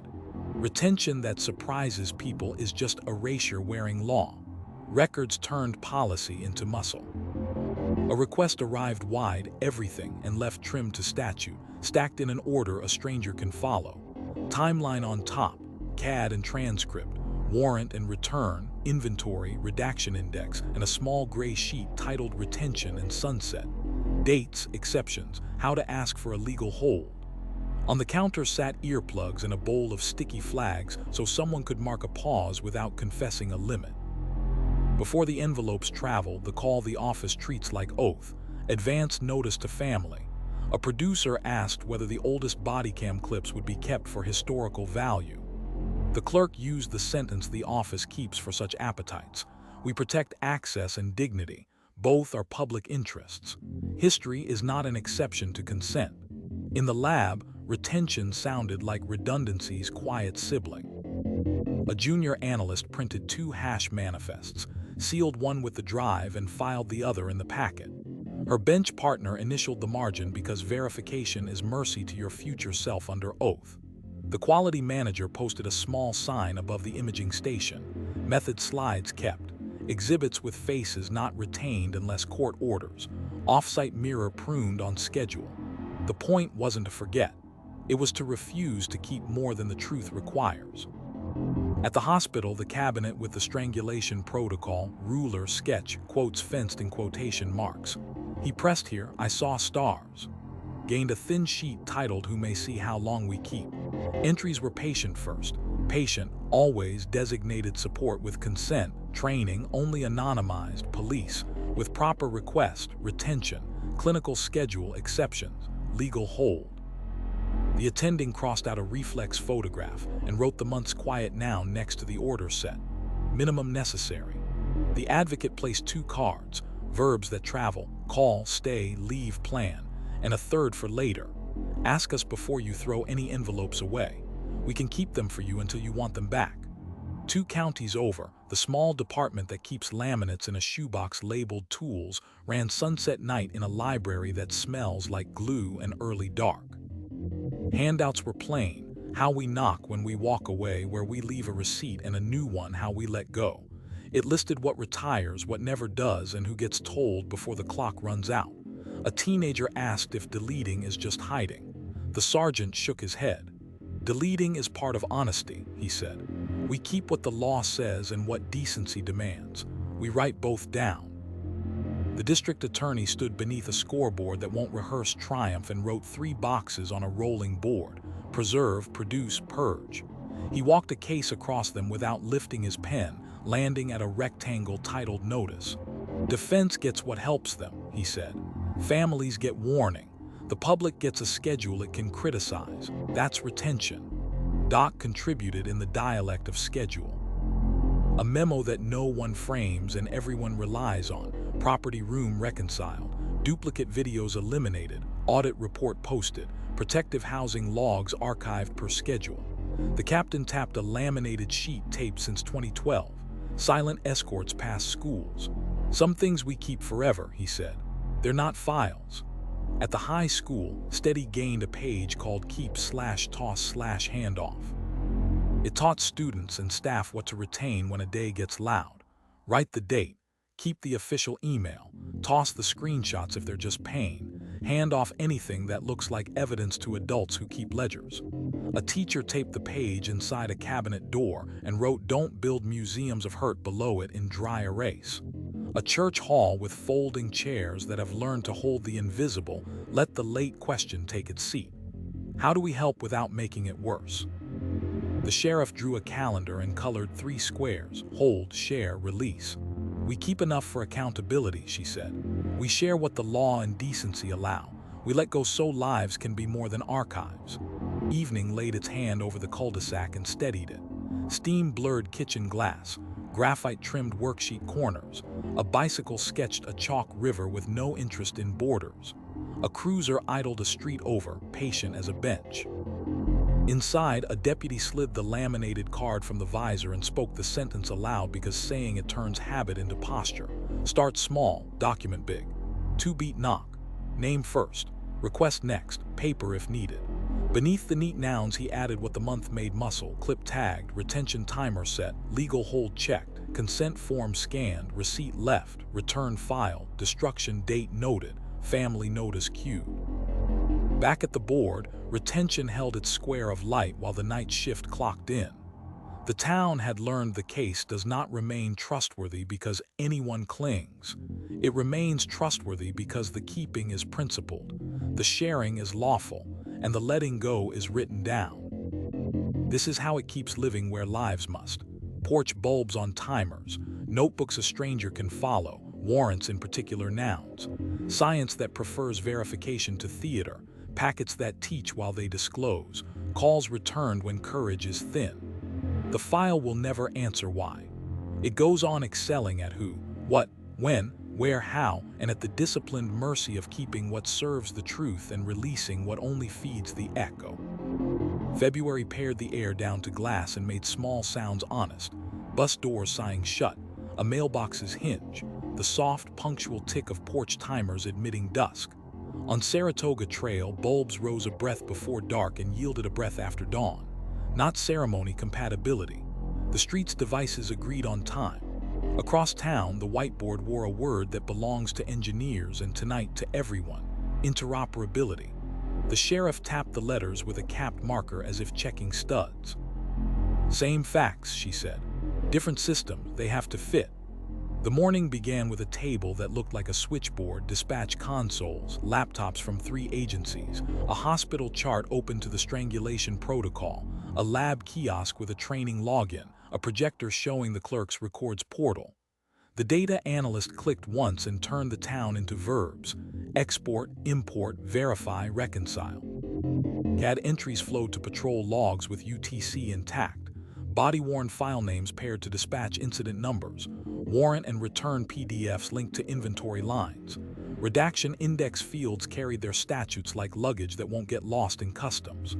Green lights are not decoration, the analyst said. They're promises we kept. Downstairs, the detective who treats the binder like a wrench opened to the hinge that outlives software versions. I observed. I requested. Consent was declined. A warrant was obtained. Behind it sat a fresh insert labeled crosswalk, a one-page key that lets strangers find their way. CAD 23412 right arrow BWC, 2411 87 right arrow property, A09 right arrow return WR0, 7 right arrow lab IM33. He taped a laminated copy inside the evidence room door with the sentence he wishes he'd been taught the first year: make your case readable by people who don't work here. Training turned interoperability into choreography. On the board, the instructor drew the familiar entryway, keys in a shallow bowl, purse on a console, prenatal vitamins at ease, and wrote same names, same numbers. Left column, field names you say out loud while you document. Consent form CF03, photo 31 wide, receipt left RL02. Right column, where those names live elsewhere: records, index, lab manifest, hospital release, DA disclosure log. Speak in labels, she said. Software crashes, labels travel. A deputy asked where instinct belongs when a room's quiet points in a direction the map doesn't show. Margin with a time, the instructor said. 0812 concern noted. If it becomes action, give it a number and a home. The week's call arrived with a doorbell clip and a caption trying to be a conclusion. 2 units rolled without sirens and parked a door shy of the driveway, habit that reads as respect. The deputy knocked the 2-beat rhythm and waited the beat that keeps neighbors from flinching. Through glass, a room immune to plot, library book faced on, a plant stubbornly green, a glitter crown tucked in a bowl. Name first, request next. Here or private, the stoop one. Timeline from mouths, not text overlays. In his notebook, the deputy used the words that plug into other people's systems. CAD, BWC ID, consent CF03 declined. Warrant sought, receipt left, photo 31, return WR07 filed. 2 sentences later, no offense, de-escalation sufficient, a line records can staple, the lab can ignore, and the DA can understand without calling anyone. Dispatch ran a drill called Speak Each Other's Fields. First call, porch light past breakfast. Second, 3 unsent drafts blinking at noon. The call taker read back names, spelled streets, and new habit, announced the CAD number for the recorder because body cams will borrow it later. On playback, the supervisor matched timestamps to BWC headers. The clocks kissed to a 10th. UTC on both, she said. That's not fashion, that's on purpose. Records practiced their part with staples and patience. A request arrived broad, everything, and left trimmed to statute, stacked in the order other systems inhale. Timeline stapled on top, CAD and 911 transcript, the warrant and return, the inventory keyed to labels, the redaction index with statutes printed in a font that doesn't punish eyes. On the counter sat signs in 6 languages and a small card labeled disclosure log, mirrored to defense, date and method noted. Before any envelope traveled, the habit that has become ethic, advance notice to family. Interoperability is not just digital, it's manners that line up. At the hospital, the cabinet that houses the strangulation protocol, ruler, sketch, quotes fenced in quotation marks. He pressed here. I saw stars. Wore a thin page titled Release Crosswalk. It mapped who gets what in what form with whose signature, patient copy, support person if named. Law enforcement request plus case number, training de-identified only. The attending added a line to the discharge sheet that reads like a key. Chart ID left right arrow case hash, so the advocate can bridge worlds without asking someone to repeat pain in a lobby. In the lab, interoperability looked like dull glory. Small fonts, twin initials, arrows between systems. A junior analyst practiced reading a chain of custody aloud from barcode to barcode. Her bench partner initialed the margin because verification is mercy to your future self under oath. On the corkboard, a one-pager titled Hash Manifests Left-Right Arrow Discovery showed how to ship mirror sets with values the DA can cite and defense can confirm. The quality manager taped up a sign only a skeptic could love. Methods public, faces private, captions must include source. 2 counties over, the small department that keeps laminates in a shoebox labeled tools hosted plug-and-play in a library that smells like glue and late winter. Handouts were plain. How we knock when we walk away, where we leave a receipt and a new sheet, what we call things. It listed labels they refused to improvise, CF03, WR07, RL02, so that when the county reads their report, the parts click. A teen asked why any of that matters when truth is obvious. The sergeant smiled. Obvious breaks on paperwork, he said. Language saves it. The district attorney stood under a scoreboard that won't rehearse triumph and drew 3 boxes on a rolling board, intake, proof, production. He wrote beneath them the same 4 words the analyst used that morning, export, import, verify, disclose, and sketched arrows to a rectangle titled defense. If they can check our math, he said, the verdict keeps breathing. Victim services made interoperability gentle. At 6:11 a.m., the thin courage hour, the advocate answered with the sentence on refrigerators across town. If you need me to stand next to you while you do nothing, I will. Then she asked a question the hospital taught her to ask. What's your case number? When the voice didn't know, she offered to bridge the call herself and sent a text with the number afterward. Support that changes systems without making someone retell their worst paragraph is its own kind of mesh. Doc contributed in the only dialect it trusts schedule. A memo that no one frames and everyone needs. Visitor roster API live for courts. Movement logs standardized to UTC. Protective housing flags sync to transport. The captain tapped a laminated sheet older than the new cadets. Silent escorts past schools, and said what good policy always says. Still compatible with now. At the high school, Steady gained a page titled Handoffs That Work. It taught students and staff how to move a concern between rooms without losing shape. Write the date, include the case number if you have it, add 1 sentence of fact, not theory, choose email over myth, copy the counselor, not the hallway. Systems break rumors, the counselor said. Help the system. A church hall with folding chairs that have learned to hold the invisible took the late question again. How do we help without making it worse? The sheriff drew 3 interlocking circles: law, care, communication, and shaded the overlap. We make the pieces fit, she said. We stop asking people to be couriers for their own pain. Evening leveled the cul-de-sac into clarity, steam on windows, graphite weather on worksheet corners, a bicycle penciling a chalk river with no plan to become a border. A cruiser idled a street over. Inside, a deputy slid the laminated card from the visor and said the sentence aloud because saying it squares the hand. Start small, document big. 2-beat knock. Name first. Request next. Paper if needed. Beneath the neat nouns he added the lines February had turned into muscle. CAD hash announced on tape. BWC ID read aloud. Consent CF03 noted declined. Warrant WR07 executed. Inventory linked to labels. Receipt photo 31 cross-referenced. Return filed. Disclosure log updated. Family noticed. Back at the whiteboard, interoperability held its square of light while the night shift clocked in. The town had learned the case doesn't remain trustworthy because one system is strong. It remains trustworthy because many systems clasp hands and pull the same way. This is how it keeps living where lives must.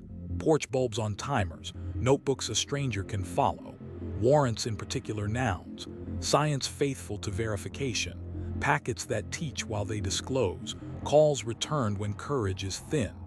The file will never answer why. It goes on excelling at who, what, when, where, how, and at the practical grace of making sure every piece of the truth can snap to every other piece so it holds. March cut the air clean and made small sounds carry, bus doors sighing shut, mailbox hinges speaking, the punctual tick of porch timers announcing dusk. On Saratoga Trail, bulbs rose a breath before dark and yielded a breath after dawn. Not ceremony, obligation met. Across town, the whiteboard wore a word that looks like a slogan until you have to live under it: accountability. The sheriff set the cap on the marker like a lid on something that bubbles. Not who we blame, she said, how we answer. Morning opened with a meeting that never makes a trailer and keeps cases alive: the finding session. On the table, bodycam audits flagged by randomizer, dispatch logs with time drift circled, a disclosure ledger that says who got what and when, a list of missed commas that became missed minutes, 3 community complaints with receipts. A lieutenant read the first audit aloud, silent entry on a report where the tape caught narration. No drama. A box marked remediation accepted facts without flinching. Counseling. Policy paragraph revised for verbs, not vibes. Training clip cut from the error with names removed. Note to records. Add why we moved sentence to template. We fix the seam in public, the sheriff said. We keep the cloth. Downstairs, the detective who treats the binder like a wrench open to the hinge that doesn't negotiate with mood. I observed. I requested. Consent was declined. A warrant was obtained. Behind it, a new tab, answer key, held a short form with stubborn lines. Deviation observed, harm done if any, corrective action taken, notified who, when, follow-up date. He initialed a box and wrote the sentence that makes supervisors useful and popular nowhere. My mistake, my memo. Training turned accountability into choreography. The instructor sketched the familiar entry: keys in a shallow bowl, purse on a console, prenatal vitamins with their quiet gravity, and wrote do/check on above it. Under do, 2-beat knock, name first, request next, stop at drawers, receipt left, return filed, timeline stapled on top. Under check, read the consent back, announce times on camera, verify UTC, ask if they understood, retake distance photo that your future self will need. Under own, correct the plate digit before the sergeant asks, supplement after midnight without being told. If you spoke over someone, write the apology and deliver it. A deputy asked where instinct goes when the room's silence points like a compass. Margin with a time, the instructor said. 0812 concern noted. If you moved on it, you say why on tape and on paper, and you stand on both later. The week's call arrived with a doorbell clip and a caption that wanted to be a verdict. 2 units rolled without sirens and parked a door shy of the driveway, the posture of respect. The deputy knocked the 2-beat rhythm and gave the beat that keeps neighbors from bracing. Through glass, a room immune to plot, library book faced on, a plant stubbornly green, a glitter crown tumbled into a bowl. Name first, request next. Here or private, the stoop one. Timeline by mouths, not overlays. No offense. De-escalation sufficient. He left a card and beneath the nouns in his report added the sentence the month requires. Clip acknowledged. Context established. Reasons for non-enforcement recorded. Supervisor notified. Follow-up planned by consent. If someone asked later, the answer already existed. Dispatch practiced callback truth. A mis-keyed address emerged in playback and earned a line no one loves and everyone trusts. Operator error. Corrected in call. Caller thanked. QA logged. The supervisor added the case to the week's public dashboard. Green where times met the standard. Amber where they didn't. A footnote that names no one and fixes something anyway. Accountability that lives only in inboxes turns brittle. Records made it tactile. A request arrived wide, everything, and left as law, stacked in the order a stranger can follow. Timeline on top. CAD and 911 transcript. The warrant and return, the inventory, the redaction index with citations. A gray sheet titled What We Missed and Fixed, 2 typos, a mislabeled page, a timestamp corrected after cross-check with UTC. Before envelopes travel, the call the office treats as oath. Advance notice to family. At the counter, a small sign pointed to the dashboard where publication times and redaction reasons appear with dates that can be argued with. Accountability accepts arguments. At the hospital, the cabinet with the strangulation protocol, ruler, sketch, quotes fenced in quotation marks. He pressed here. I saw stars. Wore a thin sheet. Mandem, small room edition. Not morbidity and mortality in theater. 5 minutes of what we could have done better. Anonymized, recorded as actions. Interpreter earlier. 1 test removed. A dimmer switch used. The attending signed the bottom like a receipt. The advocate added a box to the discharge checklist. Patient asked for corrections to chart. Accountability that invites edits keeps dignity from becoming a poster. In the lab, accountability looked like initials, thresholds, and a line you never reach for theatrics. Consistent with. A junior analyst logged a control wobble and reran the set. Her bench partner initialed the margin because verification is mercy to your future self under oath. On the corkboard, a plain page titled When We Tell on Ourselves. Instrument drift. Contaminated blank. Mislabeled tube discovered and quarantined. Counsel notified with numbers, not adjectives. The quality manager taped above the imaging station a sentence borrowed from aviation. Confession earns immunity. Concealment earns audits. 2 counties over. The small department that keeps laminates in a shoebox labeled tools hosted owning it in a library that smells like glue and late winter. Handouts were stubbornly plain. How we knock when we walk away, where we leave a receipt, and a new one, how to complain and what happens. It mapped the path. Form right arrow sergeant right arrow review board with civilians right arrow result categories. Sustain, not sustain, exonerate, unfounded with examples. A teenager asked whether officers read complaints about themselves. Yes, the sergeant said, and so does my mother. The board publishes summaries on Thursdays. The district attorney stood under a scoreboard that refuses to rehearse triumph and wrote 3 columns. Charge, disclose, answer. He added a smaller box off to the side, dismiss. We answer with filings, he said, and with withdrawals. We answer with letters to defense that help them and hurt us. We answer at the podium when we have to and on paper when we should. Victim Services put accountability on a clock. At 6:11 a.m., the thin courage hour, the advocate answered with the sentence on refrigerators across town. If you need me to stand next to you while you do nothing, I will. Then asked, who did not call you back yesterday? Names were written, calls placed, apologies delivered without choreography. The office published a tiny metric on its site, callbacks attempted by noon, 98% because percentages can be promises if you let them. Doc spoke its dialect, schedule with a memo no one frames and everyone checks. Grievance response times posted. Visit cancellations with reason codes. Protective housing reviews logged with signatures, not initials. A captain pointed to a laminated sheet from years ago, silent escorts past schools, and added a date he'd forgotten to write the first time. Even old good needs a timestamp. At the high school, Steady gained a page titled When We Mess Up. It taught students and staff the lightest usable apology. I did that. Here's what I'm doing. Here's when I'll check back. It offered a script for rumors that outpace corrections. I said that wrong. The updated info is here. A teacher posted the page on the class site and underlined the most adult sentence in the building. I will update this post. A church hall with folding chairs that have learned to hold absence without collapsing took the late question again. How do we help without making it worse? The sheriff drew a box and wrote 4 verbs around the edge.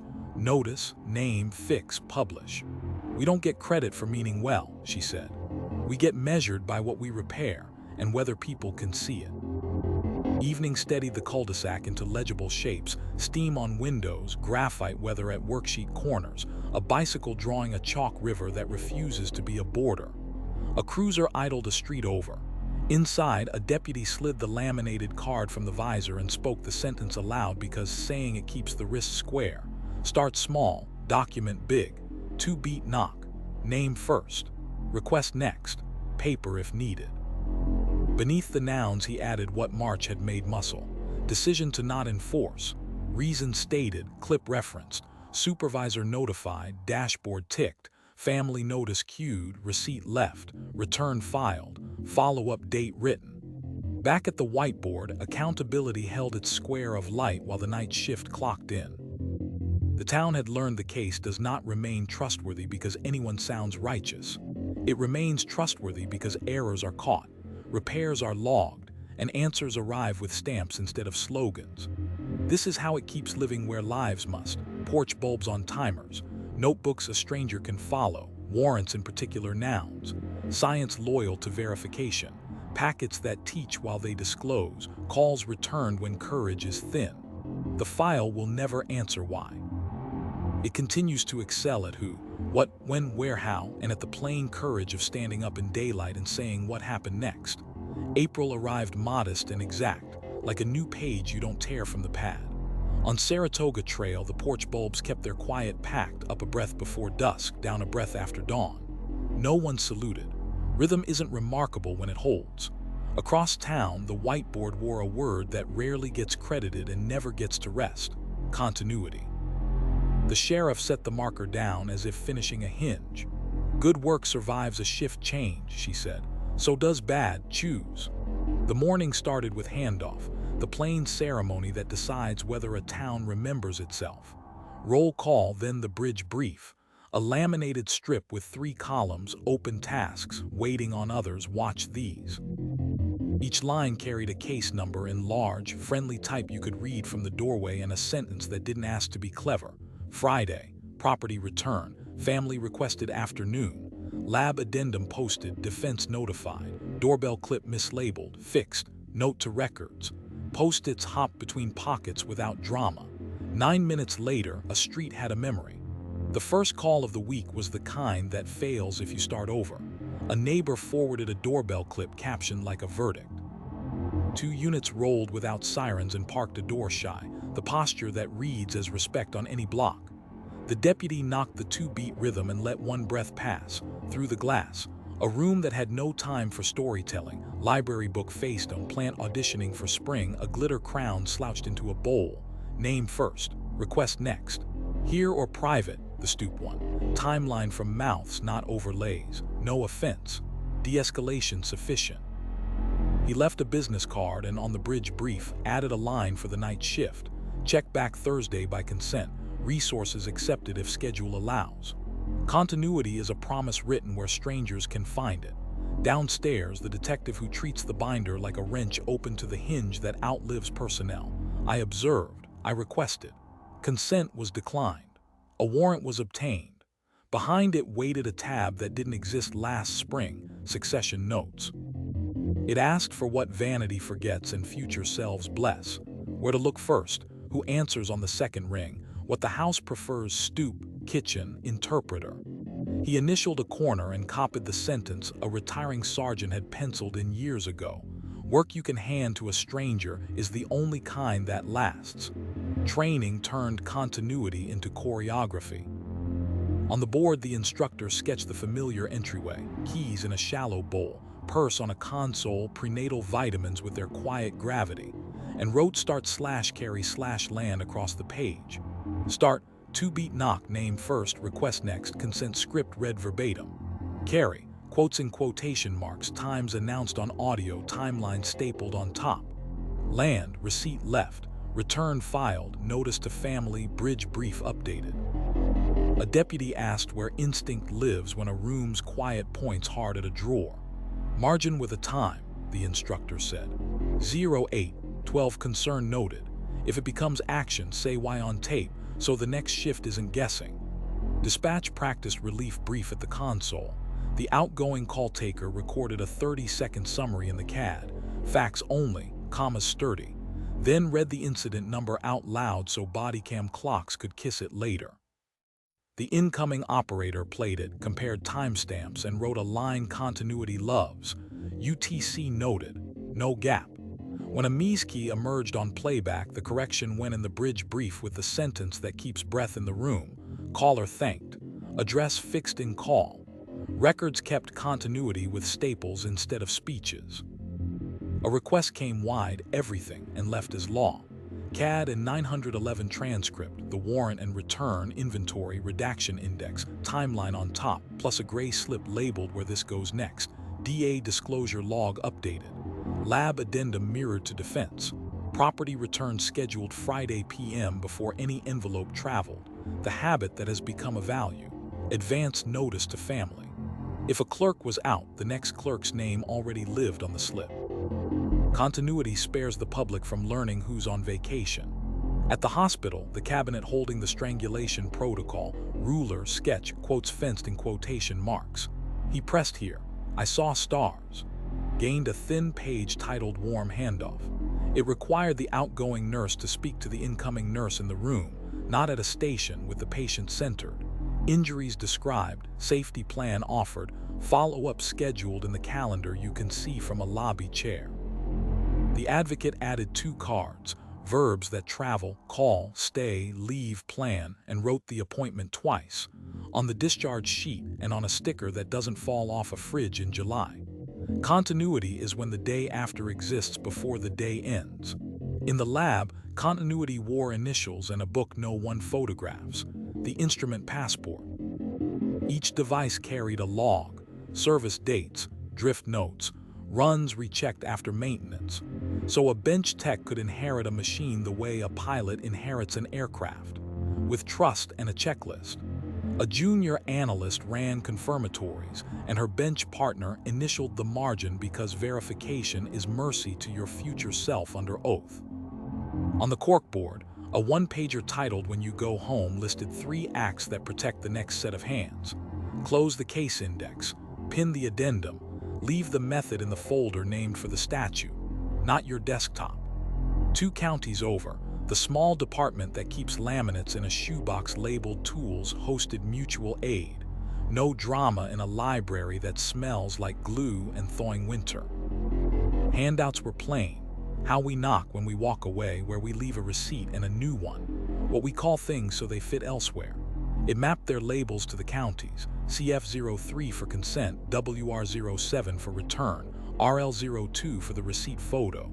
So if a storm ate power or a festival stretched patience, units could swap calls without losing shape. Continuity, the sergeant said, is what lets help arrive already speaking your language.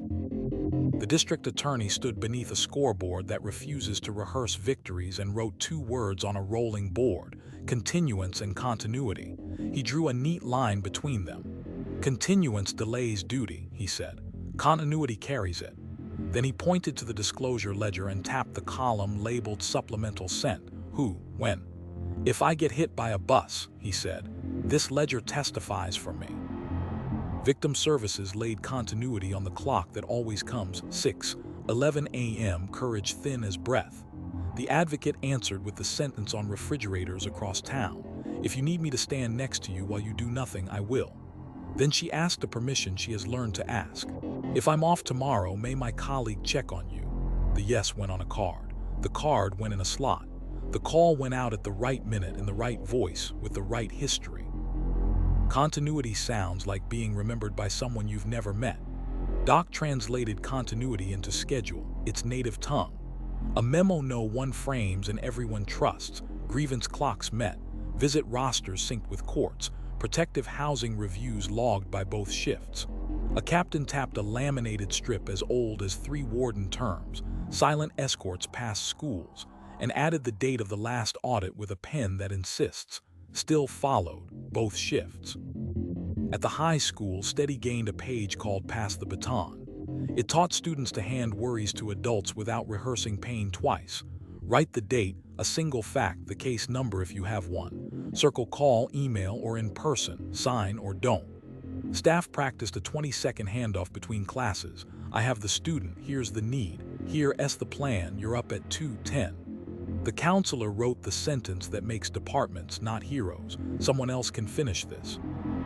A church hall with folding chairs that know the weight of quiet took the late question again. How do we help without making it worse? The sheriff drew a relay on a flip chart, 4 short lines with neat arrows between them, and labeled each arrow, not the runners. Notes, notice, time, tone. We put rails across the gaps, she said. Then we cross them the same way every time. Evening pressed its palm onto the cul-de-sac and steadied it. Steam softening window glass, graphite weather along worksheet corners, a bicycle sketching a chalk river with no interest in borders. A cruiser idled a street over, patient as a bench. Inside, a deputy slid the laminated card from the visor and spoke the sentence aloud because saying it keeps his hand square. Start small, document big. 2-beat knock. Name first. Request next. Paper if needed. Beneath the nouns he added what April had made muscle. Times announced. Consent script read. Receipt left RL02.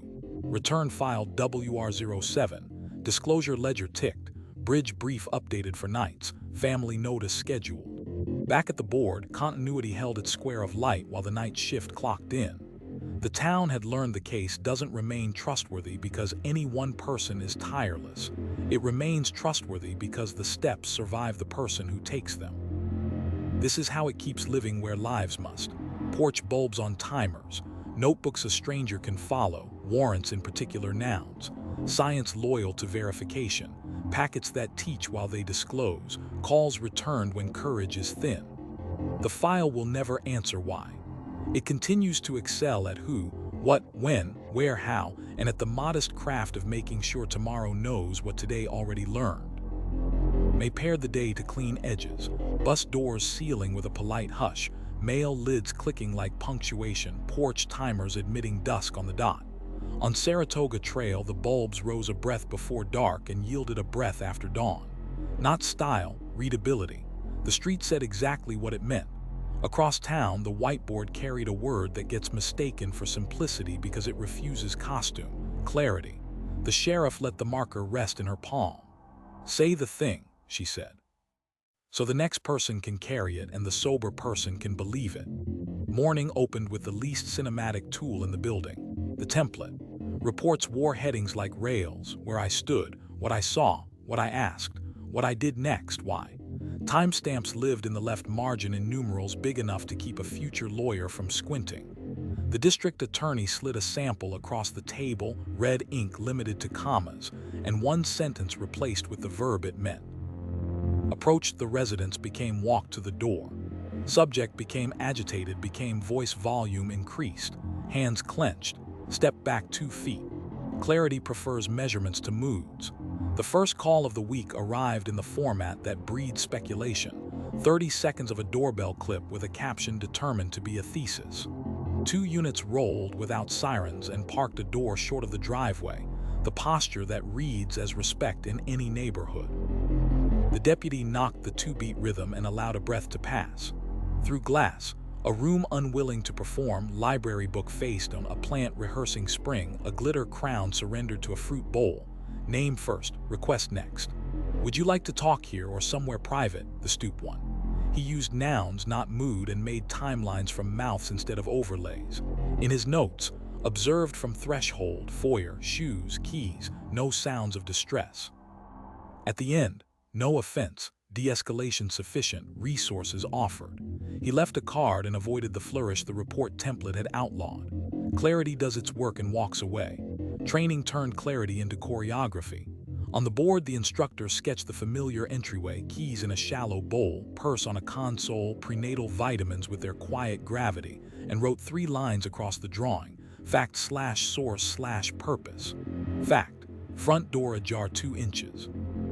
Source: observed from threshold. Purpose: establishes access and plain view limits. If a sentence can't answer those 3, she said, it lives in your head, not in the file. A deputy asked where instinct belongs when silence in a room points at a drawer. Margin with a time, the instructor said. 0812 concern noted.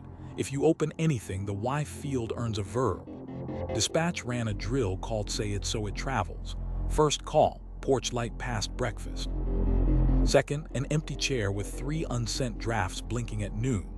The call taker read back names and addresses, spelled streets, named the absence instead of dramatizing it. No voices heard. No movement on camera, and closed with the line that calms and informs. We'll update if anything changes. Your case number is on playback. The supervisor matched CAD to audio and circled a timestamp alignment that looked like a ruler. Clarity is kindness to the next person, she said. Records practiced clarity with staples and statute. A request arrived wide, everything, and left as law, stacked for comprehension. Timeline on top, CAD and 911 transcript, the warrant and return, inventory redaction index with citations. A gray slip rode on top titled What You Are Holding, 5 bullet points explaining each section in fewer than 12 words. Signs at the counter spoke in plain language in 6 tongues. Fee waivers were explained in print not designed to punish eyes. Before envelopes traveled, the habit that has become a value. Advance notice to family. When a producer pressed for room photos unrelated to elements, the clerk used the office's sentence that trades on both decency and code. We protect access and dignity. Both are public interests. Downstairs, the detective who treats the binder like a wrench open to the hinge that doesn't need adjectives. I observed. I requested. Consent was declined. A warrant was obtained. Behind it, a small card labeled Readable Maps.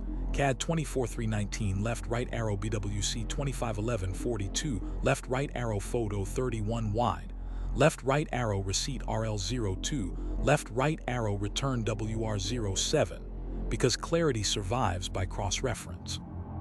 He wrote a line that keeps strangers from guessing at a desk at 0240. Street-facing photo shows receipt left. At the hospital, the cabinet that holds the strangulation protocol, ruler, sketch, quotes fenced in quotation marks. He pressed here, I saw stars. Gained a thin sheet titled Plain Language Discharge. 3 boxes. What we found, what we don't know yet, what happens next. The attending crossed out 2 tests that comfort clinicians more than patients and wrote the sentence that clears fog. Order what changes care. The advocate set 2 cards on the tray, verbs that travel, call, stay, leave, plan, and a third with phone numbers labeled in big nouns. Legal, shelter, counseling. No mottos, no mascara slogans. Clarity respects afternoons ruined by bureaucracy. In the lab, Clarity wore small fonts and twin initials. A junior analyst read her conclusion aloud to a bench partner and stripped the sentence to its bones. Results consistent with X. Alternate sources not excluded. The margin received 2 sets of initials because verification is mercy to your future self under oath. On the corkboard, a 1-pager titled Figures Without Theater showed how to present a hash manifest, an extraction log, and a limit of detection note in charts that a juror could love without knowing they did. The quality manager taped a sign over the imaging station. Caption equals method plus source plus date. Never mood. 2 counties over, the small department that keeps laminates in a shoebox labeled tools hosted clear pages in a library that smells like glue and late spring. Handouts were plain. How we knock when we walk away, where we leave a receipt and a new sheet. Words we don't use. It banned drama, domestic, obviously, and just from reports and replaced them with measurements. A teen asked why any of this matters. The sergeant drew a rectangle and wrote a single sentence. Clear writing makes fair decisions possible. The district attorney stood beneath a scoreboard that refuses to rehearse triumph and wrote 2 columns, what we can prove and what we can say. He dragged charges across until the left column survived by itself. Clarity resists charisma, he said. It leans on elements, not applause. Victim Services delivered clarity at 6:11 a.m., the thin courage hour. The advocate answered with the sentence on cabinets across town. If you need me to stand next to you while you do nothing, I will. Then she offered the map with 3 arrows and no poetry. Today we can call, this week appointments, later court if you choose. The person on the line exhaled the sound of having fewer choices to juggle. Doc spoke in schedule. A memo no one frames and everyone understands. Visit hours, grievance timelines, property return windows, posted plainly, translated. A captain tapped the laminated strip older than most cadets. Silent escorts passed schools and added a date in neat block print. Policy reviewed, unchanged. Clarity is often refusing to move the goalpost. At the high school, Steady gained a page labeled Say the Fact. It taught students and staff to cut rumor at the knot. The official update says, I don't know here, who does. That happened last year, I'm headed to bio. Teachers practiced reading policy paragraphs without throat clearing. One laughed and said it felt like stretching. Good, the counselor said. Clarity is a muscle. A church hall with folding chairs that have learned to hold the invisible took the town's perennial question again. How do we help without making it worse? The sheriff drew 3 boxes. What next, who calls, and wrote a phone number under each. Name the step, she said. Then take it. Evening steadied the cul-de-sac to lines you could trace with a finger, steam on windows, graphite fog at worksheet corners, a bicycle sketching a chalk river that refuses to pretend it borders. A cruiser idled a street over, patient as a bench. Inside, a deputy slid the laminated card from the visor and spoke the sentence aloud because speaking it keeps his hands square. Start small, document big, 2-beat knock. Name first, request next, paper if needed. Beneath the nouns he added May's habit, where I stood, what I saw, what I asked, what happened, why times in UTC, consent CF03 declined, warrant WR07 executed, receipt RL02 photographed, return filed, family notified. Back at the board, Clarity held its square of light while the night shift clocked in. The town had learned the case doesn't remain trustworthy because anyone tells it beautifully. It remains trustworthy because everyone tells it plainly. This is how it keeps living where lives must. Porch bulbs on timers, notebooks a stranger can follow, warrants in particular nouns, science loyal to verification, packets that teach while they disclose, calls returned when courage is thin. The file will never answer why. It goes on excelling at who, what, when, where, how, and at the work of speaking the measured truth so cleanly that it can stand by itself, even when we're tired. June warmed the town until late light clung to curb lines and made small sounds honest, bus doors closing like careful hands, mail lids tapping out their brief hellos, porch timers admitting dusk on the dot. On Saratoga Trail, bulbs rose a breath before dark and yielded a breath after dawn. Not superstition, faithfulness observed. Across town, a word stood on the whiteboard like a plumb line, fidelity. The sheriff balanced the capped marker on her finger and let it fall into her palm. Faithful to what happened, she said, not to how it felt while we watched it. The morning began in a room that worships settings no one sees. An evidence tech checked the color card against a daylight bulb, set the camera to neutral, snapped a wide shot of a blank ruler, and wrote the profile to a slip that would follow photographs into court like a passport. If it isn't faithful, the tech said, it's decoration. At the desk behind, an audio specialist calibrated a mic with a soft tone and wrote the level into the log so tomorrow's ear could trust today's evening. A detective read the time aloud into his body cam and matched it to dispatch down to a tenth. Fidelity is not romance, it's agreement. The first call of the week arrived as a captioned doorbell clip that wanted to be a thesis. 2 units rolled without sirens and parked a door shy, the posture that reads as respect regardless of block or hour. The deputy knocked the 2-beat rhythm and allowed a breath to pass. Through glass, a room that refused to be theater, library book face down, a plant insisting on July before the calendar agreed, a glitter crown slouched into a bowl. Name first, request next. Here or private, the stoop one. He wrote down nouns with their sizes, voice volume, medium, distance between parties, 3 feet, no objects in hands. He didn't write agitated. He wrote hands clenched, exhalations long, shoulders high. When the moment ended without offense, he recorded it that way and left a card without inventing a moral. Fidelity means keeping your verbs on a leash. Training turned the word into choreography. On the board, the instructor sketched the familiar entryway, keys in a shallow bowl, purse on a console, prenatal vitamins with their quiet gravity, and wrote 3 rails across the page.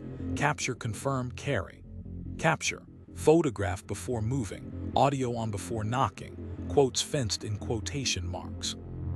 Confirm, take a second wide. Reread the consent script, repeat the timeline back to the speaker and let them correct you. Carry, timeline stapled on top, labels that match records, receipt left, return filed, a small note that says where you stood and why. A deputy asked where instinct lives when a room's quiet points like a compass. Margin with a time, the instructor said. 0812 concern noted. If concern becomes action, say why on tape and on paper. Same words both places. Downstairs, the detective who treats the binder like a wrench opened to the hinge that does not need adjectives. I observed, I requested. Consent was declined. A warrant was obtained. Behind it, a fresh tab labeled sources mapped each assertion to its origin. CAD 2413-01 time, BWC 2542 position, photo 31 wide, receipt, WR07 return. He wrote a sentence that makes reports usable long after tempers cool. Every sentence must owe someone. Dispatch practiced a drill called same voice, every shift. The outgoing operator recorded a 30-second handoff in the incident itself, names spelled, times read, absences named without drama. Then the incoming operator played it back and matched it to CAD to the 10th. Supervisor circled a comma that kept 2 facts from breeding a rumor and underlined the line that should never change. Your case number is. Fidelity is how a call sounds the same on Tuesday and Sunday. Records performed fidelity with staples and restraint. A request arrived wide, everything, and left as law and an order a stranger could follow. Timeline on top, CAD and 911 transcript. The warrant and return, the inventory, the redaction index with statutes in polite fonts. On top wrote a gray slip titled What We Didn't Include and Why. Rooms unrelated to elements, images likely to live online against anyone's will, medical identifiers without consent. Before envelopes traveled, the habit that has become a value, advance notice to family. When a producer pressed for a photo for context, the clerk used the sentence that ties fidelity to decency. We protect access and dignity. Both are public interests. At the hospital, the cabinet that holds the strangulation protocol kept its stubborn scaffolding. Ruler, sketch, quotes fenced in quotation marks. He pressed here. I saw stars. 5 minutes later, a second nurse measured again without hint. The attending added a small box to the sheet titled what else it could be, asthma, reflux, panic, and a line that reads like faith and works like engineering. Explain exclusions in words the patient can repeat. The advocate set 2 cards on the tray, verbs that travel, call, stay, leave, plan, and a third that returns power without making the person labor for it. Do you want your photo taken? It's optional. Fidelity doesn't conscript. In the lab, the word wore small fonts and duplicate initials. A junior analyst read her conclusion aloud, then crossed out a phrase that liked itself too much. Final line. Results consistent with X, alternate sources not excluded. Her bench partner initialed the margin because verification is mercy to your future self under oath. On the corkboard, a 1-pager titled Never Pretty, always true for bad filters, contrast lifts without note, and any crop that kills context. The quality manager taped a sign above the imaging station that should be printed on the inside of every presentation. Method over montage. 2 counties over, the small department that keeps laminates in a shoebox labeled tools hosted faithful copies in a library that smells like glue and thawed carpet. Handouts were plain. How we knock when we walk away, where we leave a receipt, and a new sheet, what we reproduce and how. It specified mirror sets with hash manifests, image sequences with wide shots first, consent forms scanned in color because ink tones matter when someone asks if a signature was tampered with. A teenager asked why the ritual borders on fussy. The sergeant shrugged. Because your grandchildren deserve a record that doesn't need our personalities to stand up. The district attorney stood beneath a scoreboard that refuses to rehearse triumph and wrote 2 columns, story and proof. He pushed charges across the line until they lived in proof without borrowing the gravity of story. Fidelity prefers boredom to embroidery, he said. It wins slower and stays won. Victim services practiced fidelity at 6:11 a.m., the Think Courage hour. The advocate answered with the sentence on refrigerators across town, "If you need me to stand next to you while you do nothing, I will." Then she read back yesterday's plan in the caller's own words, not the office's. You wanted the afternoon, you wanted no police at the appointment, you wanted a text instead of a call. Still right, she asked. Fidelity is respect with a memory. Doc spoke in schedule. A memo with the tone of a ledger and the spine of a metronome. Count times met. Movement logs agree in UTC. Protective housing reviews signed by both shifts. A captain tapped the laminated strip older than a few cars in the lot. Silent escorts past schools, and added the date of the last walkthrough with a pen that refuses to embellish. Observed, still practiced. At the high school, Steady gained a page called Tell It So It Matches Later. It taught students to give officials nouns that don't deform. Who, where, when, what was said. It taught staff to write email summaries in the same words they used face-to-face. A teacher pinned a copy to a corkboard and wrote "Don't let your adjectives outrun your facts" along the bottom in dry erase.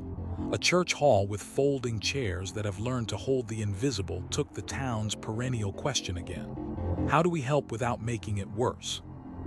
The sheriff drew a box and wrote 3 words on its edges: faithful, plain, repeatable. We owe the truth its shape, she said. Not a better one. Evening leveled the cul-de-sac into legible lines, steam soft on window glass, graphite weather along worksheet margins, a bicycle penciling a chalk river that refuses to become a border. A cruiser idled a street over, patient as a bench. Inside, a deputy slid the laminated card from the visor and said the sentence aloud because saying it squares the wrist. Start small, document big. 2-beat knock, name first, request next, paper if needed. Beneath the nouns he added June's habit, times read on tape, positions measured, quotes verbatim, consent CF03 read verbatim, warrant WR07 executed, receipt RL02 photographed wide, return filed, disclosure log updated, family noticed. Back at the whiteboard, Fidelity held its square of light while the night shift clocked in. The town had learned the case does not remain trustworthy because anyone tells it persuasively. It remains trustworthy because everyone records it faithfully. This is how it keeps living where lives must. Porch bulbs on timers, notebooks a stranger can follow, warrants in particular nouns, science married to verification, packets that teach while they disclose, calls returned when courage is thin. The file will never answer why. It continues to excel at who, what, when, where, how, and at the steady craft of keeping the truth the same size all the way from the door to the record and back again. July arrived level and unsentimental, ironing noise into lines, bus doors sealing like promises, mail lids tapping the same 2 beats, porch timers admitting dusk without flourish. On Saratoga Trail, the bulbs rose a breath before dark and surrendered a breath after dawn. Not caution, calibration. Across town, the whiteboard carried a word that looks like math and behaves like mercy, proportionality. The sheriff drew a small square around it. Match the tool to the task, she said, and match the tone to the tool. Morning opened with a drill that weighs habit against need. Patrol reviewed last month's reports, sliding a ruler across verbs. Knock and talk where warrant had been possible, warrant where consent would have done, arrest where summons kept breath in a room. A lieutenant tapped 3 entries and wrote a patient sentence at the margin. Element met not equal to escalation required. No scolding, only scale. The first call carried the usual danger. 30 seconds of doorbell video captioned like a thesis. 2 units rolled without sirens and parked a door shy, the distance that reads as respect. The deputy knocked the 2-beat rhythm and allowed 1 breath to pass. Through glass, a living room that refused to audition, library book half-mooned on a cushion, a plant wagering on August, a glitter crown slouched in a fruit bowl. Name first, request next. Here or private, the stoop one. He took the measure of the moment the way you'd weigh a small fruit in your hand. Voices at conversation level, space between parties, 2 arm lengths, no objects in hands, child not present. He offered resources, not charges, a card instead of a courtroom. In his notes, no offense, lesser step chosen, follow-up by consent. Proportionality is a scale that checks itself. Training turned scale into choreography. On the board, the instructor sketched the familiar entryway, keys in a shallow bowl, purse on a console, prenatal vitamins with their quiet gravity, and wrote a ladder of verbs from small to large. Ask right arrow advise, assist right arrow cite right arrow seize right arrow search right arrow arrest. Each rung carried its gate, consent with scope, plain view with position, warrant with elements and particularity. Climb only until the job is done, she said. A deputy asked where instinct belongs when a room's silence points like a compass. Margin with a time, the instructor said. 0812 concern noted. If you climb, say why on tape and on paper. If you don't, say why twice. Dispatch ran a drill called right-sized send. First call, a porch light that forgot breakfast. Second, an empty chair and 3 unsent drafts blinking at noon. The call taker collected anchors, stamped times, then added the line that moves caution faster than heat. Welfare check coded priority 2, caller invited to update. On playback, the supervisor circled a comma that kept urgency from pretending to be panic. Proportionality is speed with breaks, she said. Records practice scale with staples rather than appetite.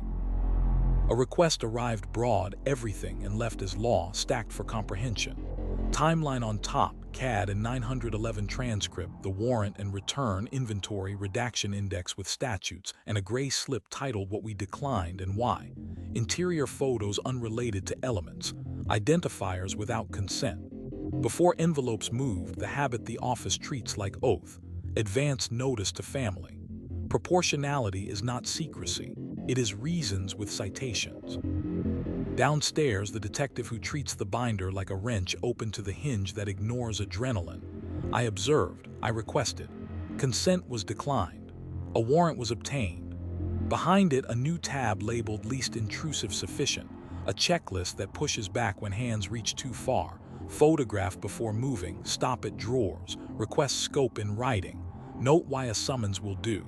Explain why a warrant must wait. He wrote a line that keeps futures calmer than evenings. Receipt left, return filed, why we didn't do more documented. At the hospital, the cabinet with the strangulation protocol, ruler, sketch, quotes fenced in quotation marks. He pressed here, I saw stars. Wore a thin page titled minimum necessary. It replaced 2 reflex tests with a conversation. Risk explained, options offered, consent documented. The attending dimmed a light and told a resident the line that turns medicine into arithmetic. Order what changes care. The advocate set down the verbs that travel, call, stay, leave, plan, and added a quiet option printed in large, forgiving type. You can choose no today and yes later. In the lab, proportionality looked like thresholds and initials. A junior analyst ran confirmatories and stopped short of language that wanted to punch above its weight. Final line. Results consistent with X, alternate sources not excluded. Her bench partner initialed the margin because verification is mercy to your future self under oath. On the corkboard, a 1-pager titled Show Enough band slides that lure curiosity past relevance. Wide first. Method caption. Crop only to clarify. No faces unless the face is an element. 2 counties over, the small department that keeps laminates in a shoebox labeled tools hosted do less well in a library that smells like glue and early heat. Handouts were plain. How we knock when we walk away, where we leave a receipt and a new sheet, tickets, summons, and when to say not today. A teenager asked whether restraint looks weak. The sergeant shook his head. It looks like staying persuasive in court, he said. and staying decent at the curb. The district attorney stood beneath a scoreboard that refuses to rehearse triumph and wrote 3 columns: elements, risk, response. He weighed a case down the page, landing at charges that fit like measured lumber. Proportionality, he said, is how we avoid building a scaffold when a step stool would reach. Victim Services tuned the word to the hour that always comes: 6:11 a.m., courage thin as thread. The advocate answered with the sentence on refrigerators across town: "If you need me to stand next to you while you do nothing, I will." Then she offered scale, not schedule, text or call, today or tomorrow, here, S what each means. The voice chose text. Proportionality speaks in smaller doors. Doc answered in its native language: calendar. A memo that never makes a headline and prevents several. Disciplinary tiers applied. Visit interruptions coded with reasons. Protective housing reviewed on schedule. No siren tests before 9. Inside, scale translates to fewer bruised days. At the high school, Steady gained a page titled Right Size Your Help. It taught students and staff to offer the least intrusive aid that works. Do you want company, a hall pass, or both? You want me to tell the counselor what you said or just that you want to talk? A teacher taped it to a file cabinet and underlined the most grown sentence on the page: ask before amplifying. A church hall with folding chairs that have learned to carry absence without collapsing took the town's perennial question again. How do we help without making it worse? The sheriff drew a seesaw and labeled the fulcrum enough. Put only the weight required to balance what's in front of you, she said. No more, no less. Evening smoothed the cul-de-sac to its right volume. Steam soft on windows, graphite weather along worksheet edges, a bicycle sketching a chalk river that refuses to learn the word border. A cruiser idled a street over, patient as a bench. Inside, a deputy slid the laminated card from the visor and said the sentence aloud because speaking it steadies the wrist. Start small, document big. 2-beat knock. Name first. Request next. Paper if needed. Beneath the nouns he added July's habit. Lesser step chosen. Reason stated. Consent CF03 declined. Warrant WR07 deferred, not needed. Receipt RL02 left. Return not applicable. Family notice offered. Follow-up by consent. Back at the board, proportionality held its square of light while the night shift clocked in. The town had learned the case doesn't remain trustworthy because anybody is brave. It remains trustworthy because everybody is measured. This is how it keeps living where lives must. Porch bulbs on timers. Notebooks a stranger can follow. Warrants in particular nouns. Science loyal to verification. Packets that teach while they disclose. Calls returned when courage is thin. The file will never answer why. It continues to excel at who, what, when, where, how, and at the disciplined grace of doing exactly enough precisely so the truth has room to stand. August pressed heat into the day until sounds traveled farther. Bus doors sighing shut, mail lids tapping their 2-count porch timers admitting dusk with punctual mercy. On Saratoga Trail, the bulbs rose a breath before dark and yielded a breath after dawn. Not ritual recheck. Across town, the whiteboard carried a word that's in every lab notebook and not often said out loud: verification. The sheriff capped the marker and let the room sit with it. Belief is optional, she said. Proof is not. The morning began with a scene re-walk. No sirens, no speeches, just shoes on sidewalk. A detective set a tripod at the curb, leveled a camera with a yellow bubble that mines gravity, and read the time into the lens. The deputy who had written the first report stood where the earlier self had stood and read his notes aloud exactly. Distance tape out. Photos wide, then closer, then the object in its home with a ruler that cared. The doorbell lens was measured for height. The body cam time was spoken into the room. The sun angle was pulled from a chart taped inside the camera case. The rewalk didn't hunt for drama. It looked for drift and wrote it down when it found none. Training turned the word into choreography. On the board, the instructor sketched the familiar entryway, keys in a shallow bowl, purse on a console, prenatal vitamins with their quiet gravity, and drew 3 stacked boxes: collect, corroborate, concur. Collect, photograph before movement, audio before knock, quotes fenced in quotation marks. Corroborate, second angle, second set of ears, second measurement 5 minutes later. Concur. Lab value against a threshold, timeline against CAD, receipt photograph against the return. A deputy asked where instinct belongs when a room's quiet points like a compass. Margin with a time, the instructor said. 0812 concern noted. Verification is when paper, pixels, and people say the same thing.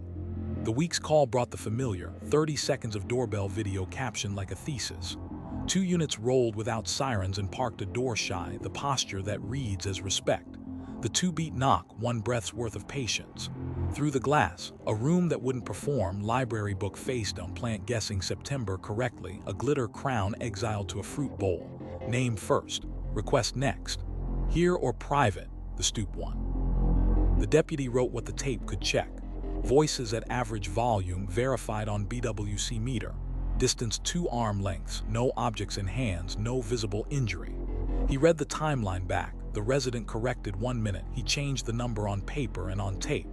Report ended with the line verification prefers.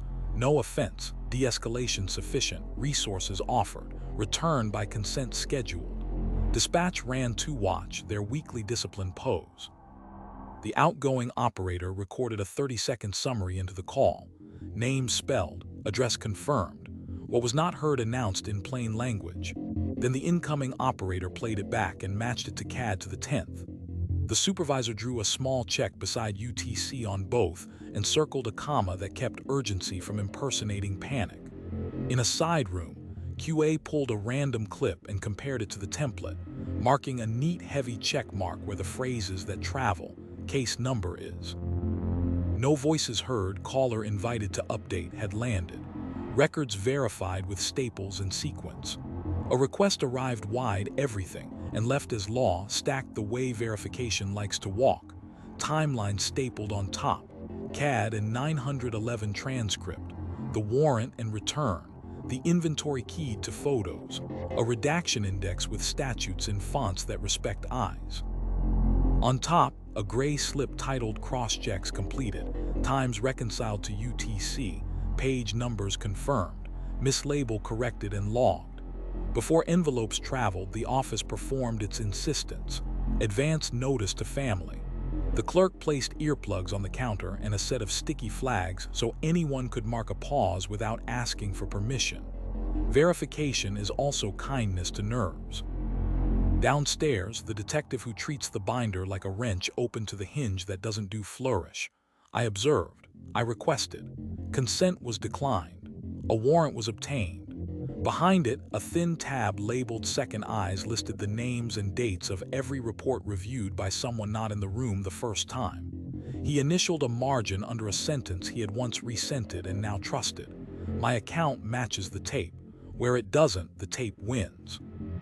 At the hospital, the cabinet with the strangulation protocol, ruler, sketch, quotes fenced in quotation marks. He pressed here. I saw stars. Gained a strip titled Repeatables.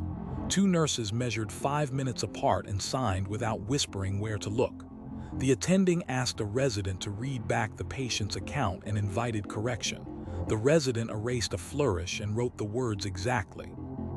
The advocate placed 2 cards, verbs that travel, call, stay, leave, plan, and this month a small sticker for charts that earned it. Patient read and agreed. Verification that includes the person most affected keeps medicine from becoming theater.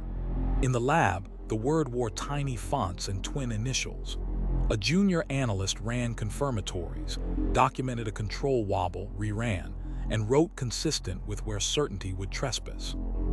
Her bench partner initialed the margin because verification is mercy to your future self under oath. On the corkboard, a 1-pager titled Proficiency is practice with receipts listed blind trials, instrument passports, and the quarterly ritual of proving you can still hit the same target with the same tool. The quality manager taped above the imaging station the sentence that keeps presentations honest. If the crop helps, show the wide first. 2 counties over, the small department that keeps laminates in a shoebox labeled tools hosted check your work in a library that smells like glue and late summer. Handouts were plain. How we knock when we walk away, where we leave a receipt and a new sheet. How we prove ourselves right or wrong. It mapped mirror sets with hash manifests, consent forms that say the same thing on paper and on tape, and the habit of reading the case number out loud at the curb. Teenager asked what happens when the second look contradicts the first. The sergeant didn't blink. Then the first changes, he said. That's why the second exists. The district attorney stood beneath a scoreboard that refuses to rehearse triumph and wrote 3 words on a rolling board: claimed, shown, tested. He pushed a fact set through each column, witness to transcript, transcript to recording, recording to cross, until what survived didn't need posture. Verification beats charisma, he said. Every time. Victim services made verification gentle. At 6:11 a.m., the thin courage hour, the advocate answered with the sentence on refrigerators across town: "If you need me to stand next to you while you do nothing, I will." Then, softly, "I can call to confirm the appointment so you don't have to. Would you like that?" A yes arrived like a chair being pulled out. The office kept a tiny metric at the bottom of their page: appointments confirmed. 100%, because even relief deserves proof. Doc spoke in schedule. A memo no one frames and everyone leans on. Count times verified by second watch. Movement logs reconciled to transport rosters. Protective housing checks signed by both shifts. A captain tapped the laminated strip older than most of the radios. Silent escorts past schools, and added the date of last observation with a pen that doesn't do flare. Witnessed, unchanged. At the high school, Steady gained a page titled Show Your Work People Edition. It taught students and staff to write memory in sentences that can be checked: who said what, where, when, what words exactly. It offered a script for when correction arrives. "Thank you, I'll fix my note," the new version says. The counselor told a room of 9th graders the secret grown-ups forget. Verification is not distrust. It's how we build the bridge we walk on together. A church hall with folding chairs that have learned to hold invisible weights took the town's perennial question again. How do we help without making it worse? The sheriff drew a triangle and labeled the vertices: paper, pixels, people. "Make all 3 agree," she said. "If they won't, say where and why. Then fix the part that can be fixed." Evening steadied the cul-de-sac into lines you could track with a finger. Steam on windows, graphite weather on worksheet edges, a bicycle sketching a chalk river that refuses to be a border.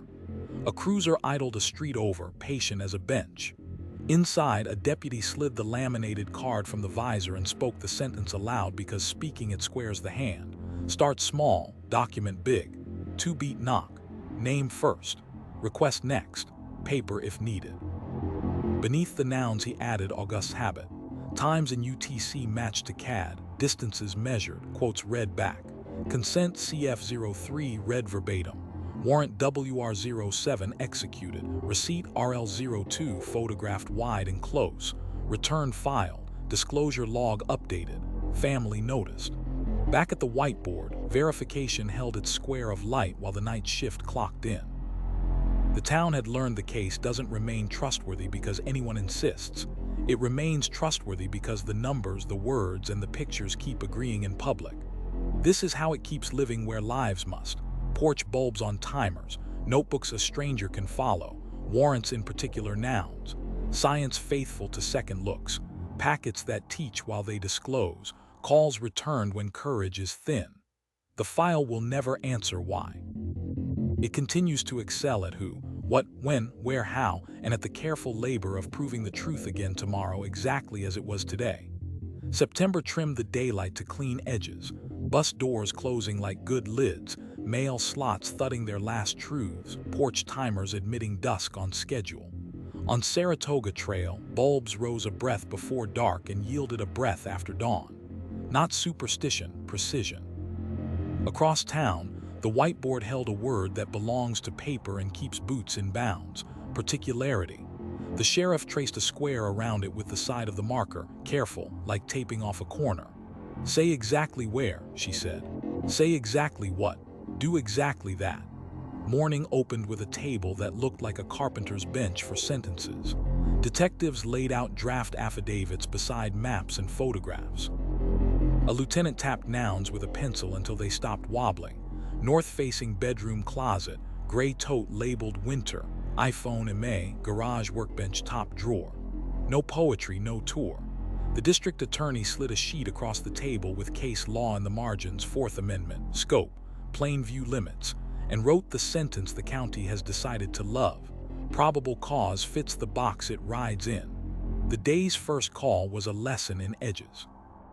A neighbor forwarded a doorbell clip captioned like it wanted to be a warrant by itself. 2 units rolled without sirens and parked a door shy, the posture that reads as respect in every neighborhood. The deputy knocked the 2-beat rhythm and kept a full breath between sound and speech. Through glass, a room unpersuaded by narrative, library book faced him, a plant committed to October early, a glitter crown slouched into a fruit bowl. Name first, request next. Here or private, the stoop one. He wrote the parts a future judge can stand on. Observed from threshold. Foyer, keys, shoes, no noises of distress, parties calm. Consent to look for a missing item was offered and defined, living room surfaces only, then declined without theater. The deputy closed his notebook and opened the path paper prefers. Affidavit drafted, scope proposed, no entry beyond plain view. Particularity is the line you don't cross because your verbs fit your nouns. Training turned the word into choreography. On the whiteboard, the instructor sketched the familiar entryway, keys in a shallow bowl, purse on a console, prenatal vitamins with their quiet gravity, and drew 3 rectangles inside the door, each shaded to a different depth. Threshold, plain view, consent scope, warrant scope. She wrote in block letters beside them, stop at drawers, say what you're looking for, photograph before moving. A deputy asked where instinct lives when stillness points like a compass. Margin with a time, the instructor said. 0812, concern noted. If it becomes action, the paper has to say so first, with nouns that fit in a box. Downstairs, the detective who treats the binder like a wrench opened to the hinge that does not accept ambition as a substitute for standard. I observed. I requested. Consent was declined. A warrant was obtained. Behind it, a fresh tab labeled scope keys linked the affidavit's words to the floor plan's rooms with index numbers a stranger could follow. A1, bedroom closet, north wall. A2, garage workbench, top drawer. On the next page, a small caution printed like a level bubble. Commingled containers demand narrower hands. He wrote the sentence that saves afternoons later. Receipt left RL02 shows only what the paper named. Return WR07 matches it. Dispatch ran a drill called Describe the Box. First call, a porch light that forgot breakfast. Second, 3 unsent drafts blinking at noon. The call taker repeated anchors, then added the line they've learned to use when a clip arrives with captions instead of context. Video received. Beginning and ending unknown. No evidence requests made by caller. On playback, the supervisor matched CAD times to the note warrant pending and circled a comma that kept scope from being swallowed by urgency. Your summary isn't a scavenger hunt, she said. Name the room or leave the room alone. Records practice particularity with staples and statute. A request came broad, everything, and left as law, stacked in the order a sane future reads. Timeline stapled on top. CAD and 911 transcript. The warrant and return with highlighted description of place and items. The inventory cross-index to photos. The redaction index with patient citations. On the counter, a laminated card explained scope in plain language in 6 tongues. Before envelopes traveled, the office did what it always does when paper moves and lives might feel a shove. Advance notice to family. If a producer pressed for images beyond what the inventory named, the clerk walked a finger down a statute and offered the sentence the building trusts. We protect access and dignity.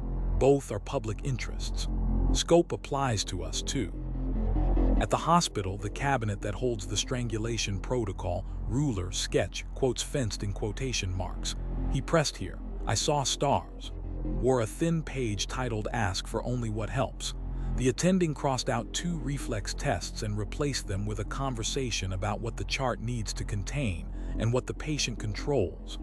Minimum necessary, she told a resident. Clinical scope is a warrant in a white coat. The advocate laid down the verbs that travel, call, stay, leave, plan, and added a checkbox with the dignity of small print. Release only the part that serves the request. In the lab, particularity presented as labels that match and claims that don't overrun their borders. A junior analyst read her conclusion aloud to a bench partner and trimmed it to the shape of the method. Results consistent with X on item A2. No opinion offered on unsubmitted items. The margin earned 2 initials because verification is mercy to your future self under oath. On the corkboard, a 1-pager titled "What We Do Say" banned catching adjectives and insisted on consistent with unless thresholds allowed more. Another sheet mapped #manifest discovery index, so mirrors arrive with numbers a defense laptop can swallow whole. Particularity is the reason the same truth fits in more than one machine. 2 counties over, the small department that keeps laminates in a shoebox labeled "Tools Hosted Stay in the Box" in a library that smells like glue and harvest. Handouts were plain. How we knock when we walk away, where we leave a receipt and a new sheet scope cards. It listed sentences to read aloud, the same in every doorway. We're seeking item, may we look location only. And we will stop at drawers unless named. A teenager asked if anyone ever thanks them for being that specific. The sergeant laughed with tired affection. "Not often," he said, "but judges do." The district attorney stood beneath a scoreboard allergic to triumph and wrote 3 columns: probable cause, particularity, execution. He moved a draft charge through each column as if it were lumber, squaring edges, shaving splinters. "Vivid is for novels," he said. "Particular is for warrants."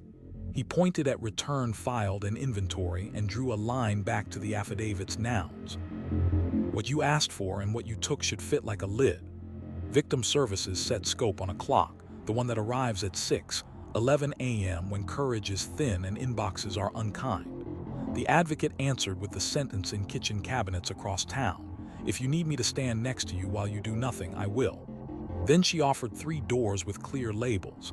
Legal letter, only what the court needs. Employer note, dates, not details. School plan, accommodations, not narratives. Particularity inside care is privacy with receipts. Doc spoke its language, schedule with memo verbs that don't stray. Property audits reconcile to inventory numbers. Movement logs match request scope. Protective housing reviews initialed by both shifts. A captain tapped a laminated strip older than anyone's boots. Silent escorts pass schools, and wrote the date of last verification in a corner that admits no flourish. Observed, still practiced. Boundaries you can schedule are boundaries you can defend. At the high school, Steady gained a page titled "Ask Precisely, Offer Lightly." It taught students and staff to request only what helps and to write only what the next person needs. Who, where, when, what you need changed. A teacher taped it to a cabinet and underlined the groan sentence at the bottom. "Leave feelings, bring facts, protect details that don't serve the fix." A church hall with folding chairs that have learned how to hold absence without bending took the perennial question again. How do we help without making it worse? The sheriff drew a rectangle and labeled the edges where, what, why, how long. "We aim small," she said. "We write small. We act small. We leave a receipt that matches." Evening pressed its palm onto the cul-de-sac and steadied it. Steam on windows, graphite weather along worksheet corners, a bicycle sketching a chalk river that refuses to become a border. A cruiser idled a street over, patient as a bench. Inside, a deputy slid the laminated card from the visor and said the sentence aloud because speaking it squares the wrist. "Start small, document big. 2-beat knock. Name first. Request next. Paper if needed." Beneath the nouns he added September's habit. Affidavit nouns squared to rooms. Consent CF03 scope read verbatim. Warrant WR07 executed within limits. Photos wide before open. Receipt RL02 shows only named items. Return filed. Disclosure log updated. Family noticed.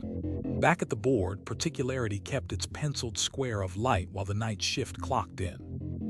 The town had learned the case does not remain trustworthy because anyone looked hard. It remains trustworthy because everyone looked only where the law said and took only what the paper named. This is how it keeps living where lives must. Porch bulbs on timers, notebooks a stranger can follow, warrants in nouns that fit their rooms, science loyal to verification, packets that teach while they disclose, calls returned when courage is thin. The file will never answer why. It continues to excel at who, what, when, where, how, and at the disciplined work of drawing a box small enough for the truth to stand inside without breaking. October drew a ruler across the afternoons, edges crisp, air honest. On Saratoga Trail, porch bulbs rose a breath before dark and yielded a breath after dawn, the neighborhood's quiet metronome keeping time without asking to be thanked. Across town, the whiteboard wore a word borrowed from instruments and handed to everyone: calibration. The sheriff tapped the cap of her marker on the board once. "Tools drift," she said. "So do people. Check both." The morning began with the kind of work that never makes a trailer and saves trials: drift audit. Dispatch synced clocks to a radio signal. Body cams flashed their timestamps in unison. Patrol speedometers were checked against a roadside unit that doesn't flatter. The breathalyzer logged its self-check. The scale and evidence swallowed a control weight and told the truth within a gram. The camera snapped a color card and didn't argue with daylight. A technician wrote small numbers in a column with the patience of a mason. The lieutenant initialed a line nobody quotes and everyone leans on: within tolerance. Calibration is permission to trust the next sentence. The first call came as a doorbell clip, captioned like it wanted to be a conclusion.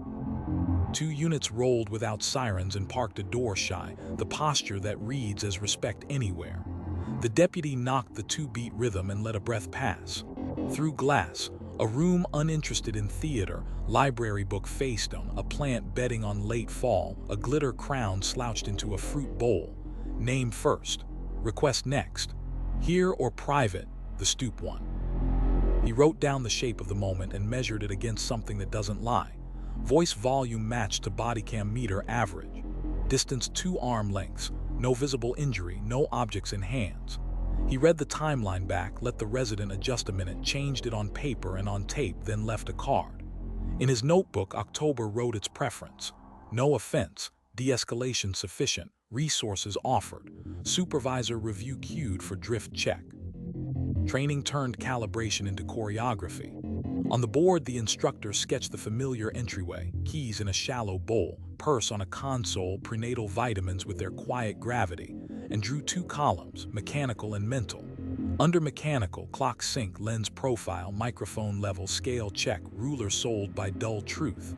Under mental, confirmation bias named, tunnel vision written and fenced, a line to write when adrenaline wants to steer. What else could this be? "We calibrate ourselves with questions," she said. A deputy asked where instinct lives when stillness points like a compass. "Margin with a time," the instructor said. 0812 concern noted. Then try on the alternate for size. If it doesn't fit, you'll know why, and so will your report. Downstairs, the detective who treats the binder like a wrench opened to the hinge that doesn't drift with mood. "I observed. I requested. Consent was declined. A warrant was obtained." Behind it waited a tab labeled benchmarks, attaching acts to numbers. Threshold photo at 35 and color card included. Distance tape in frame. UTC read aloud, and another called cognitive checks, a short card slipped into every report. Other explanation considered. Evidence that would disprove. Listed. He wrote a sentence that felt more like carpentry than philosophy, squared to level. Dispatch ran tone check at the consoles. Operators replayed their own calls with volume meters on screen. The goal wasn't flatter, it was steady. Phrases that travel were measured like bolts. Case number is, no voices heard, caller invited to update. A supervisor paused a clip and circled a comma that kept urgency from impersonating panic. Clocks kissed to the 10th. "Your voice is a tool," she said. "Keep it in spec." Records practiced calibration with staples and sequence. A request arrived heavy, everything, and left as law, stacked for comprehension. Timeline stapled on top, CAD and 911 transcript. The warrant and return, inventory keyed to photos, redaction index with patient citations. A gray slip on top read cal checks completed, timestamps reconciled. Page numbers confirmed. Mislabeled photo fixed and logged, disclosure mirrored. At the counter, earplugs sat beside sticky flags so someone could mark where they needed breath. Before envelopes travel, the ritual that has turned into ethic, advance notice to family. The clerk used the sentence the office keeps tuned for days like this. We protect access and dignity, both are public interests. At the hospital, the strangulation protocol kept its stubborn apparatus, ruler, sketch, quotes fenced in quotation marks. He pressed here. I saw stars. 5 minutes later, a second nurse measured again without hint, the simple genius of interrogator built into the room. The attending added a small box to the chart. Alternative causes considered. Excluded by and a line that read like engineering, explainable in patient's words. The advocate placed 2 cards, verbs that travel, call, stay, leave, plan, and a third with a checkbox that tends to lower shoulders. Want me to confirm tomorrow's appointment so you don't have to? In the lab, calibration sounded like tiny thresholds and twin initials. The instrument passport wore a fresh sticker, service complete, and a line through yesterday's wobble.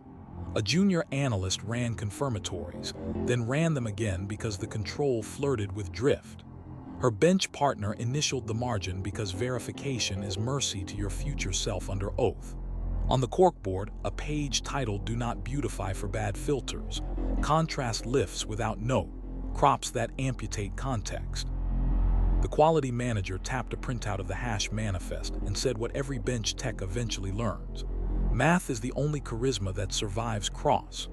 2 counties over, the small department that keeps laminates in a shoebox labeled tools hosted stay in spec at a library that smells like glue and harvested light.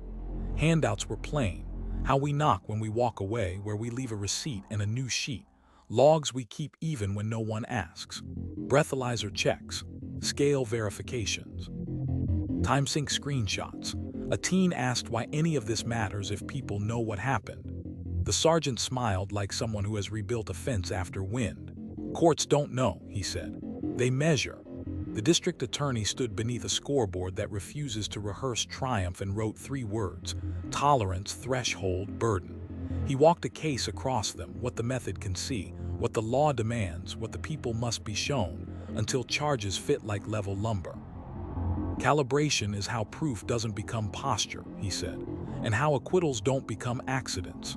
Victim services set calibration to the clock that always comes, 6:11 a.m., courage thin as string. The advocate answered with the sentence on refrigerators across town: if you need me to stand next to you while you do nothing, I will. Then she matched help to bandwidth, text, call, or quiet. When quiet won, she set a reminder in a voice that doesn't nag and wrote 1 line to herself. Check tone, be smaller than their day. Doc translated calibration into schedule, its first language. A memo with the personality of a straight edge. Count times checked by second watch. Generator test logged. Movement logs reconciled to UTC. Protective housing reviews signed legibly. The captain tapped the laminated strip older than many boots, silent escorts past schools, and added a fresh date in square handwriting, observed, unchanged. Some standards don't need to evolve, they need to hold. At the high school, Steady gained a page titled Check Yourself. It taught students and staff to write what happened twice, once how it felt, once in nouns and numbers, and to use the second version when systems ask. A teacher taped it to a cabinet door and underlined the plain instruction that grows adults. Replace obvious with 3 details. A church hall with folding chairs that have learned to carry absences without creaking took the late question again. How do we help without making it worse? The sheriff drew 2 dials, volume and scope, and a small switch labeled self-check. Turn yourself to match the room, she said. Then look at the tool in your hand and make sure it belongs. Evening settled the cul-de-sac to a readable line, steam on windows, graphite mist on worksheet corners, a bicycle sketching a chalk river that refuses to pretend it borders. A cruiser idled a street over, patient as a bench. Inside, a deputy slid the laminated card from the visor and spoke the sentence aloud because saying it squares the wrist. Start small, document big. 2-beat knock. Name first. Request next. Paper if needed. Beneath the nouns he added October's habit. Clocks synced. Meters checked. Quotes read back. Alt theory considered. Consent CF03 read verbatim. Warrant WR07 executed. Receipt RL02 photographed wide. Return filed. Disclosure log updated. Family noticed. Back at the board, calibration kept its square of light while the night shift clocked in. The town had learned the case does not remain trustworthy because anyone means well. It remains trustworthy because instruments and instincts are tuned on purpose again and again. This is how it keeps living where lives must. Porch bulbs on timers, notebooks a stranger can follow, warrants in particular nouns, science that prefers thresholds to theater, packets that teach while they disclose, calls returned when courage is thin. The file will never answer why. It continues to excel at who, what, when, where, how, and at the quiet discipline of keeping everything, from lenses to voices, inside the lines that truth requires. November thinned the daylight to a durable thread and stitched it through the hours. Bus doors closing like practiced hands, mail lids keeping their promises, porch timers admitting dusk with unbothered precision. On Saratoga Trail, bulbs rose a breath before dark and yielded a breath after dawn. Not optimism, endurance. Across town, the whiteboard wore a word that isn't a speech so much as a posture: resilience. The sheriff let the marker hang quiet at her side. "This isn't about bouncing back," she said. "It's about staying true while the wind keeps blowing." Morning began with the drill no one advertises and everyone needs: continuity under stress. Dispatch ran calls off a skeleton crew while the analyst pulled two consoles for updates. The paper CAD, the clipboard kind with boxes like stepping stones, caught the spill without complaint. Radios handed off to the backup tower. The clock hummed in UTC. The supervisor read the 30-second relief brief into 3 incidents so the next voice would inherit the same facts. "Systems are how we rest without dropping the truth," she said, and the note went on a wall where printers breathe. The week's first call wore the now familiar costume. 30 seconds of doorbell video captioned like a closing argument. 2 units rolled without sirens and parked a door shy, the posture that reads as respect. The deputy knocked the 2-beat rhythm and allowed 1 breath between sound and speech. Through glass, a room unwilling to audition, library book faced him, a plant keeping its bargain with light, a glitter crown slouched into a fruit bowl. Name first, request next. Here or private, the stoop one. He wrote what could carry. Voices at conversation level, distance 2 arm lengths, no objects in hands, no visible injury. The resident's timeline moved by a minute. He changed it on paper and on tape. No offense. De-escalation sufficient. Resources offered. He left a card and, because wind doesn't announce itself, added a line to the bridge brief for the night shift. Check in Friday by consent. If crew light, text before call. Resilience plans for thin benches. Training turned resilience into choreography. On the board, the instructor sketched the familiar entryway, keys in a shallow bowl, purse on a console, prenatal vitamins keeping their quiet watch, and wrote 3 rails. Absorb, adapt, persist. Absorb, start small, document big, 2-beat knock. Name first, request next, quotes fenced in quotation marks, timeline stapled on top. Adapt, switch to paper when screens sulk, read the consent script instead of remembering. Call the interpreter even if your vowels are proud. Persist, receipt left RL02, return file WR07, disclosure log updated even when the room wants the short version. A deputy asked where instinct belongs when silence points like a compass. Margin with a time, the instructor said. 0812, concern noted. Then pick the smallest step that keeps the truth intact, even if the roster's thin and the hours long. Downstairs, the detective who treats the binder like a wrench opened to the hinge that outlives all weather. I observed, I requested. Consent was declined. A warrant was obtained. Behind it lived a new tab titled Continuity of Care, not medical but case health. Boxes for second reader assigned, succession note filed, family contact set for holidays, lab addendum mirrored. He wrote the sentence that reads like carpentry and feels like oath. If a gust lifts this page, the nails stay. Records practiced resilience with staples and sequence. A request arrived wide, everything, on the same morning a clerk's child spiked a fever. Another clerk took the chair and stacked the packet the way a stranger can walk it. Timeline on top, CAD and 911 transcript, the warrant and return, the inventory keyed to photos, the redaction index with patient citations. A gray slip rode the stack. who finished if the starter had to go. Before envelopes traveled, the ritual turned into habit and then into character. Advance notice to family. At the counter, a bowl of earplugs and a stack of sticky flags waited for people who need to stop without asking permission. Resilience is kindness that survives triage. At the hospital, the cabinet with the strangulation protocol, ruler, sketch, quotes fenced in quotation marks. He pressed here. I saw stars. Gained a thin page titled When We're Short. It mapped minimum staffing to steps that still protect the patient. Measure twice with one nurse and a second set of eyes from triage. Dim lights where possible. Ask before rolling the loud cart. The attending crossed out 2 tests that soothe clinicians more than patients and wrote order what changes care in ink that banishes flourish. The advocate set down the verbs that travel, call, stay, leave, plan, and added a box that lives only in real rooms. If phones overwhelm, we can hold appointments for you.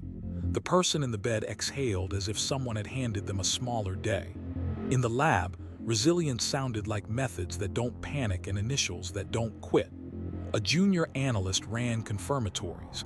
A control flirted with drift. She reran without drama. Her bench partner initialed the margin because verification is mercy to your future self under oath. On the corkboard, a one-pager titled Work When the Light Flickers explained how mirror sets cue, where hash manifests live offline, which instrument gets the next run if the first goes down. The quality manager tapped a printout and said the thing that keeps a shop honest. We don't skip, we shift. 2 counties over, the small department that keeps laminates in a shoebox labeled tools held hard weak rules in a library that smells like glue and early dark. Handouts were plain. How we knock when we walk away, where we leave a receipt, and a new one when you're tired. It listed 3 sentences to save a day from becoming a headline. I'm going to slow down. Please correct me if I say your time. We can do this tomorrow. A teenager asked if stopping ever looks weak. The sergeant shook his head. Stopping looks like accuracy that survived. The district attorney stood beneath a scoreboard that refuses to rehearse triumph and wrote 3 nouns: docket, duty, delay. He walked a case down the calendar, choosing which hearing to advance, which to amend, which to dismiss, because a tired office should not carry charges that require heat to stand up. Resilience is not hoarding, he said. It's letting go of what the truth doesn't need. Victim Services tuned resilience to the hour that always comes, 6:11 a.m., courage thin as thread. The advocate answered with the sentence in 100 kitchens. If you need me to stand next to you while you do nothing, I will. Then she added, if talking is too big, I can text you the same kindness. If answering is too big, I'll write you tomorrow unless you say no. The reply was a single punctuation mark, permission without conversation. The office kept its tiny metric, check-ins on time despite staff out. Resilience is a promise that keeps its appointment. Doc translated resilience into schedule, a memo that sounds like a ledger and functions like shelter. Movement rerouted for staff shortage. Visit windows extended to cover. Protective housing reviews completed by second watch. Siren tests postponed. A captain tapped the laminated strip older than the newest boots. Silent escorts past schools and wrote a fresh date with square handwriting. Observed, unchanged. Standard is the opposite of improvisation. At the high school, Steady gained a page titled Keep Going, smaller. It taught students and staff to shrink help to fit a day that won't cooperate. 2 sentences, not 10. A hall pass, not a meeting. A handoff note, not a saga. A teacher taped it to a cabinet and underlined the line that turns exhaustion into competence. Do the next true thing. A church hall with folding chairs that have learned to carry absence without creaking took the perennial question again. How do we help without making it worse? The sheriff drew a rope across a flip chart and tied 3 knots. Routine, record, rest. Hold here, she said, tapping the knots in order. We don't brave our way through, we pace our way through. Evening set its palm on the cul-de-sac and steadied it, steam on windows, graphite weather along worksheet corners, a bicycle sketching a chalk river that refuses to learn the word border. A cruiser idled a street over, patient as a bench. Inside, a deputy slid the laminated card from the visor and said the sentence aloud because speaking it keeps the wrist square. Start small, document big. 2-beat knock. Name first. Request next. Paper if needed. Beneath the nouns he added November's habit. Facts read back. Alt theory noted. Consent CF03 read verbatim. Warrant WR07 if needed tomorrow dawn, not midnight. Receipt RL02 photographed wide. Return filed. Disclosure log updated. Bridge brief set. Family noticed. Back at the board, Resilience held its square of light while the night shift clocked in. The town had learned the case doesn't stay trustworthy because anyone is tireless. It stays trustworthy because the steps are sturdy enough to carry tired feet. This is how it keeps living where lives must. Porch bulbs on timers, notebooks a stranger can follow, warrants in particular nouns, science loyal to verification, packets that teach while they disclose, calls returned when courage is thin. The file will never answer why. It continues to excel at who, what, when, where, how, and at the quiet stamina of doing the measured thing again tomorrow at the same size, even when the wind keeps blowing. December pressed cold into the seams of the day and clarified sound. Bus doors shutting like measured thoughts, mail lids clicking their single-syllable porch timers admitting dusk on the dot. On Saratoga Trail, bulbs rose a breath before dark and yielded a breath after dawn. Not preference, practice. Across town, the whiteboard wore a word that governs hands more than hearts: impartiality. The sheriff set the cap on the marker like a seal. Feelings can visit, she said. They can't drive. Morning opened with the kind of meeting that changes fewer minds than habits and matters more. Assignment audit. Cases on a table in plain folders, names taped shut, blocks and call types visible. The analyst read the distribution like rainfall totals, randomized starts, rotation exceptions logged, mutual aid handoffs tracked and reconciled. 2 outliers leaned right of the mean. The lieutenant wrote the sentence that moves a needle without theater. Reshuffle going forward, publish rule, show your homework. On a second screen, charging disparity blinked in columns, same acts, different blocks, similar outcomes. The district attorney circled a wobble and said the only decent verb, correct. The first call arrived captioned like a verdict, 30 seconds of doorbell video built for outrage. 2 units rolled without sirens and parked a door shy, the posture that reads as respect regardless of zip code. The deputy knocked the 2-beat rhythm and let one breath pass. Through glass, a room uninterested in performing, library book faced him, a plant bargaining with winter light, a glitter crown slouched into a fruit bowl. Name first. Request next. Here or private, the stoop one. He wrote the measured nouns anyone could check. Voices at conversation level, distance 2 arm lengths, no objects in hands, no visible injury. He read the timeline back. The resident moved a minute. He changed it on paper and on tape. No offense. De-escalation sufficient. Resources offered. In his report, one extra line the policy now insists on when the internet tries to pick a side for you. Script read verbatim. Interpreter offered. Decision explained. The same for everyone because the same is the point. Training turned impartiality into choreography. On the board, the instructor sketched the familiar entryway, keys in a shallow bowl, purse on a console, prenatal vitamins with their quiet gravity, and drew 2 columns beneath a single heading. Same step, same voice. Left, consent script, 2-beat knock, name first, request next, quotes fenced in quotation marks. Right, interpreter offered, timeline repeated back, receipt left RL02, return file WR07, disclosure ledger updated. Your tone is part of policy, she said. A deputy asked where instinct belongs when silence points like a compass, and when the people on the porch are not the people you grew up calling neighbor. Margin with a time, the instructor said. 0812 concern noted. Then do the script the same way you would on your own street.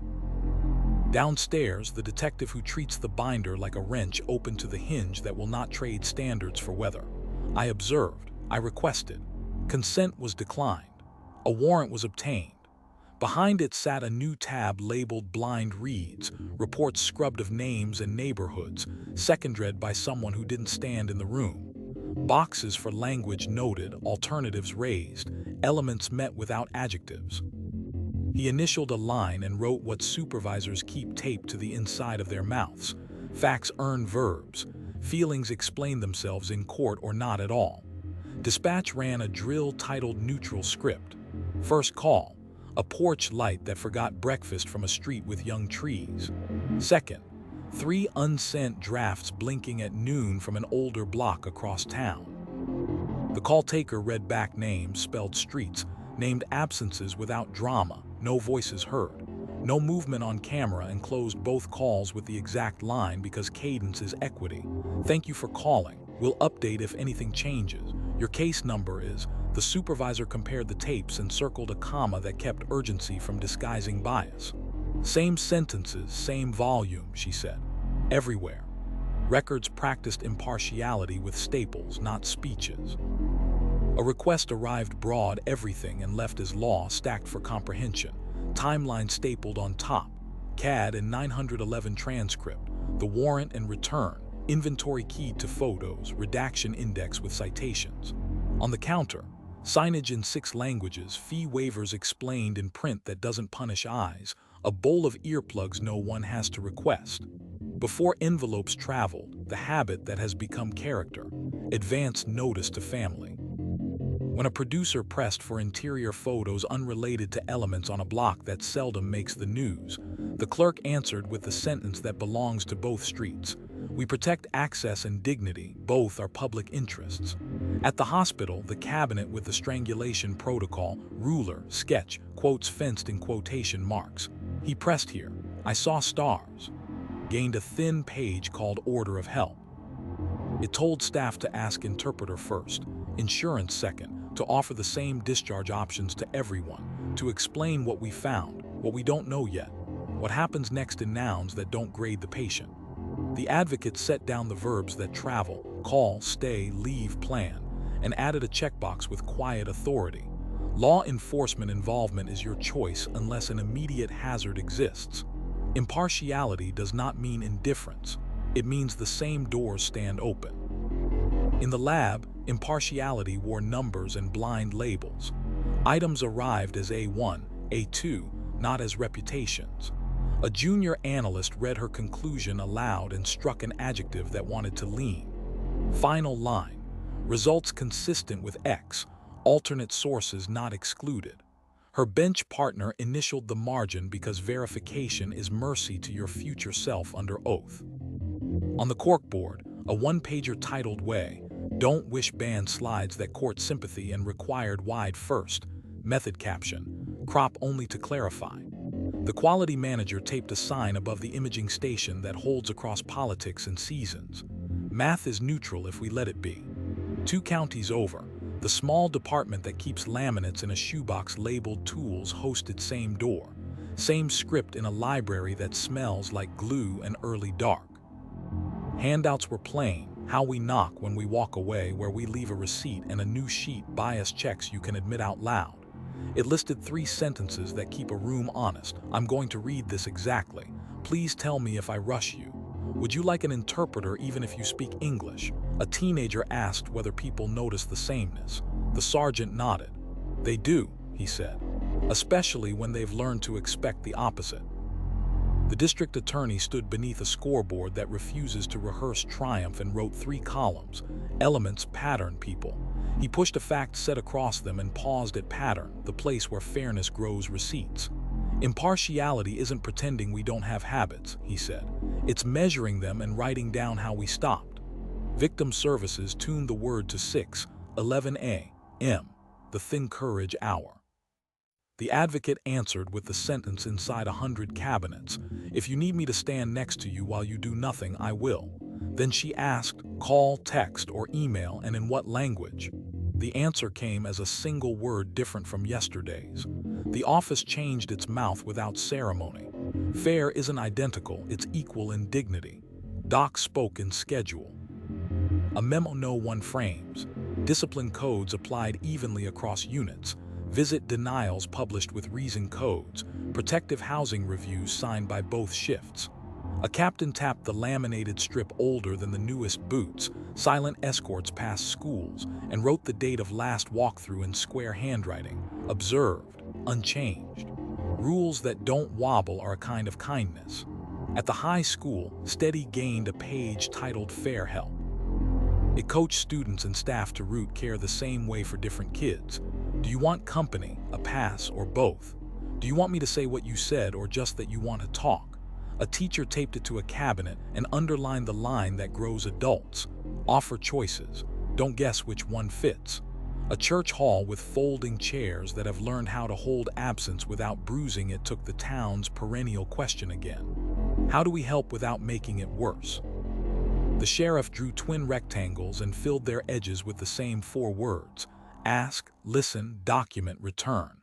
Impartiality isn't colder, she said. It's steadier.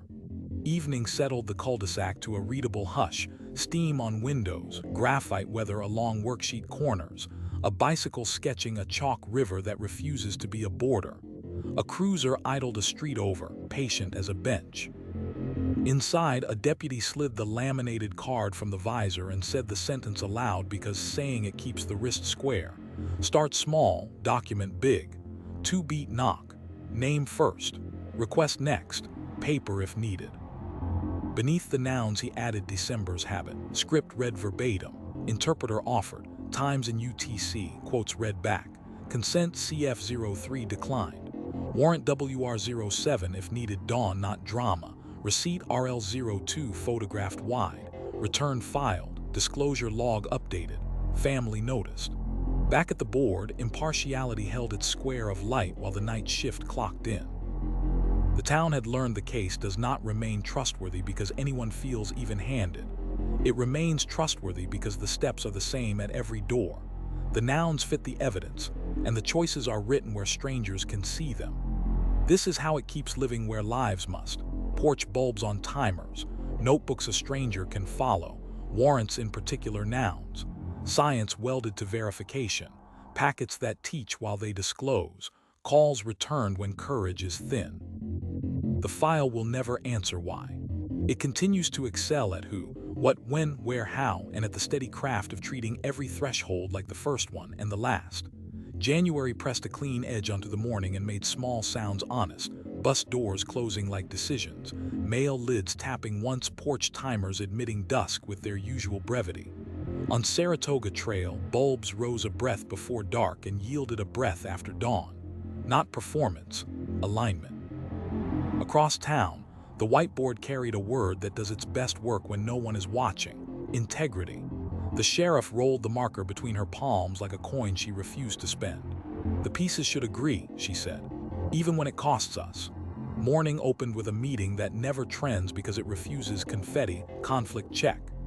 Case lists on one screen, employment histories on another, a spreadsheet of relationships and prior contacts between investigators, witnesses, and counsel. The analyst marched down columns that guard against quiet entanglement: prior client, family tie, social connection that could tilt judgment, 2 names pinged.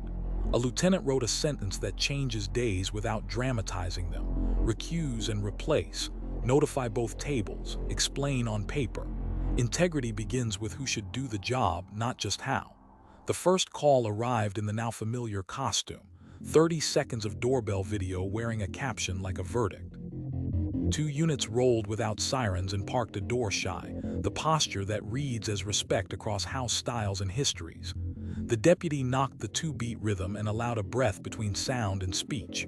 Through the glass, a room that refused to audition, library book faced him, a plant keeping faith with winter light, a glitter crown slouched into a fruit bowl.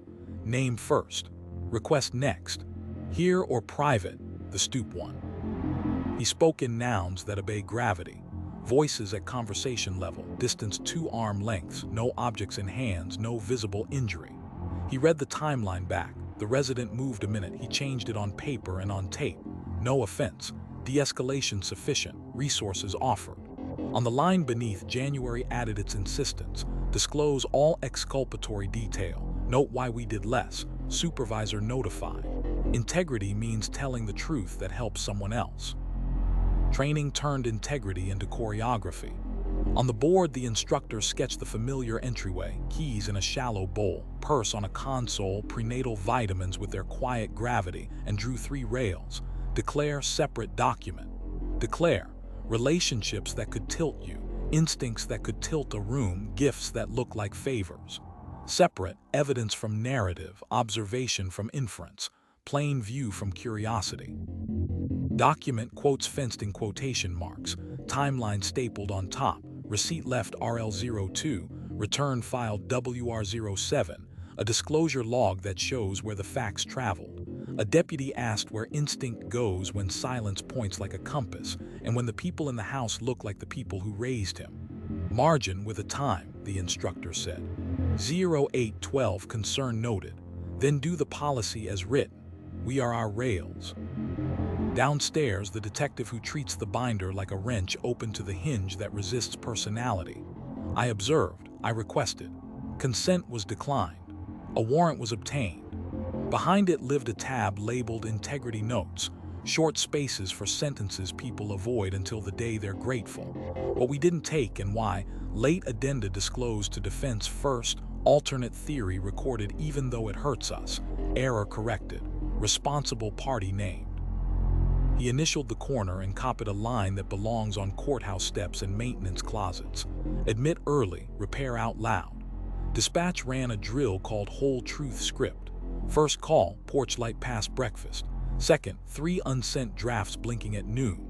The call taker read back names and spelled streets, then added facts that never headline and always matter. No sounds of distress, no movement on camera. At the end, the sentence that keeps cases square. Your case number is. We will call back if this changes.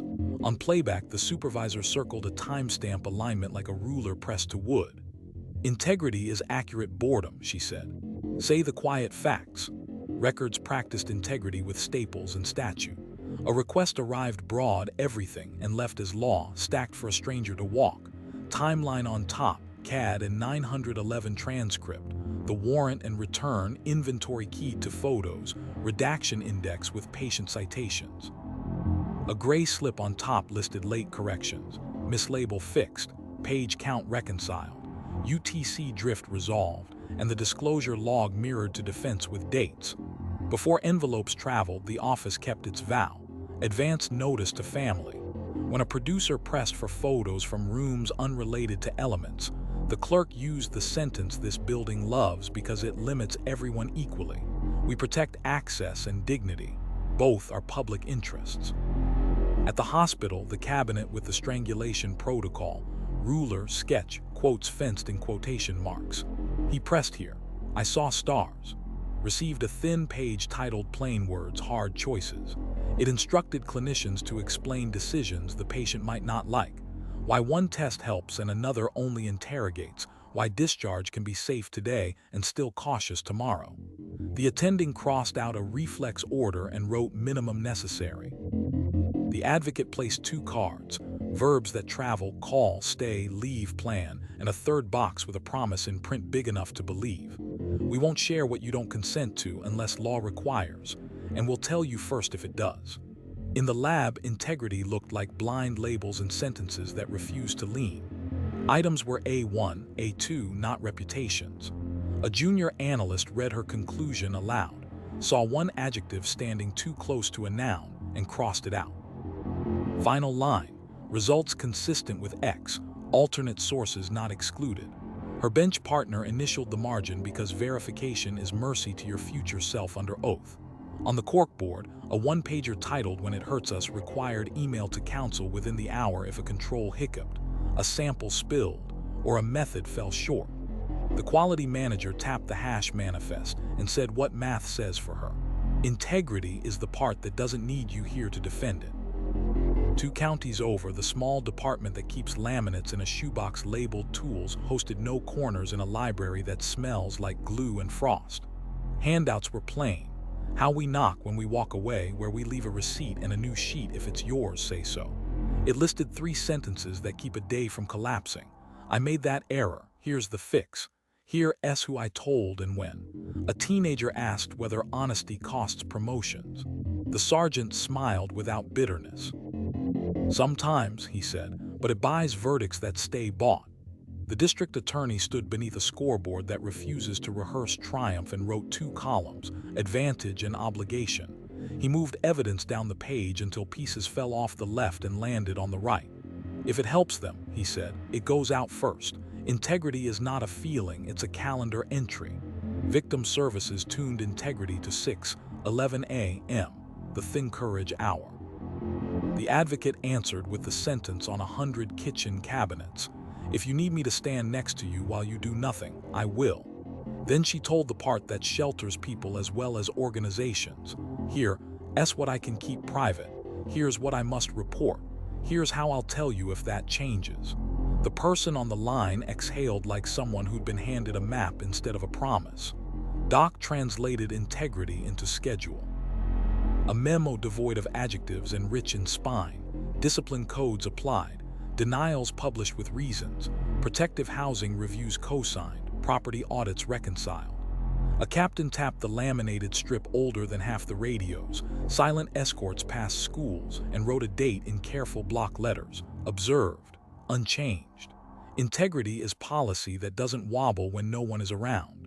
At the high school, Steady gained a page titled "Say the Part That Costs You."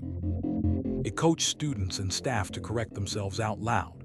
"I said that wrong yesterday, here's the fix. I left this out, here it is. I can't share that, here's why." A teacher taped the page to a cabinet and underlined the sentence that grows adults quicker than birthdays.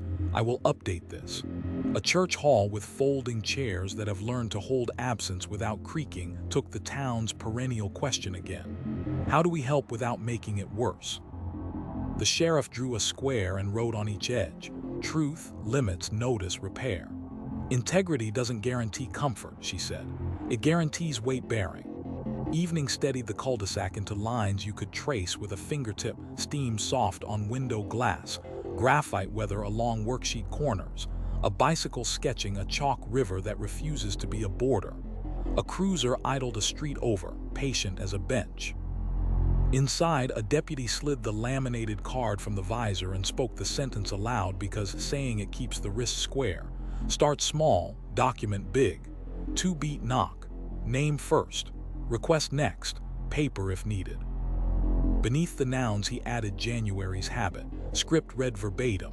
Interpreter offered. Exculpatory detail recorded. Consent CF03 declined. Warrant WR07 if needed. Dawn not drama. Receipt RL02 photographed wide. Return filed. Disclosure log updated. Defense first. Family noticed. Back at the whiteboard, integrity held its square of light while the night shift clocked in. The town had learned the case does not remain trustworthy because anyone sounds righteous. It remains trustworthy because every step, especially the inconvenient ones, lands where policy says and is written where strangers can see it. This is how it keeps living where lives must. Porch bulbs on timers, notebooks a stranger can follow, warrants in particular nouns, science welded to verification, packets that teach while they disclose, calls returned when courage is thin. The file will never answer why. It continues to excel at who, what, when, where, how, and at the costly, durable grace of doing the right thing when no one is clapping. February laid a clear pane over the days and made ordinary noise legible, bus doors sealing like sentences, mail lids speaking one syllable at a time, porch timers admitting dusk on schedule. On Saratoga Trail, bulbs rose a breath before dark and yielded a breath after dawn. Not spectacle, sightlines. Across town, the whiteboard wore a word that is more window than trumpet: transparency. The sheriff balanced the capped marker on her finger and let it fall into her palm. "Tell people what we're doing," she said, "before they have to guess. Then show them." Morning opened with a ritual that prefers checklists to podiums, the release table. Bodycam clips flagged by policy, 911 audio with transcripts, CAD extracts, the warrant and return packet stacked in the order a stranger can walk it, timeline stapled on top, then the inventory keyed to photos, then the redaction index with statute citations in fonts that don't punish eyes. A lieutenant traced a finger along a card that lives on the table like a conscience. Family notified before public. The clerk read a date aloud, matched it to an email stamp and initialed the corner. "Publish the schedule," the sheriff said. "Not just the packet." The first call wore the costume that tries to replace inquiry with outrage. 30 seconds of doorbell footage captioned like a thesis. 2 units rolled without sirens and parked a door shy. the posture that reads as respect anywhere a threshold is a boundary. The deputy knocked the two-beat rhythm and let one breath pass. Through glass, a room with no appetite for plot, library book face down, a plant bedding on march, a glitter crown slouched into a fruit bowl. Name first, request next. Here or private, the stoop one. The deputy wrote nouns the public can check. Voices at conversation level, distance 2 arm lengths, no objects in hands, no visible injury. He read the timeline back.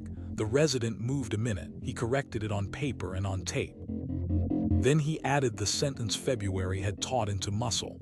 Incident number read aloud for record. Public info card provided. How to request the packet explained. He left a business card that didn't try to be a benediction. Transparency is not a performance, it's a map. Training turned transparency into choreography. On the board, the instructor sketched the familiar entryway, keys in a shallow bowl, purse on a console, prenatal vitamins with their quiet gravity, and wrote 3 verbs in a row: explain, show, leave. Explain, 2-beat knock. The consent script read verbatim, plain view named at the threshold. Why we won't open drawers without paper. Show, hold the camera wide first. Narrate position, not opinion. Read the time in UTC.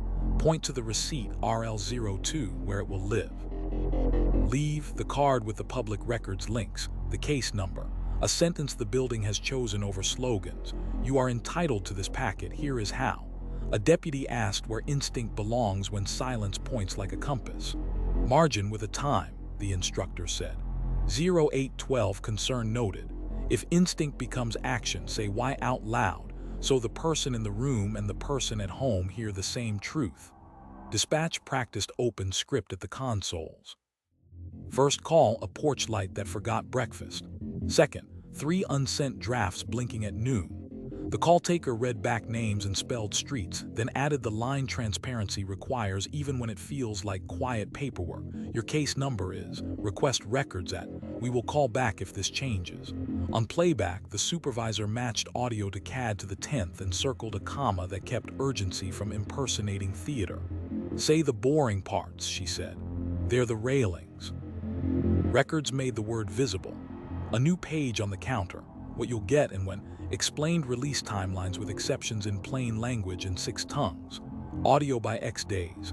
Bodycam within policy window. Warrant and return upon filing. Redactions listed by statute. Fee waivers available. A QR code pointed to a public dashboard, packets released. Timestamps. Reasons when clocks slipped. Near the bowl of earplugs and sticky flags sat a small stack of envelopes stamped family first. Before anything traveled, the office made the call the building treats as oath. Advance notice to family. When a producer asked for an interior photo unrelated to elements, the clerk used the sentence that belongs to both streets and long evenings. We protect access and dignity, both are public interests. Downstairs, the detective who treats the binder like a wrench opened to the hinge that doesn't need adjectives. I observed. I requested. Consent was declined. A warrant was obtained. Behind it, a tab labeled Public Index mapped every number to a place a citizen can ask for without learning the language of courthouses. CAD 25-17, left-right arrow BWC 2640, to left-right arrow photo 31 wide. Left-right arrow receipt RL02, left-right arrow return WR0, 7 left-right arrow redaction index, R1. He wrote a line that saves tempers more than it stirs them. Questions belong to this email. You will get a human name. At the hospital, the cabinet with the strangulation protocol, ruler, sketch, quotes fenced in quotation marks. He pressed here, I saw stars. Gained a laminated sheet titled Your Records. It answered the questions people usually have to ask 3 times. What you can see, what we must keep, how long, how to request, how to add your correction. The attending crossed out a reflex test and wrote minimum necessary. Then she read the discharge instructions aloud and asked the patient to correct anything that didn't sound like their life.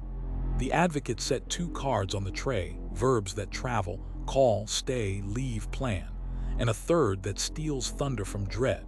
We will tell you before we must tell anyone else. In the lab, transparency wore small fonts and open doors. SOPs with method ranges sat on a public page. Hash manifests marched across screens that defense could mirror and jurors could tolerate. A junior analyst read her conclusion to a bench partner and trimmed a sentence until it could stand in daylight. Results consistent with X, alternate sources not excluded. The margin collected 2 initials because verification is mercy to your future self under oath. On the corkboard, a one-pager titled "Show Your Work" forbade pretty slides without wide shots and demanded captions that named source and date instead of calling anything dramatic. The quality manager tapped a poster and smiled the way a skeptic smiles at math. Method over montage. 2 counties over, the small department that keeps laminates in a shoebox labeled tools hosted Ask Us How in a library that smells like glue and thaw. Handouts were plain. How we knock when we walk away, where we leave a receipt and a new sheet, what we can't give you and why. It printed statutes and nouns a layperson can carry home, including the 2 that defend dignity against curiosity. A teenager asked if anyone ever says thanks for the redactions. The sergeant half laughed.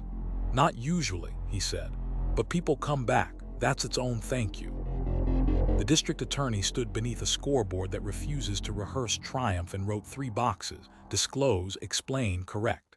He walked a case across them like lumber over sawhorses. Open file discovery, a memo to defense when a lab hiccups, a press line that names what changed and why. "Transparency doesn't mean we like the light," he said. "It means we move the work where the light lives." Victim Services tuned openness to 6:11 a.m., the thin courage hour. The advocate answered with the sentence on 100 kitchen cabinets: "If you need me to stand next to you while you do nothing, I will." Then she added, "Here's exactly what I keep private. Here's what I must report. Here's how I'll tell you if that changes." The relief on the line sounded like someone setting down a heavy bag. Openness is a map, not a spotlight. Doc translated transparency into schedule. A memo no one frames and plenty of people bookmark. Count times posted. Grievance response clock visible. Visit denials logged with codes and links. Protective housing reviews signed by both shifts. A captain tapped the laminated strip older than a few of the radios. Silent escorts past schools, and wrote the date of the last walkthrough where anyone could read it. Observed, unchanged. Some windows never need curtains. At the high school, Steady gained a page titled "Show Your Sources." It taught students to attach the email, the policy link, or the case number to any announcement, and taught staff to put what, where, when, who to ask in one paragraph at the top of every message. A teacher taped it to a cabinet and underlined the groan sentence at the bottom: "Don't make people guess." A church hall with folding chairs that know how to hold absence without bruising, it hosted the perennial question again: how do we help without making it worse? The sheriff drew a rectangle and labeled the edges: what we know, what we don't, what we're doing, what you can do. "Put this on the page," she said. "Then answer your phone." Evening leveled the cul-de-sac into lines you could trace: steam on windows, graphite weather along worksheet corners, a bicycle sketching a chalk river with no ambition to be a border. A cruiser idled a street over, patient as a bench. Inside, a deputy slid the laminated card from the visor and said the sentence aloud because speaking it squares the wrist. "Start small, document big. 2-beat knock. Name first. Request next. Paper if needed." Beneath the nouns he added February's habit. Incident hash read on tape. Consent CF03 offered declined. Plainview boundaries explained. Warrant WR07 if needed, dawn not drama. Receipt RL02 photographed wide. Return filed. Redaction index prepared. Dashboard ticked. Family noticed. Public link queued. Back at the board, transparency kept its square of light while the night shift clocked in. The town had learned the case does not remain trustworthy because anyone sounds convincing.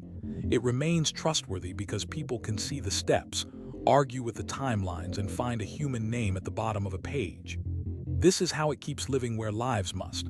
Porch bulbs on timers, notebooks a stranger can follow, warrants in particular nouns, science loyal to verification, packets that teach while they disclose, calls returned when courage is thin. The file will never answer why.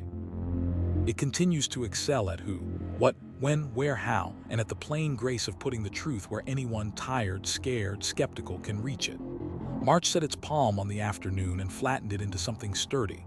Bus doors closing like good lids, mail slots knocking once, porch timers admitting dusk on schedule. On Saratoga Trail, bulbs rose a breath before dark and yielded a breath after dawn. Not sentiment, care taken.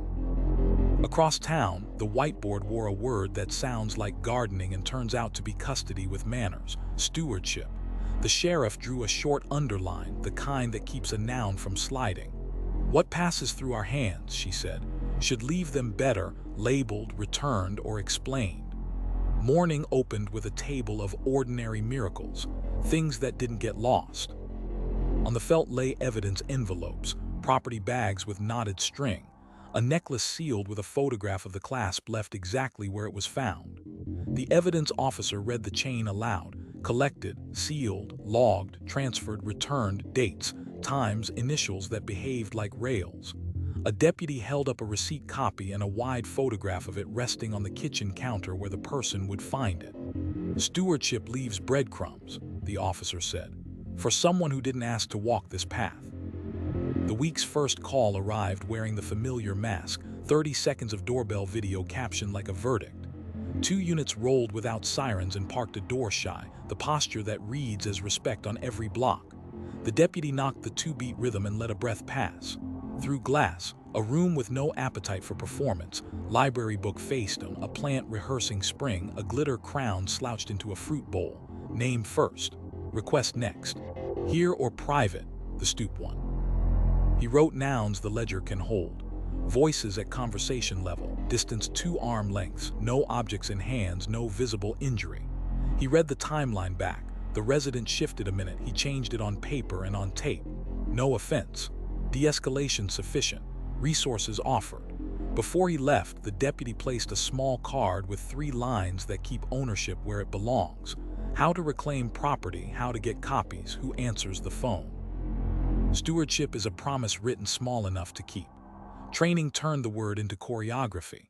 On the board, the instructor sketched the familiar entryway, keys in a shallow bowl, purse on a console, prenatal vitamins keeping their quiet watch, and wrote 3 rails. Hold, honor, hand back.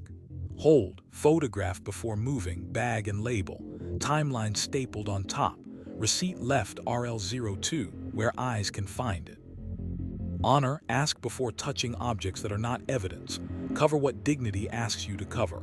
Read the consent scope in the same voice you use at home. Hand back. Return WR07 filed. Property appointments set when lives can stand them. The explanation written like you expect to be read by someone tired. A deputy asked where instinct belongs when a drawer hums with silence and the air points like a compass. Margin with a time, the instructor said. 0812 concern noted. If concern becomes action, paper goes first. Stewardship is not less law, it's law with a conscience. Downstairs, the detective who treats the binder like a wrench opened to the hinge that saves afternoons later. I observed. I requested. Consent was declined. A warrant was obtained. Behind it lived a new tab titled Custodian's Notes. The housekeeping a case needs to survive a winter. Who has the key card to the locker, where the duplicate lives, which family member prefers noon? What item the youngest asked not to see again? He initialed the corner and wrote the sentence that feels like carpentry and reads like oath. No orphaned objects. Dispatch practiced a drill named for calm durability, keep ownership. First call, a porch light that forgot breakfast. Second, 3 unsent drafts blinking at noon. The call taker read back names and spelled streets, then added the line that keeps boundaries from dissolving. We do not keep your video. We reference the time. Here's how to provide a copy if you choose. On playback, the supervisor circled a comma that prevented urgency from becoming appetite. We are not collectors, she said. We are caretakers. Records made stewardship tactile. A broad request, everything. Left as law, stacked in the order a stranger can walk it. Timeline on top, CAD and 911 transcript, the warrant and return, inventory keyed to photos, redaction index citing statute. A thin gray slip rode the packet. What you can take home today, public pages, certified if needed. What we must keep, Original media, how we hand back property appointments, mailback options, ID requirements explained without scolding. Before envelopes travel, the vow that anchors weeks, advance notice to family. At the counter, earplugs in a bowl and sticky flags for marking pauses, grace you don't have to ask for. At the hospital, the cabinet with the strangulation protocol, ruler, sketch, quotes fenced in quotation marks. He pressed here. I saw stars. Wore a laminated sheet titled Your Things. It listed what stays, what goes, and who decides. Clothing patient choice unless evidence, then duplicate garments provided. Photos by consent, copies on request, records how to add your own words. The attending crossed out a reflex test and wrote minimum necessary.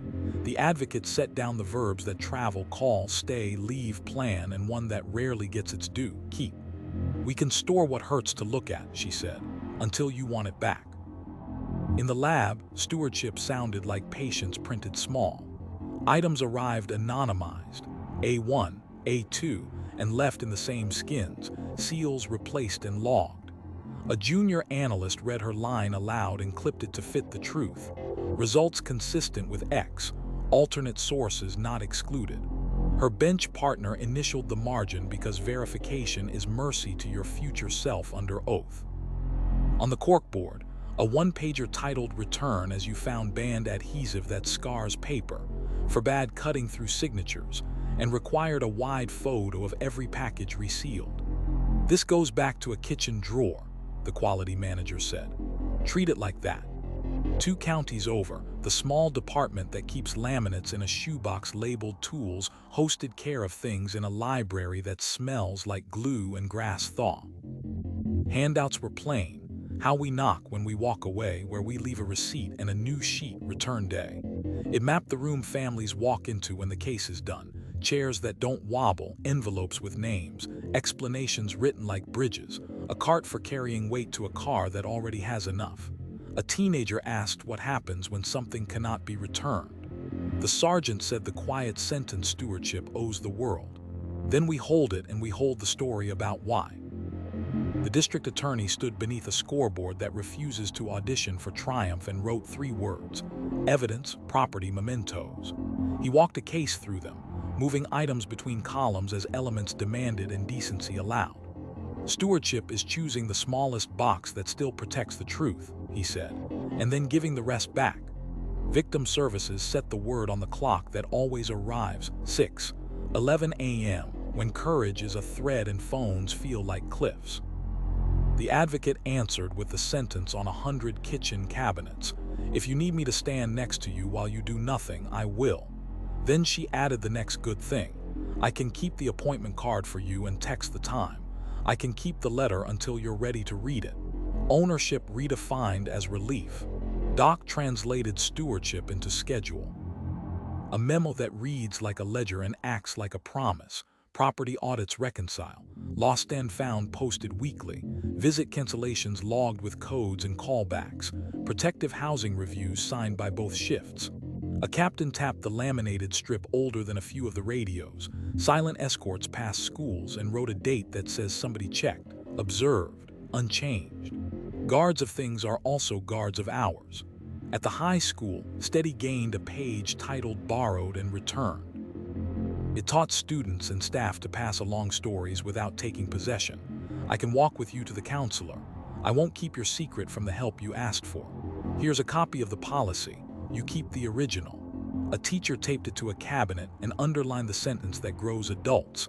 Don't keep what isn't yours, feelings or files. A church hall with folding chairs that have learned how to hold absence without bruising it took the perennial question again. How do we help without making it worse?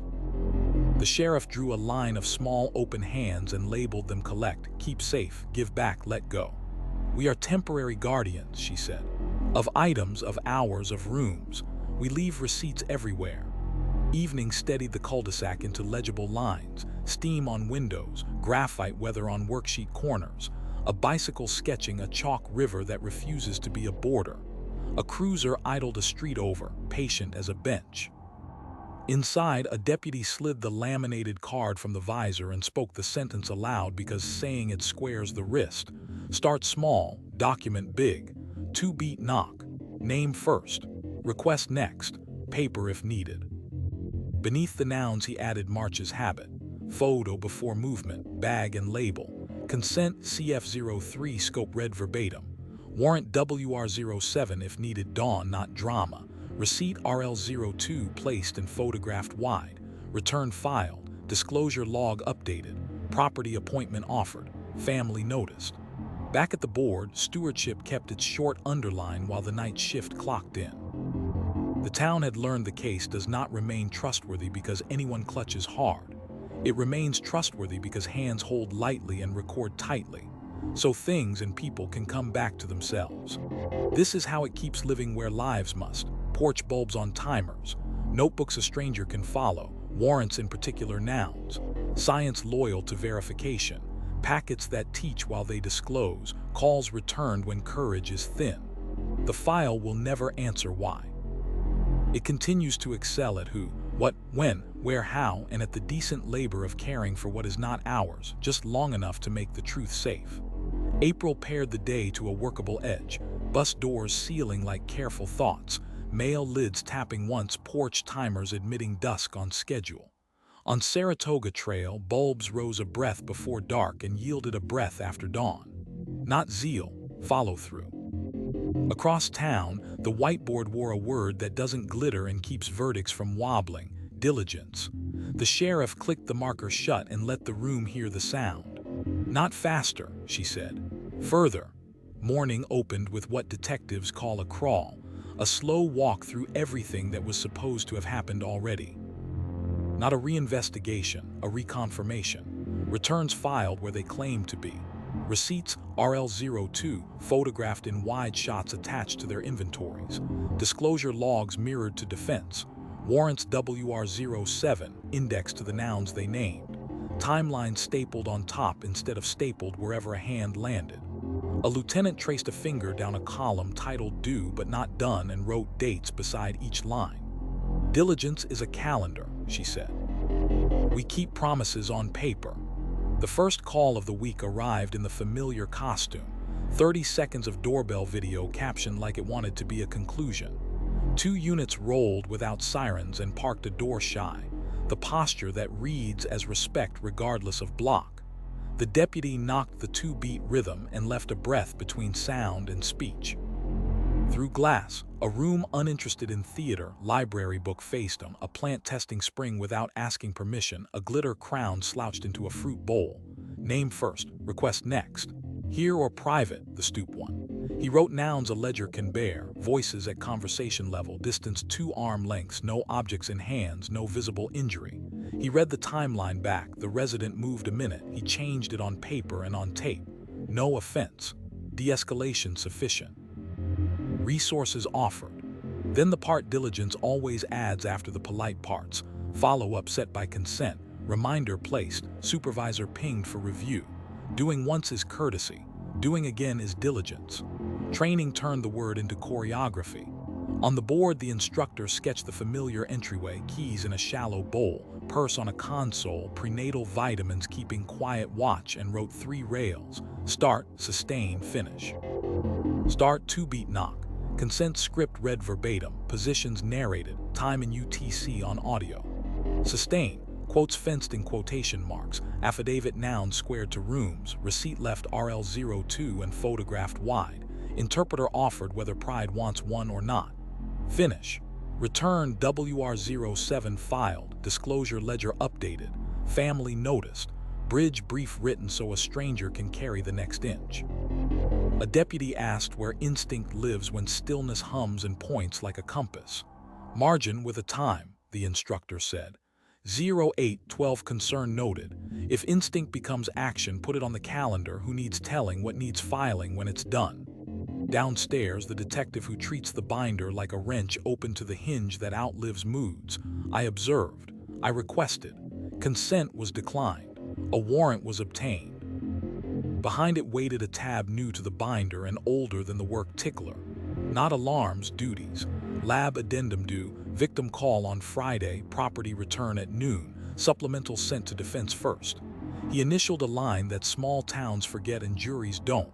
Annual check with family, offer updates, accept no. Diligence keeps knocking after the case can't answer for itself. Dispatch ran a drill called aftercare. Calls don't end when the phone hangs up. They end when the last person who needed something got it. The outgoing operator recorded the 30-second relief brief into the incident. The incoming operator played it, then placed a 2-minute courtesy call to the resident with the doorbell clip. Your case number, the records request link. The difference between urgent and routine updates. We will call you if this changes.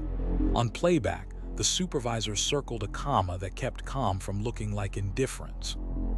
Diligence is the echo that doesn't raise its voice, she said. Records practice diligence with staples and patience.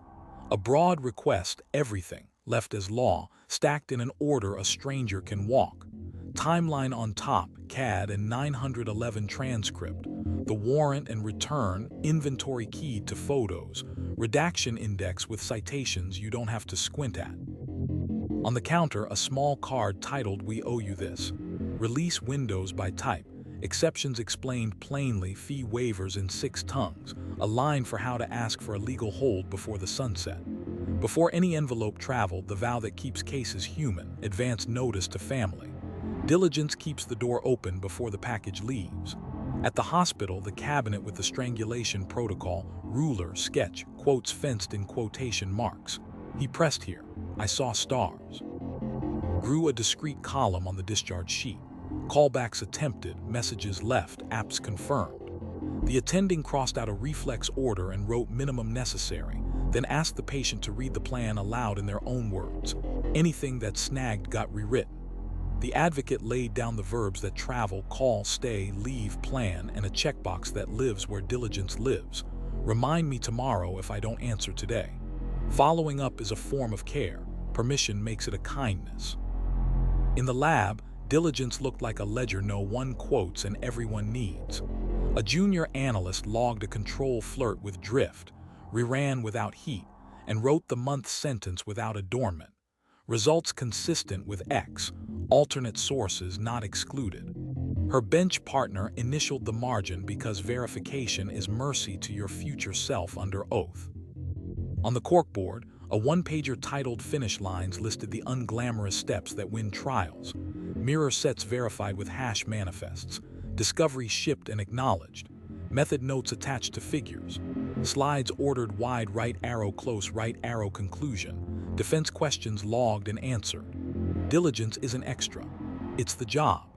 2 counties over, the small department that keeps laminates in a shoebox labeled tools hosted do the rest in a library that smells like glue and wet coats. Handouts were plain. How we knock when we walk away, where we leave a receipt and a new sheet the week after. It mapped phone calls no one claps for. We said we'd check on Friday, this is Friday. Your property is ready, here S how tomorrow looks. We corrected the timestamp, here S the copy and the note. A teenager asked why bother when the internet already decided. The sergeant smiled into his collar. Because juries haven't, because families shouldn't have to ask twice. The district attorney stood beneath a scoreboard that refuses to rehearse triumph and wrote 3 verbs: file, serve, track. He ran a case along them like wood over a planer. Charges filed with exactitudes. Discovery served before anyone asks twice. Ticklers set so lab addenda and supplemental interviews land on defense desks the day they exist. Diligence, he said, is how a conviction survives appeal and an acquittal survives doubt. Victim Services tuned the word to 6:11 a.m., the Think Courage hour. The advocate answered with the sentence printed inside 100 cabinets: if you need me to stand next to you while you do nothing, I will. Then she sent the promised text: today 2:30 I can sit in the lobby, reply stop if you want me quiet, because promises on paper become ballast when phones feel like cliffs. Diligence is gentleness that remembers. Doc translated diligence into schedule. A memo with the posture of a ledger. Grievance clocks met. Visit reschedules offered. Property audits reconciled. Protective housing reviews signed by both shifts. A captain tapped the laminated strip older than some of the radios. Silent escorts passed schools and wrote a new date in square handwriting. Observed, unchanged. Showing up on time is half the proof. At the high school, Steady gained a page titled Finish What You Start. It coached students to write a second note after the first brave one. Did you get my message? I still want to talk. I changed my mind, thank you anyway. Staff practiced the 20-second close the loop at the classroom door. We'll meet tomorrow at 10. I'll be there. If I'm not, Miss Lee will be. Diligence is manners with a calendar. A church hall with folding chairs that have learned to carry absence without creaking hosted the perennial question again. How do we help without making it worse? The sheriff drew a small box and labeled it Promise, then drew a line to another labeled Proof. Connect them, she said. Then do it again next week. Evening leveled the cul-de-sac into lines you could follow with a fingertip, steam soft on window glass, graphite weather along worksheet corners, a bicycle sketching a chalk river that refuses to become a border. A cruiser idled a street over, patient as a bench. Inside, a deputy slid the laminated card from the visor and spoke the sentence aloud because saying it keeps his wrist square. Start small, document big. 2-beat knock. Name first. Request next. Paper if needed. Beneath the nouns, he added April's habit. Incident hash read on tape.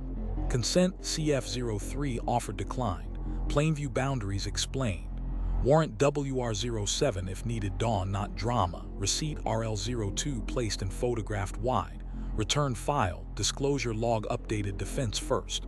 Reminder set. Family noticed. Bridge brief posted. Back at the board, Diligence held its quiet square of light while the night shift clocked in. The town had learned the case does not remain trustworthy because anyone burns bright. It remains trustworthy because everyone keeps going. Past the press, past the first good day, past the calendar's impatience, until the last necessary thing is done and written where strangers can see it. This is how it keeps living where lives must. Porch bulbs on timers, notebooks a stranger can follow, warrants in particular nouns, science loyal to verification, packets that teach while they disclose, calls returned when courage is thin. The file will never answer why. It continues to excel at who, what, when, where, how, and at the plain endurance of doing the next true thing completely. May laid its palm flat across the town and made edges honest. Bus doors sealing like considered thoughts. Mail lids offering their single-syllable porch timers admitting dusk on time. On Saratoga Trail, the bulbs rose a breath before dark and yielded a breath after dawn. Not habit, permission renewed. Across town, the whiteboard wore a word that can't be issued and has to be earned every day. Legitimacy. The sheriff set the marker down as if it were borrowed. Authority is a loan, she said. We pay interest in public. Morning opened with a room that looks more like a school board than a command post. Folding tables, water pitchers, a microphone that runs out of patience before people do. Civilian review, quarterly and stubborn. Bodycam audits queued by randomizer. Dispatch tapes that remember commas. Warrant and return packets stacked in the order a stranger can walk them. Timeline stapled on top. Inventory keyed to photos. Redaction index with statutes in fonts that don't punish eyes. A teacher asked why a particular door knock came without a siren 2 blocks from a school. The lieutenant answered with policy and a printed page, then with the phrase legitimacy requires when policy met a fact it hadn't imagined. We're amending this, and a date. The board didn't clap. They initialed. The day's first call wore the now familiar costume. 30 seconds of doorbell video captioned like it wanted to be a verdict. 2 units rolled without sirens and parked a door shy, the posture that reads as respect on any block. The deputy knocked the 2-beat rhythm and kept a breath between sound and speech. Through the glass, a room allergic to theater, library book faced him, a plant measuring out May, a glitter crown slouched into a fruit bowl. Name first, request next. Here or private, the stoop one. He wrote nouns that can stand in daylight, voices at conversation level, distance 2 arm lengths, no objects in hands, no visible injury. Timeline read back, 1 minute corrected on paper and on tape. No offense. De-escalation sufficient. Resources offered. Before he left, he added the line that moves a moment from tolerated to accepted. Rights explained. Complaint path offered. Incident number read aloud. Legitimacy is authority that remembers to explain itself. Training turned the word into choreography. On the board, the instructor sketched the familiar entryway, keys in a shallow bowl, purse on a console, prenatal vitamins with their quiet gravity, and wrote 3 rails: authority, accountability, consent. Authority: identify early, show badge and name, read the scope you intend to act within, plain view, consent or warrant, and mean it. Accountability: quotes fenced in quotation marks, times in UTC, receipt left RL02 at the place a stranger would find it, return WR07 filed where the court expects to see it. Consent: read the script verbatim, offer interpreter without waiting to hear an accent, accept no without testing volume.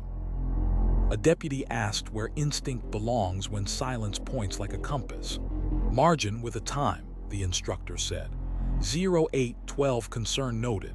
If you move, say why on camera and on paper and expect to say it again to people who don't owe you their trust. Downstairs, the detective who treats the binder like a wrench open to the hinge that does not borrow adjectives. I observed. I requested. Consent was declined. A warrant was obtained. Behind it waited a tab labeled Chain of Reasons. 1 page that links each action to law, policy, and person. Affidavit cites X, scope reads Y, sergeant approved at 0642, judge signed at 0705, execution 0738, inventory posted, return filed. He added a line legitimacy loves because it gathers criticism on purpose. Review date scheduled. Public summary prepared. Dispatch practiced public voice at the consoles. First call, a porch light that forgot breakfast. Second, 3 unsent drafts blinking at noon. The call taker read back names, spelled streets, and added the sentences that turned phone calls into records and records into trust. Your case number is here. S where to request audio and status. We will call you if this changes. On playback, the supervisor circled the uniform cadence that refuses to grade callers by neighborhood. Legitimacy is sameness where it counts. Records performed legitimacy with staples, not speeches. A request arrived broad, everything, and left as law, stacked for comprehension. Timeline on top, CAD and 911 transcript. The warrant and return, inventory keyed to photos, redaction index with citations. On the counter sat the release schedule in 6 languages, fee waivers explained in type large enough to lower blood pressure, and a small, unceremonious placard, family notified before public release. When a producer pressed for interiors unrelated to Element, the clerk used the sentence the office keeps for both streets. We protect access and dignity, both are public interests. At the hospital, the cabinet with the strangulation protocol, ruler, sketch, quotes fenced in quotation marks. He pressed here, I saw stars. Drew a laminated square, who decides what? Patient, test consent, photo consent, support person, law enforcement contact. Clinician, minimum necessary orders. Advocate, options map and privacy boundaries. It looked like bureaucracy and worked like daylight. The attending read discharge in words the patient could own and asked for corrections aloud. Legitimacy is power that borrows its language from the person it serves. In the lab, legitimacy sounded like doors that open when asked. SOPs public, hash manifests shared, instrument passports updated, slides that begin wide right arrow close right arrow conclusion with method caption on every frame. A junior analyst read her line aloud and trimmed the sentence to match the method.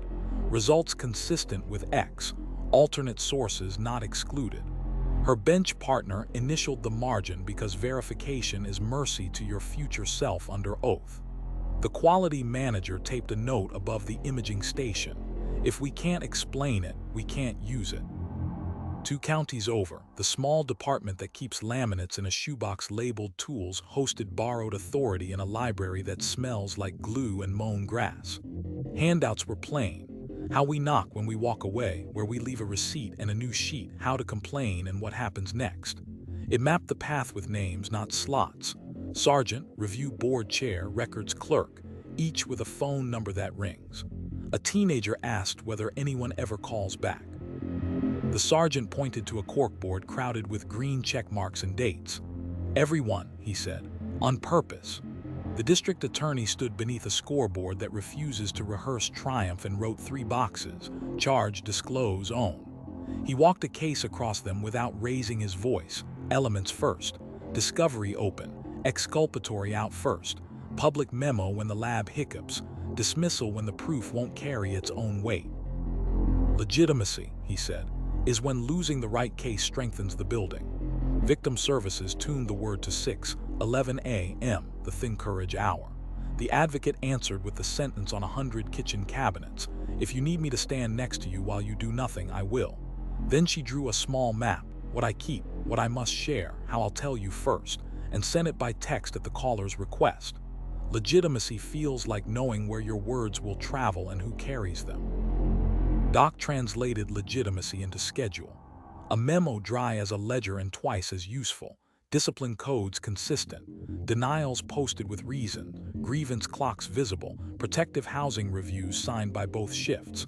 A captain tapped the laminated strip older than the newest radios, silent escorts past schools, and wrote the date of the last walkthrough where anyone can read it. Observed, unchanged. Reliability is one face of legitimacy. At the high school, Steady gained a page titled Fair Eyes. It taught students and staff to ground decisions in policy and to attach the link. Here, S the rule, here's the exception, here S who to ask. A teacher taped it to a cabinet and underlined the line that grows adults. Explain the why, not just the no. A church hall with folding chairs that have learned how to hold absence without bruising it took the perennial question again. How do we help without making it worse? The sheriff drew 3 concentric squares: law, policy, courtesy, and shaded the overlap. We live here, she said, and we report here. When we leave the overlap, we say so out loud. Evening steadied the cul-de-sac into legible lines, steam soft on window glass, graphite weather at worksheet corners, a bicycle sketching a chalk river with no interest in borders. A cruiser idled a street over, patient as a bench. Inside, a deputy slid the laminated card from the visor and said the sentence aloud because speaking it keeps his wrist true. Start small, document big. 2-beat knock. Name first, request next, paper if needed. Beneath the nouns he added May's habit, rights explained, complaint path offered, incident hash read on tape, consent CF03 offered declined, warrant WR07 if needed, dawn not drama, receipt RL02 placed and photographed wide, return file, disclosure log updated, family noticed, public dashboard ticked. Back at the board, legitimacy kept its square of light while the night shift clocked in. The town had learned the case does not remain trustworthy because anyone looks confident. It remains trustworthy because power is exercised within edges, explained before asked about, and returned to the people who lent it. This is how it keeps living where lives must. Porch bulbs on timers, notebooks a stranger can follow, warrants in particular nouns, science married to verification, packets that teach while they disclose, calls returned when courage is thin. The file will never answer why. It continues to excel at who, what, when, where, how, and at the everyday ceremony of earning the right to be believed. Again tomorrow.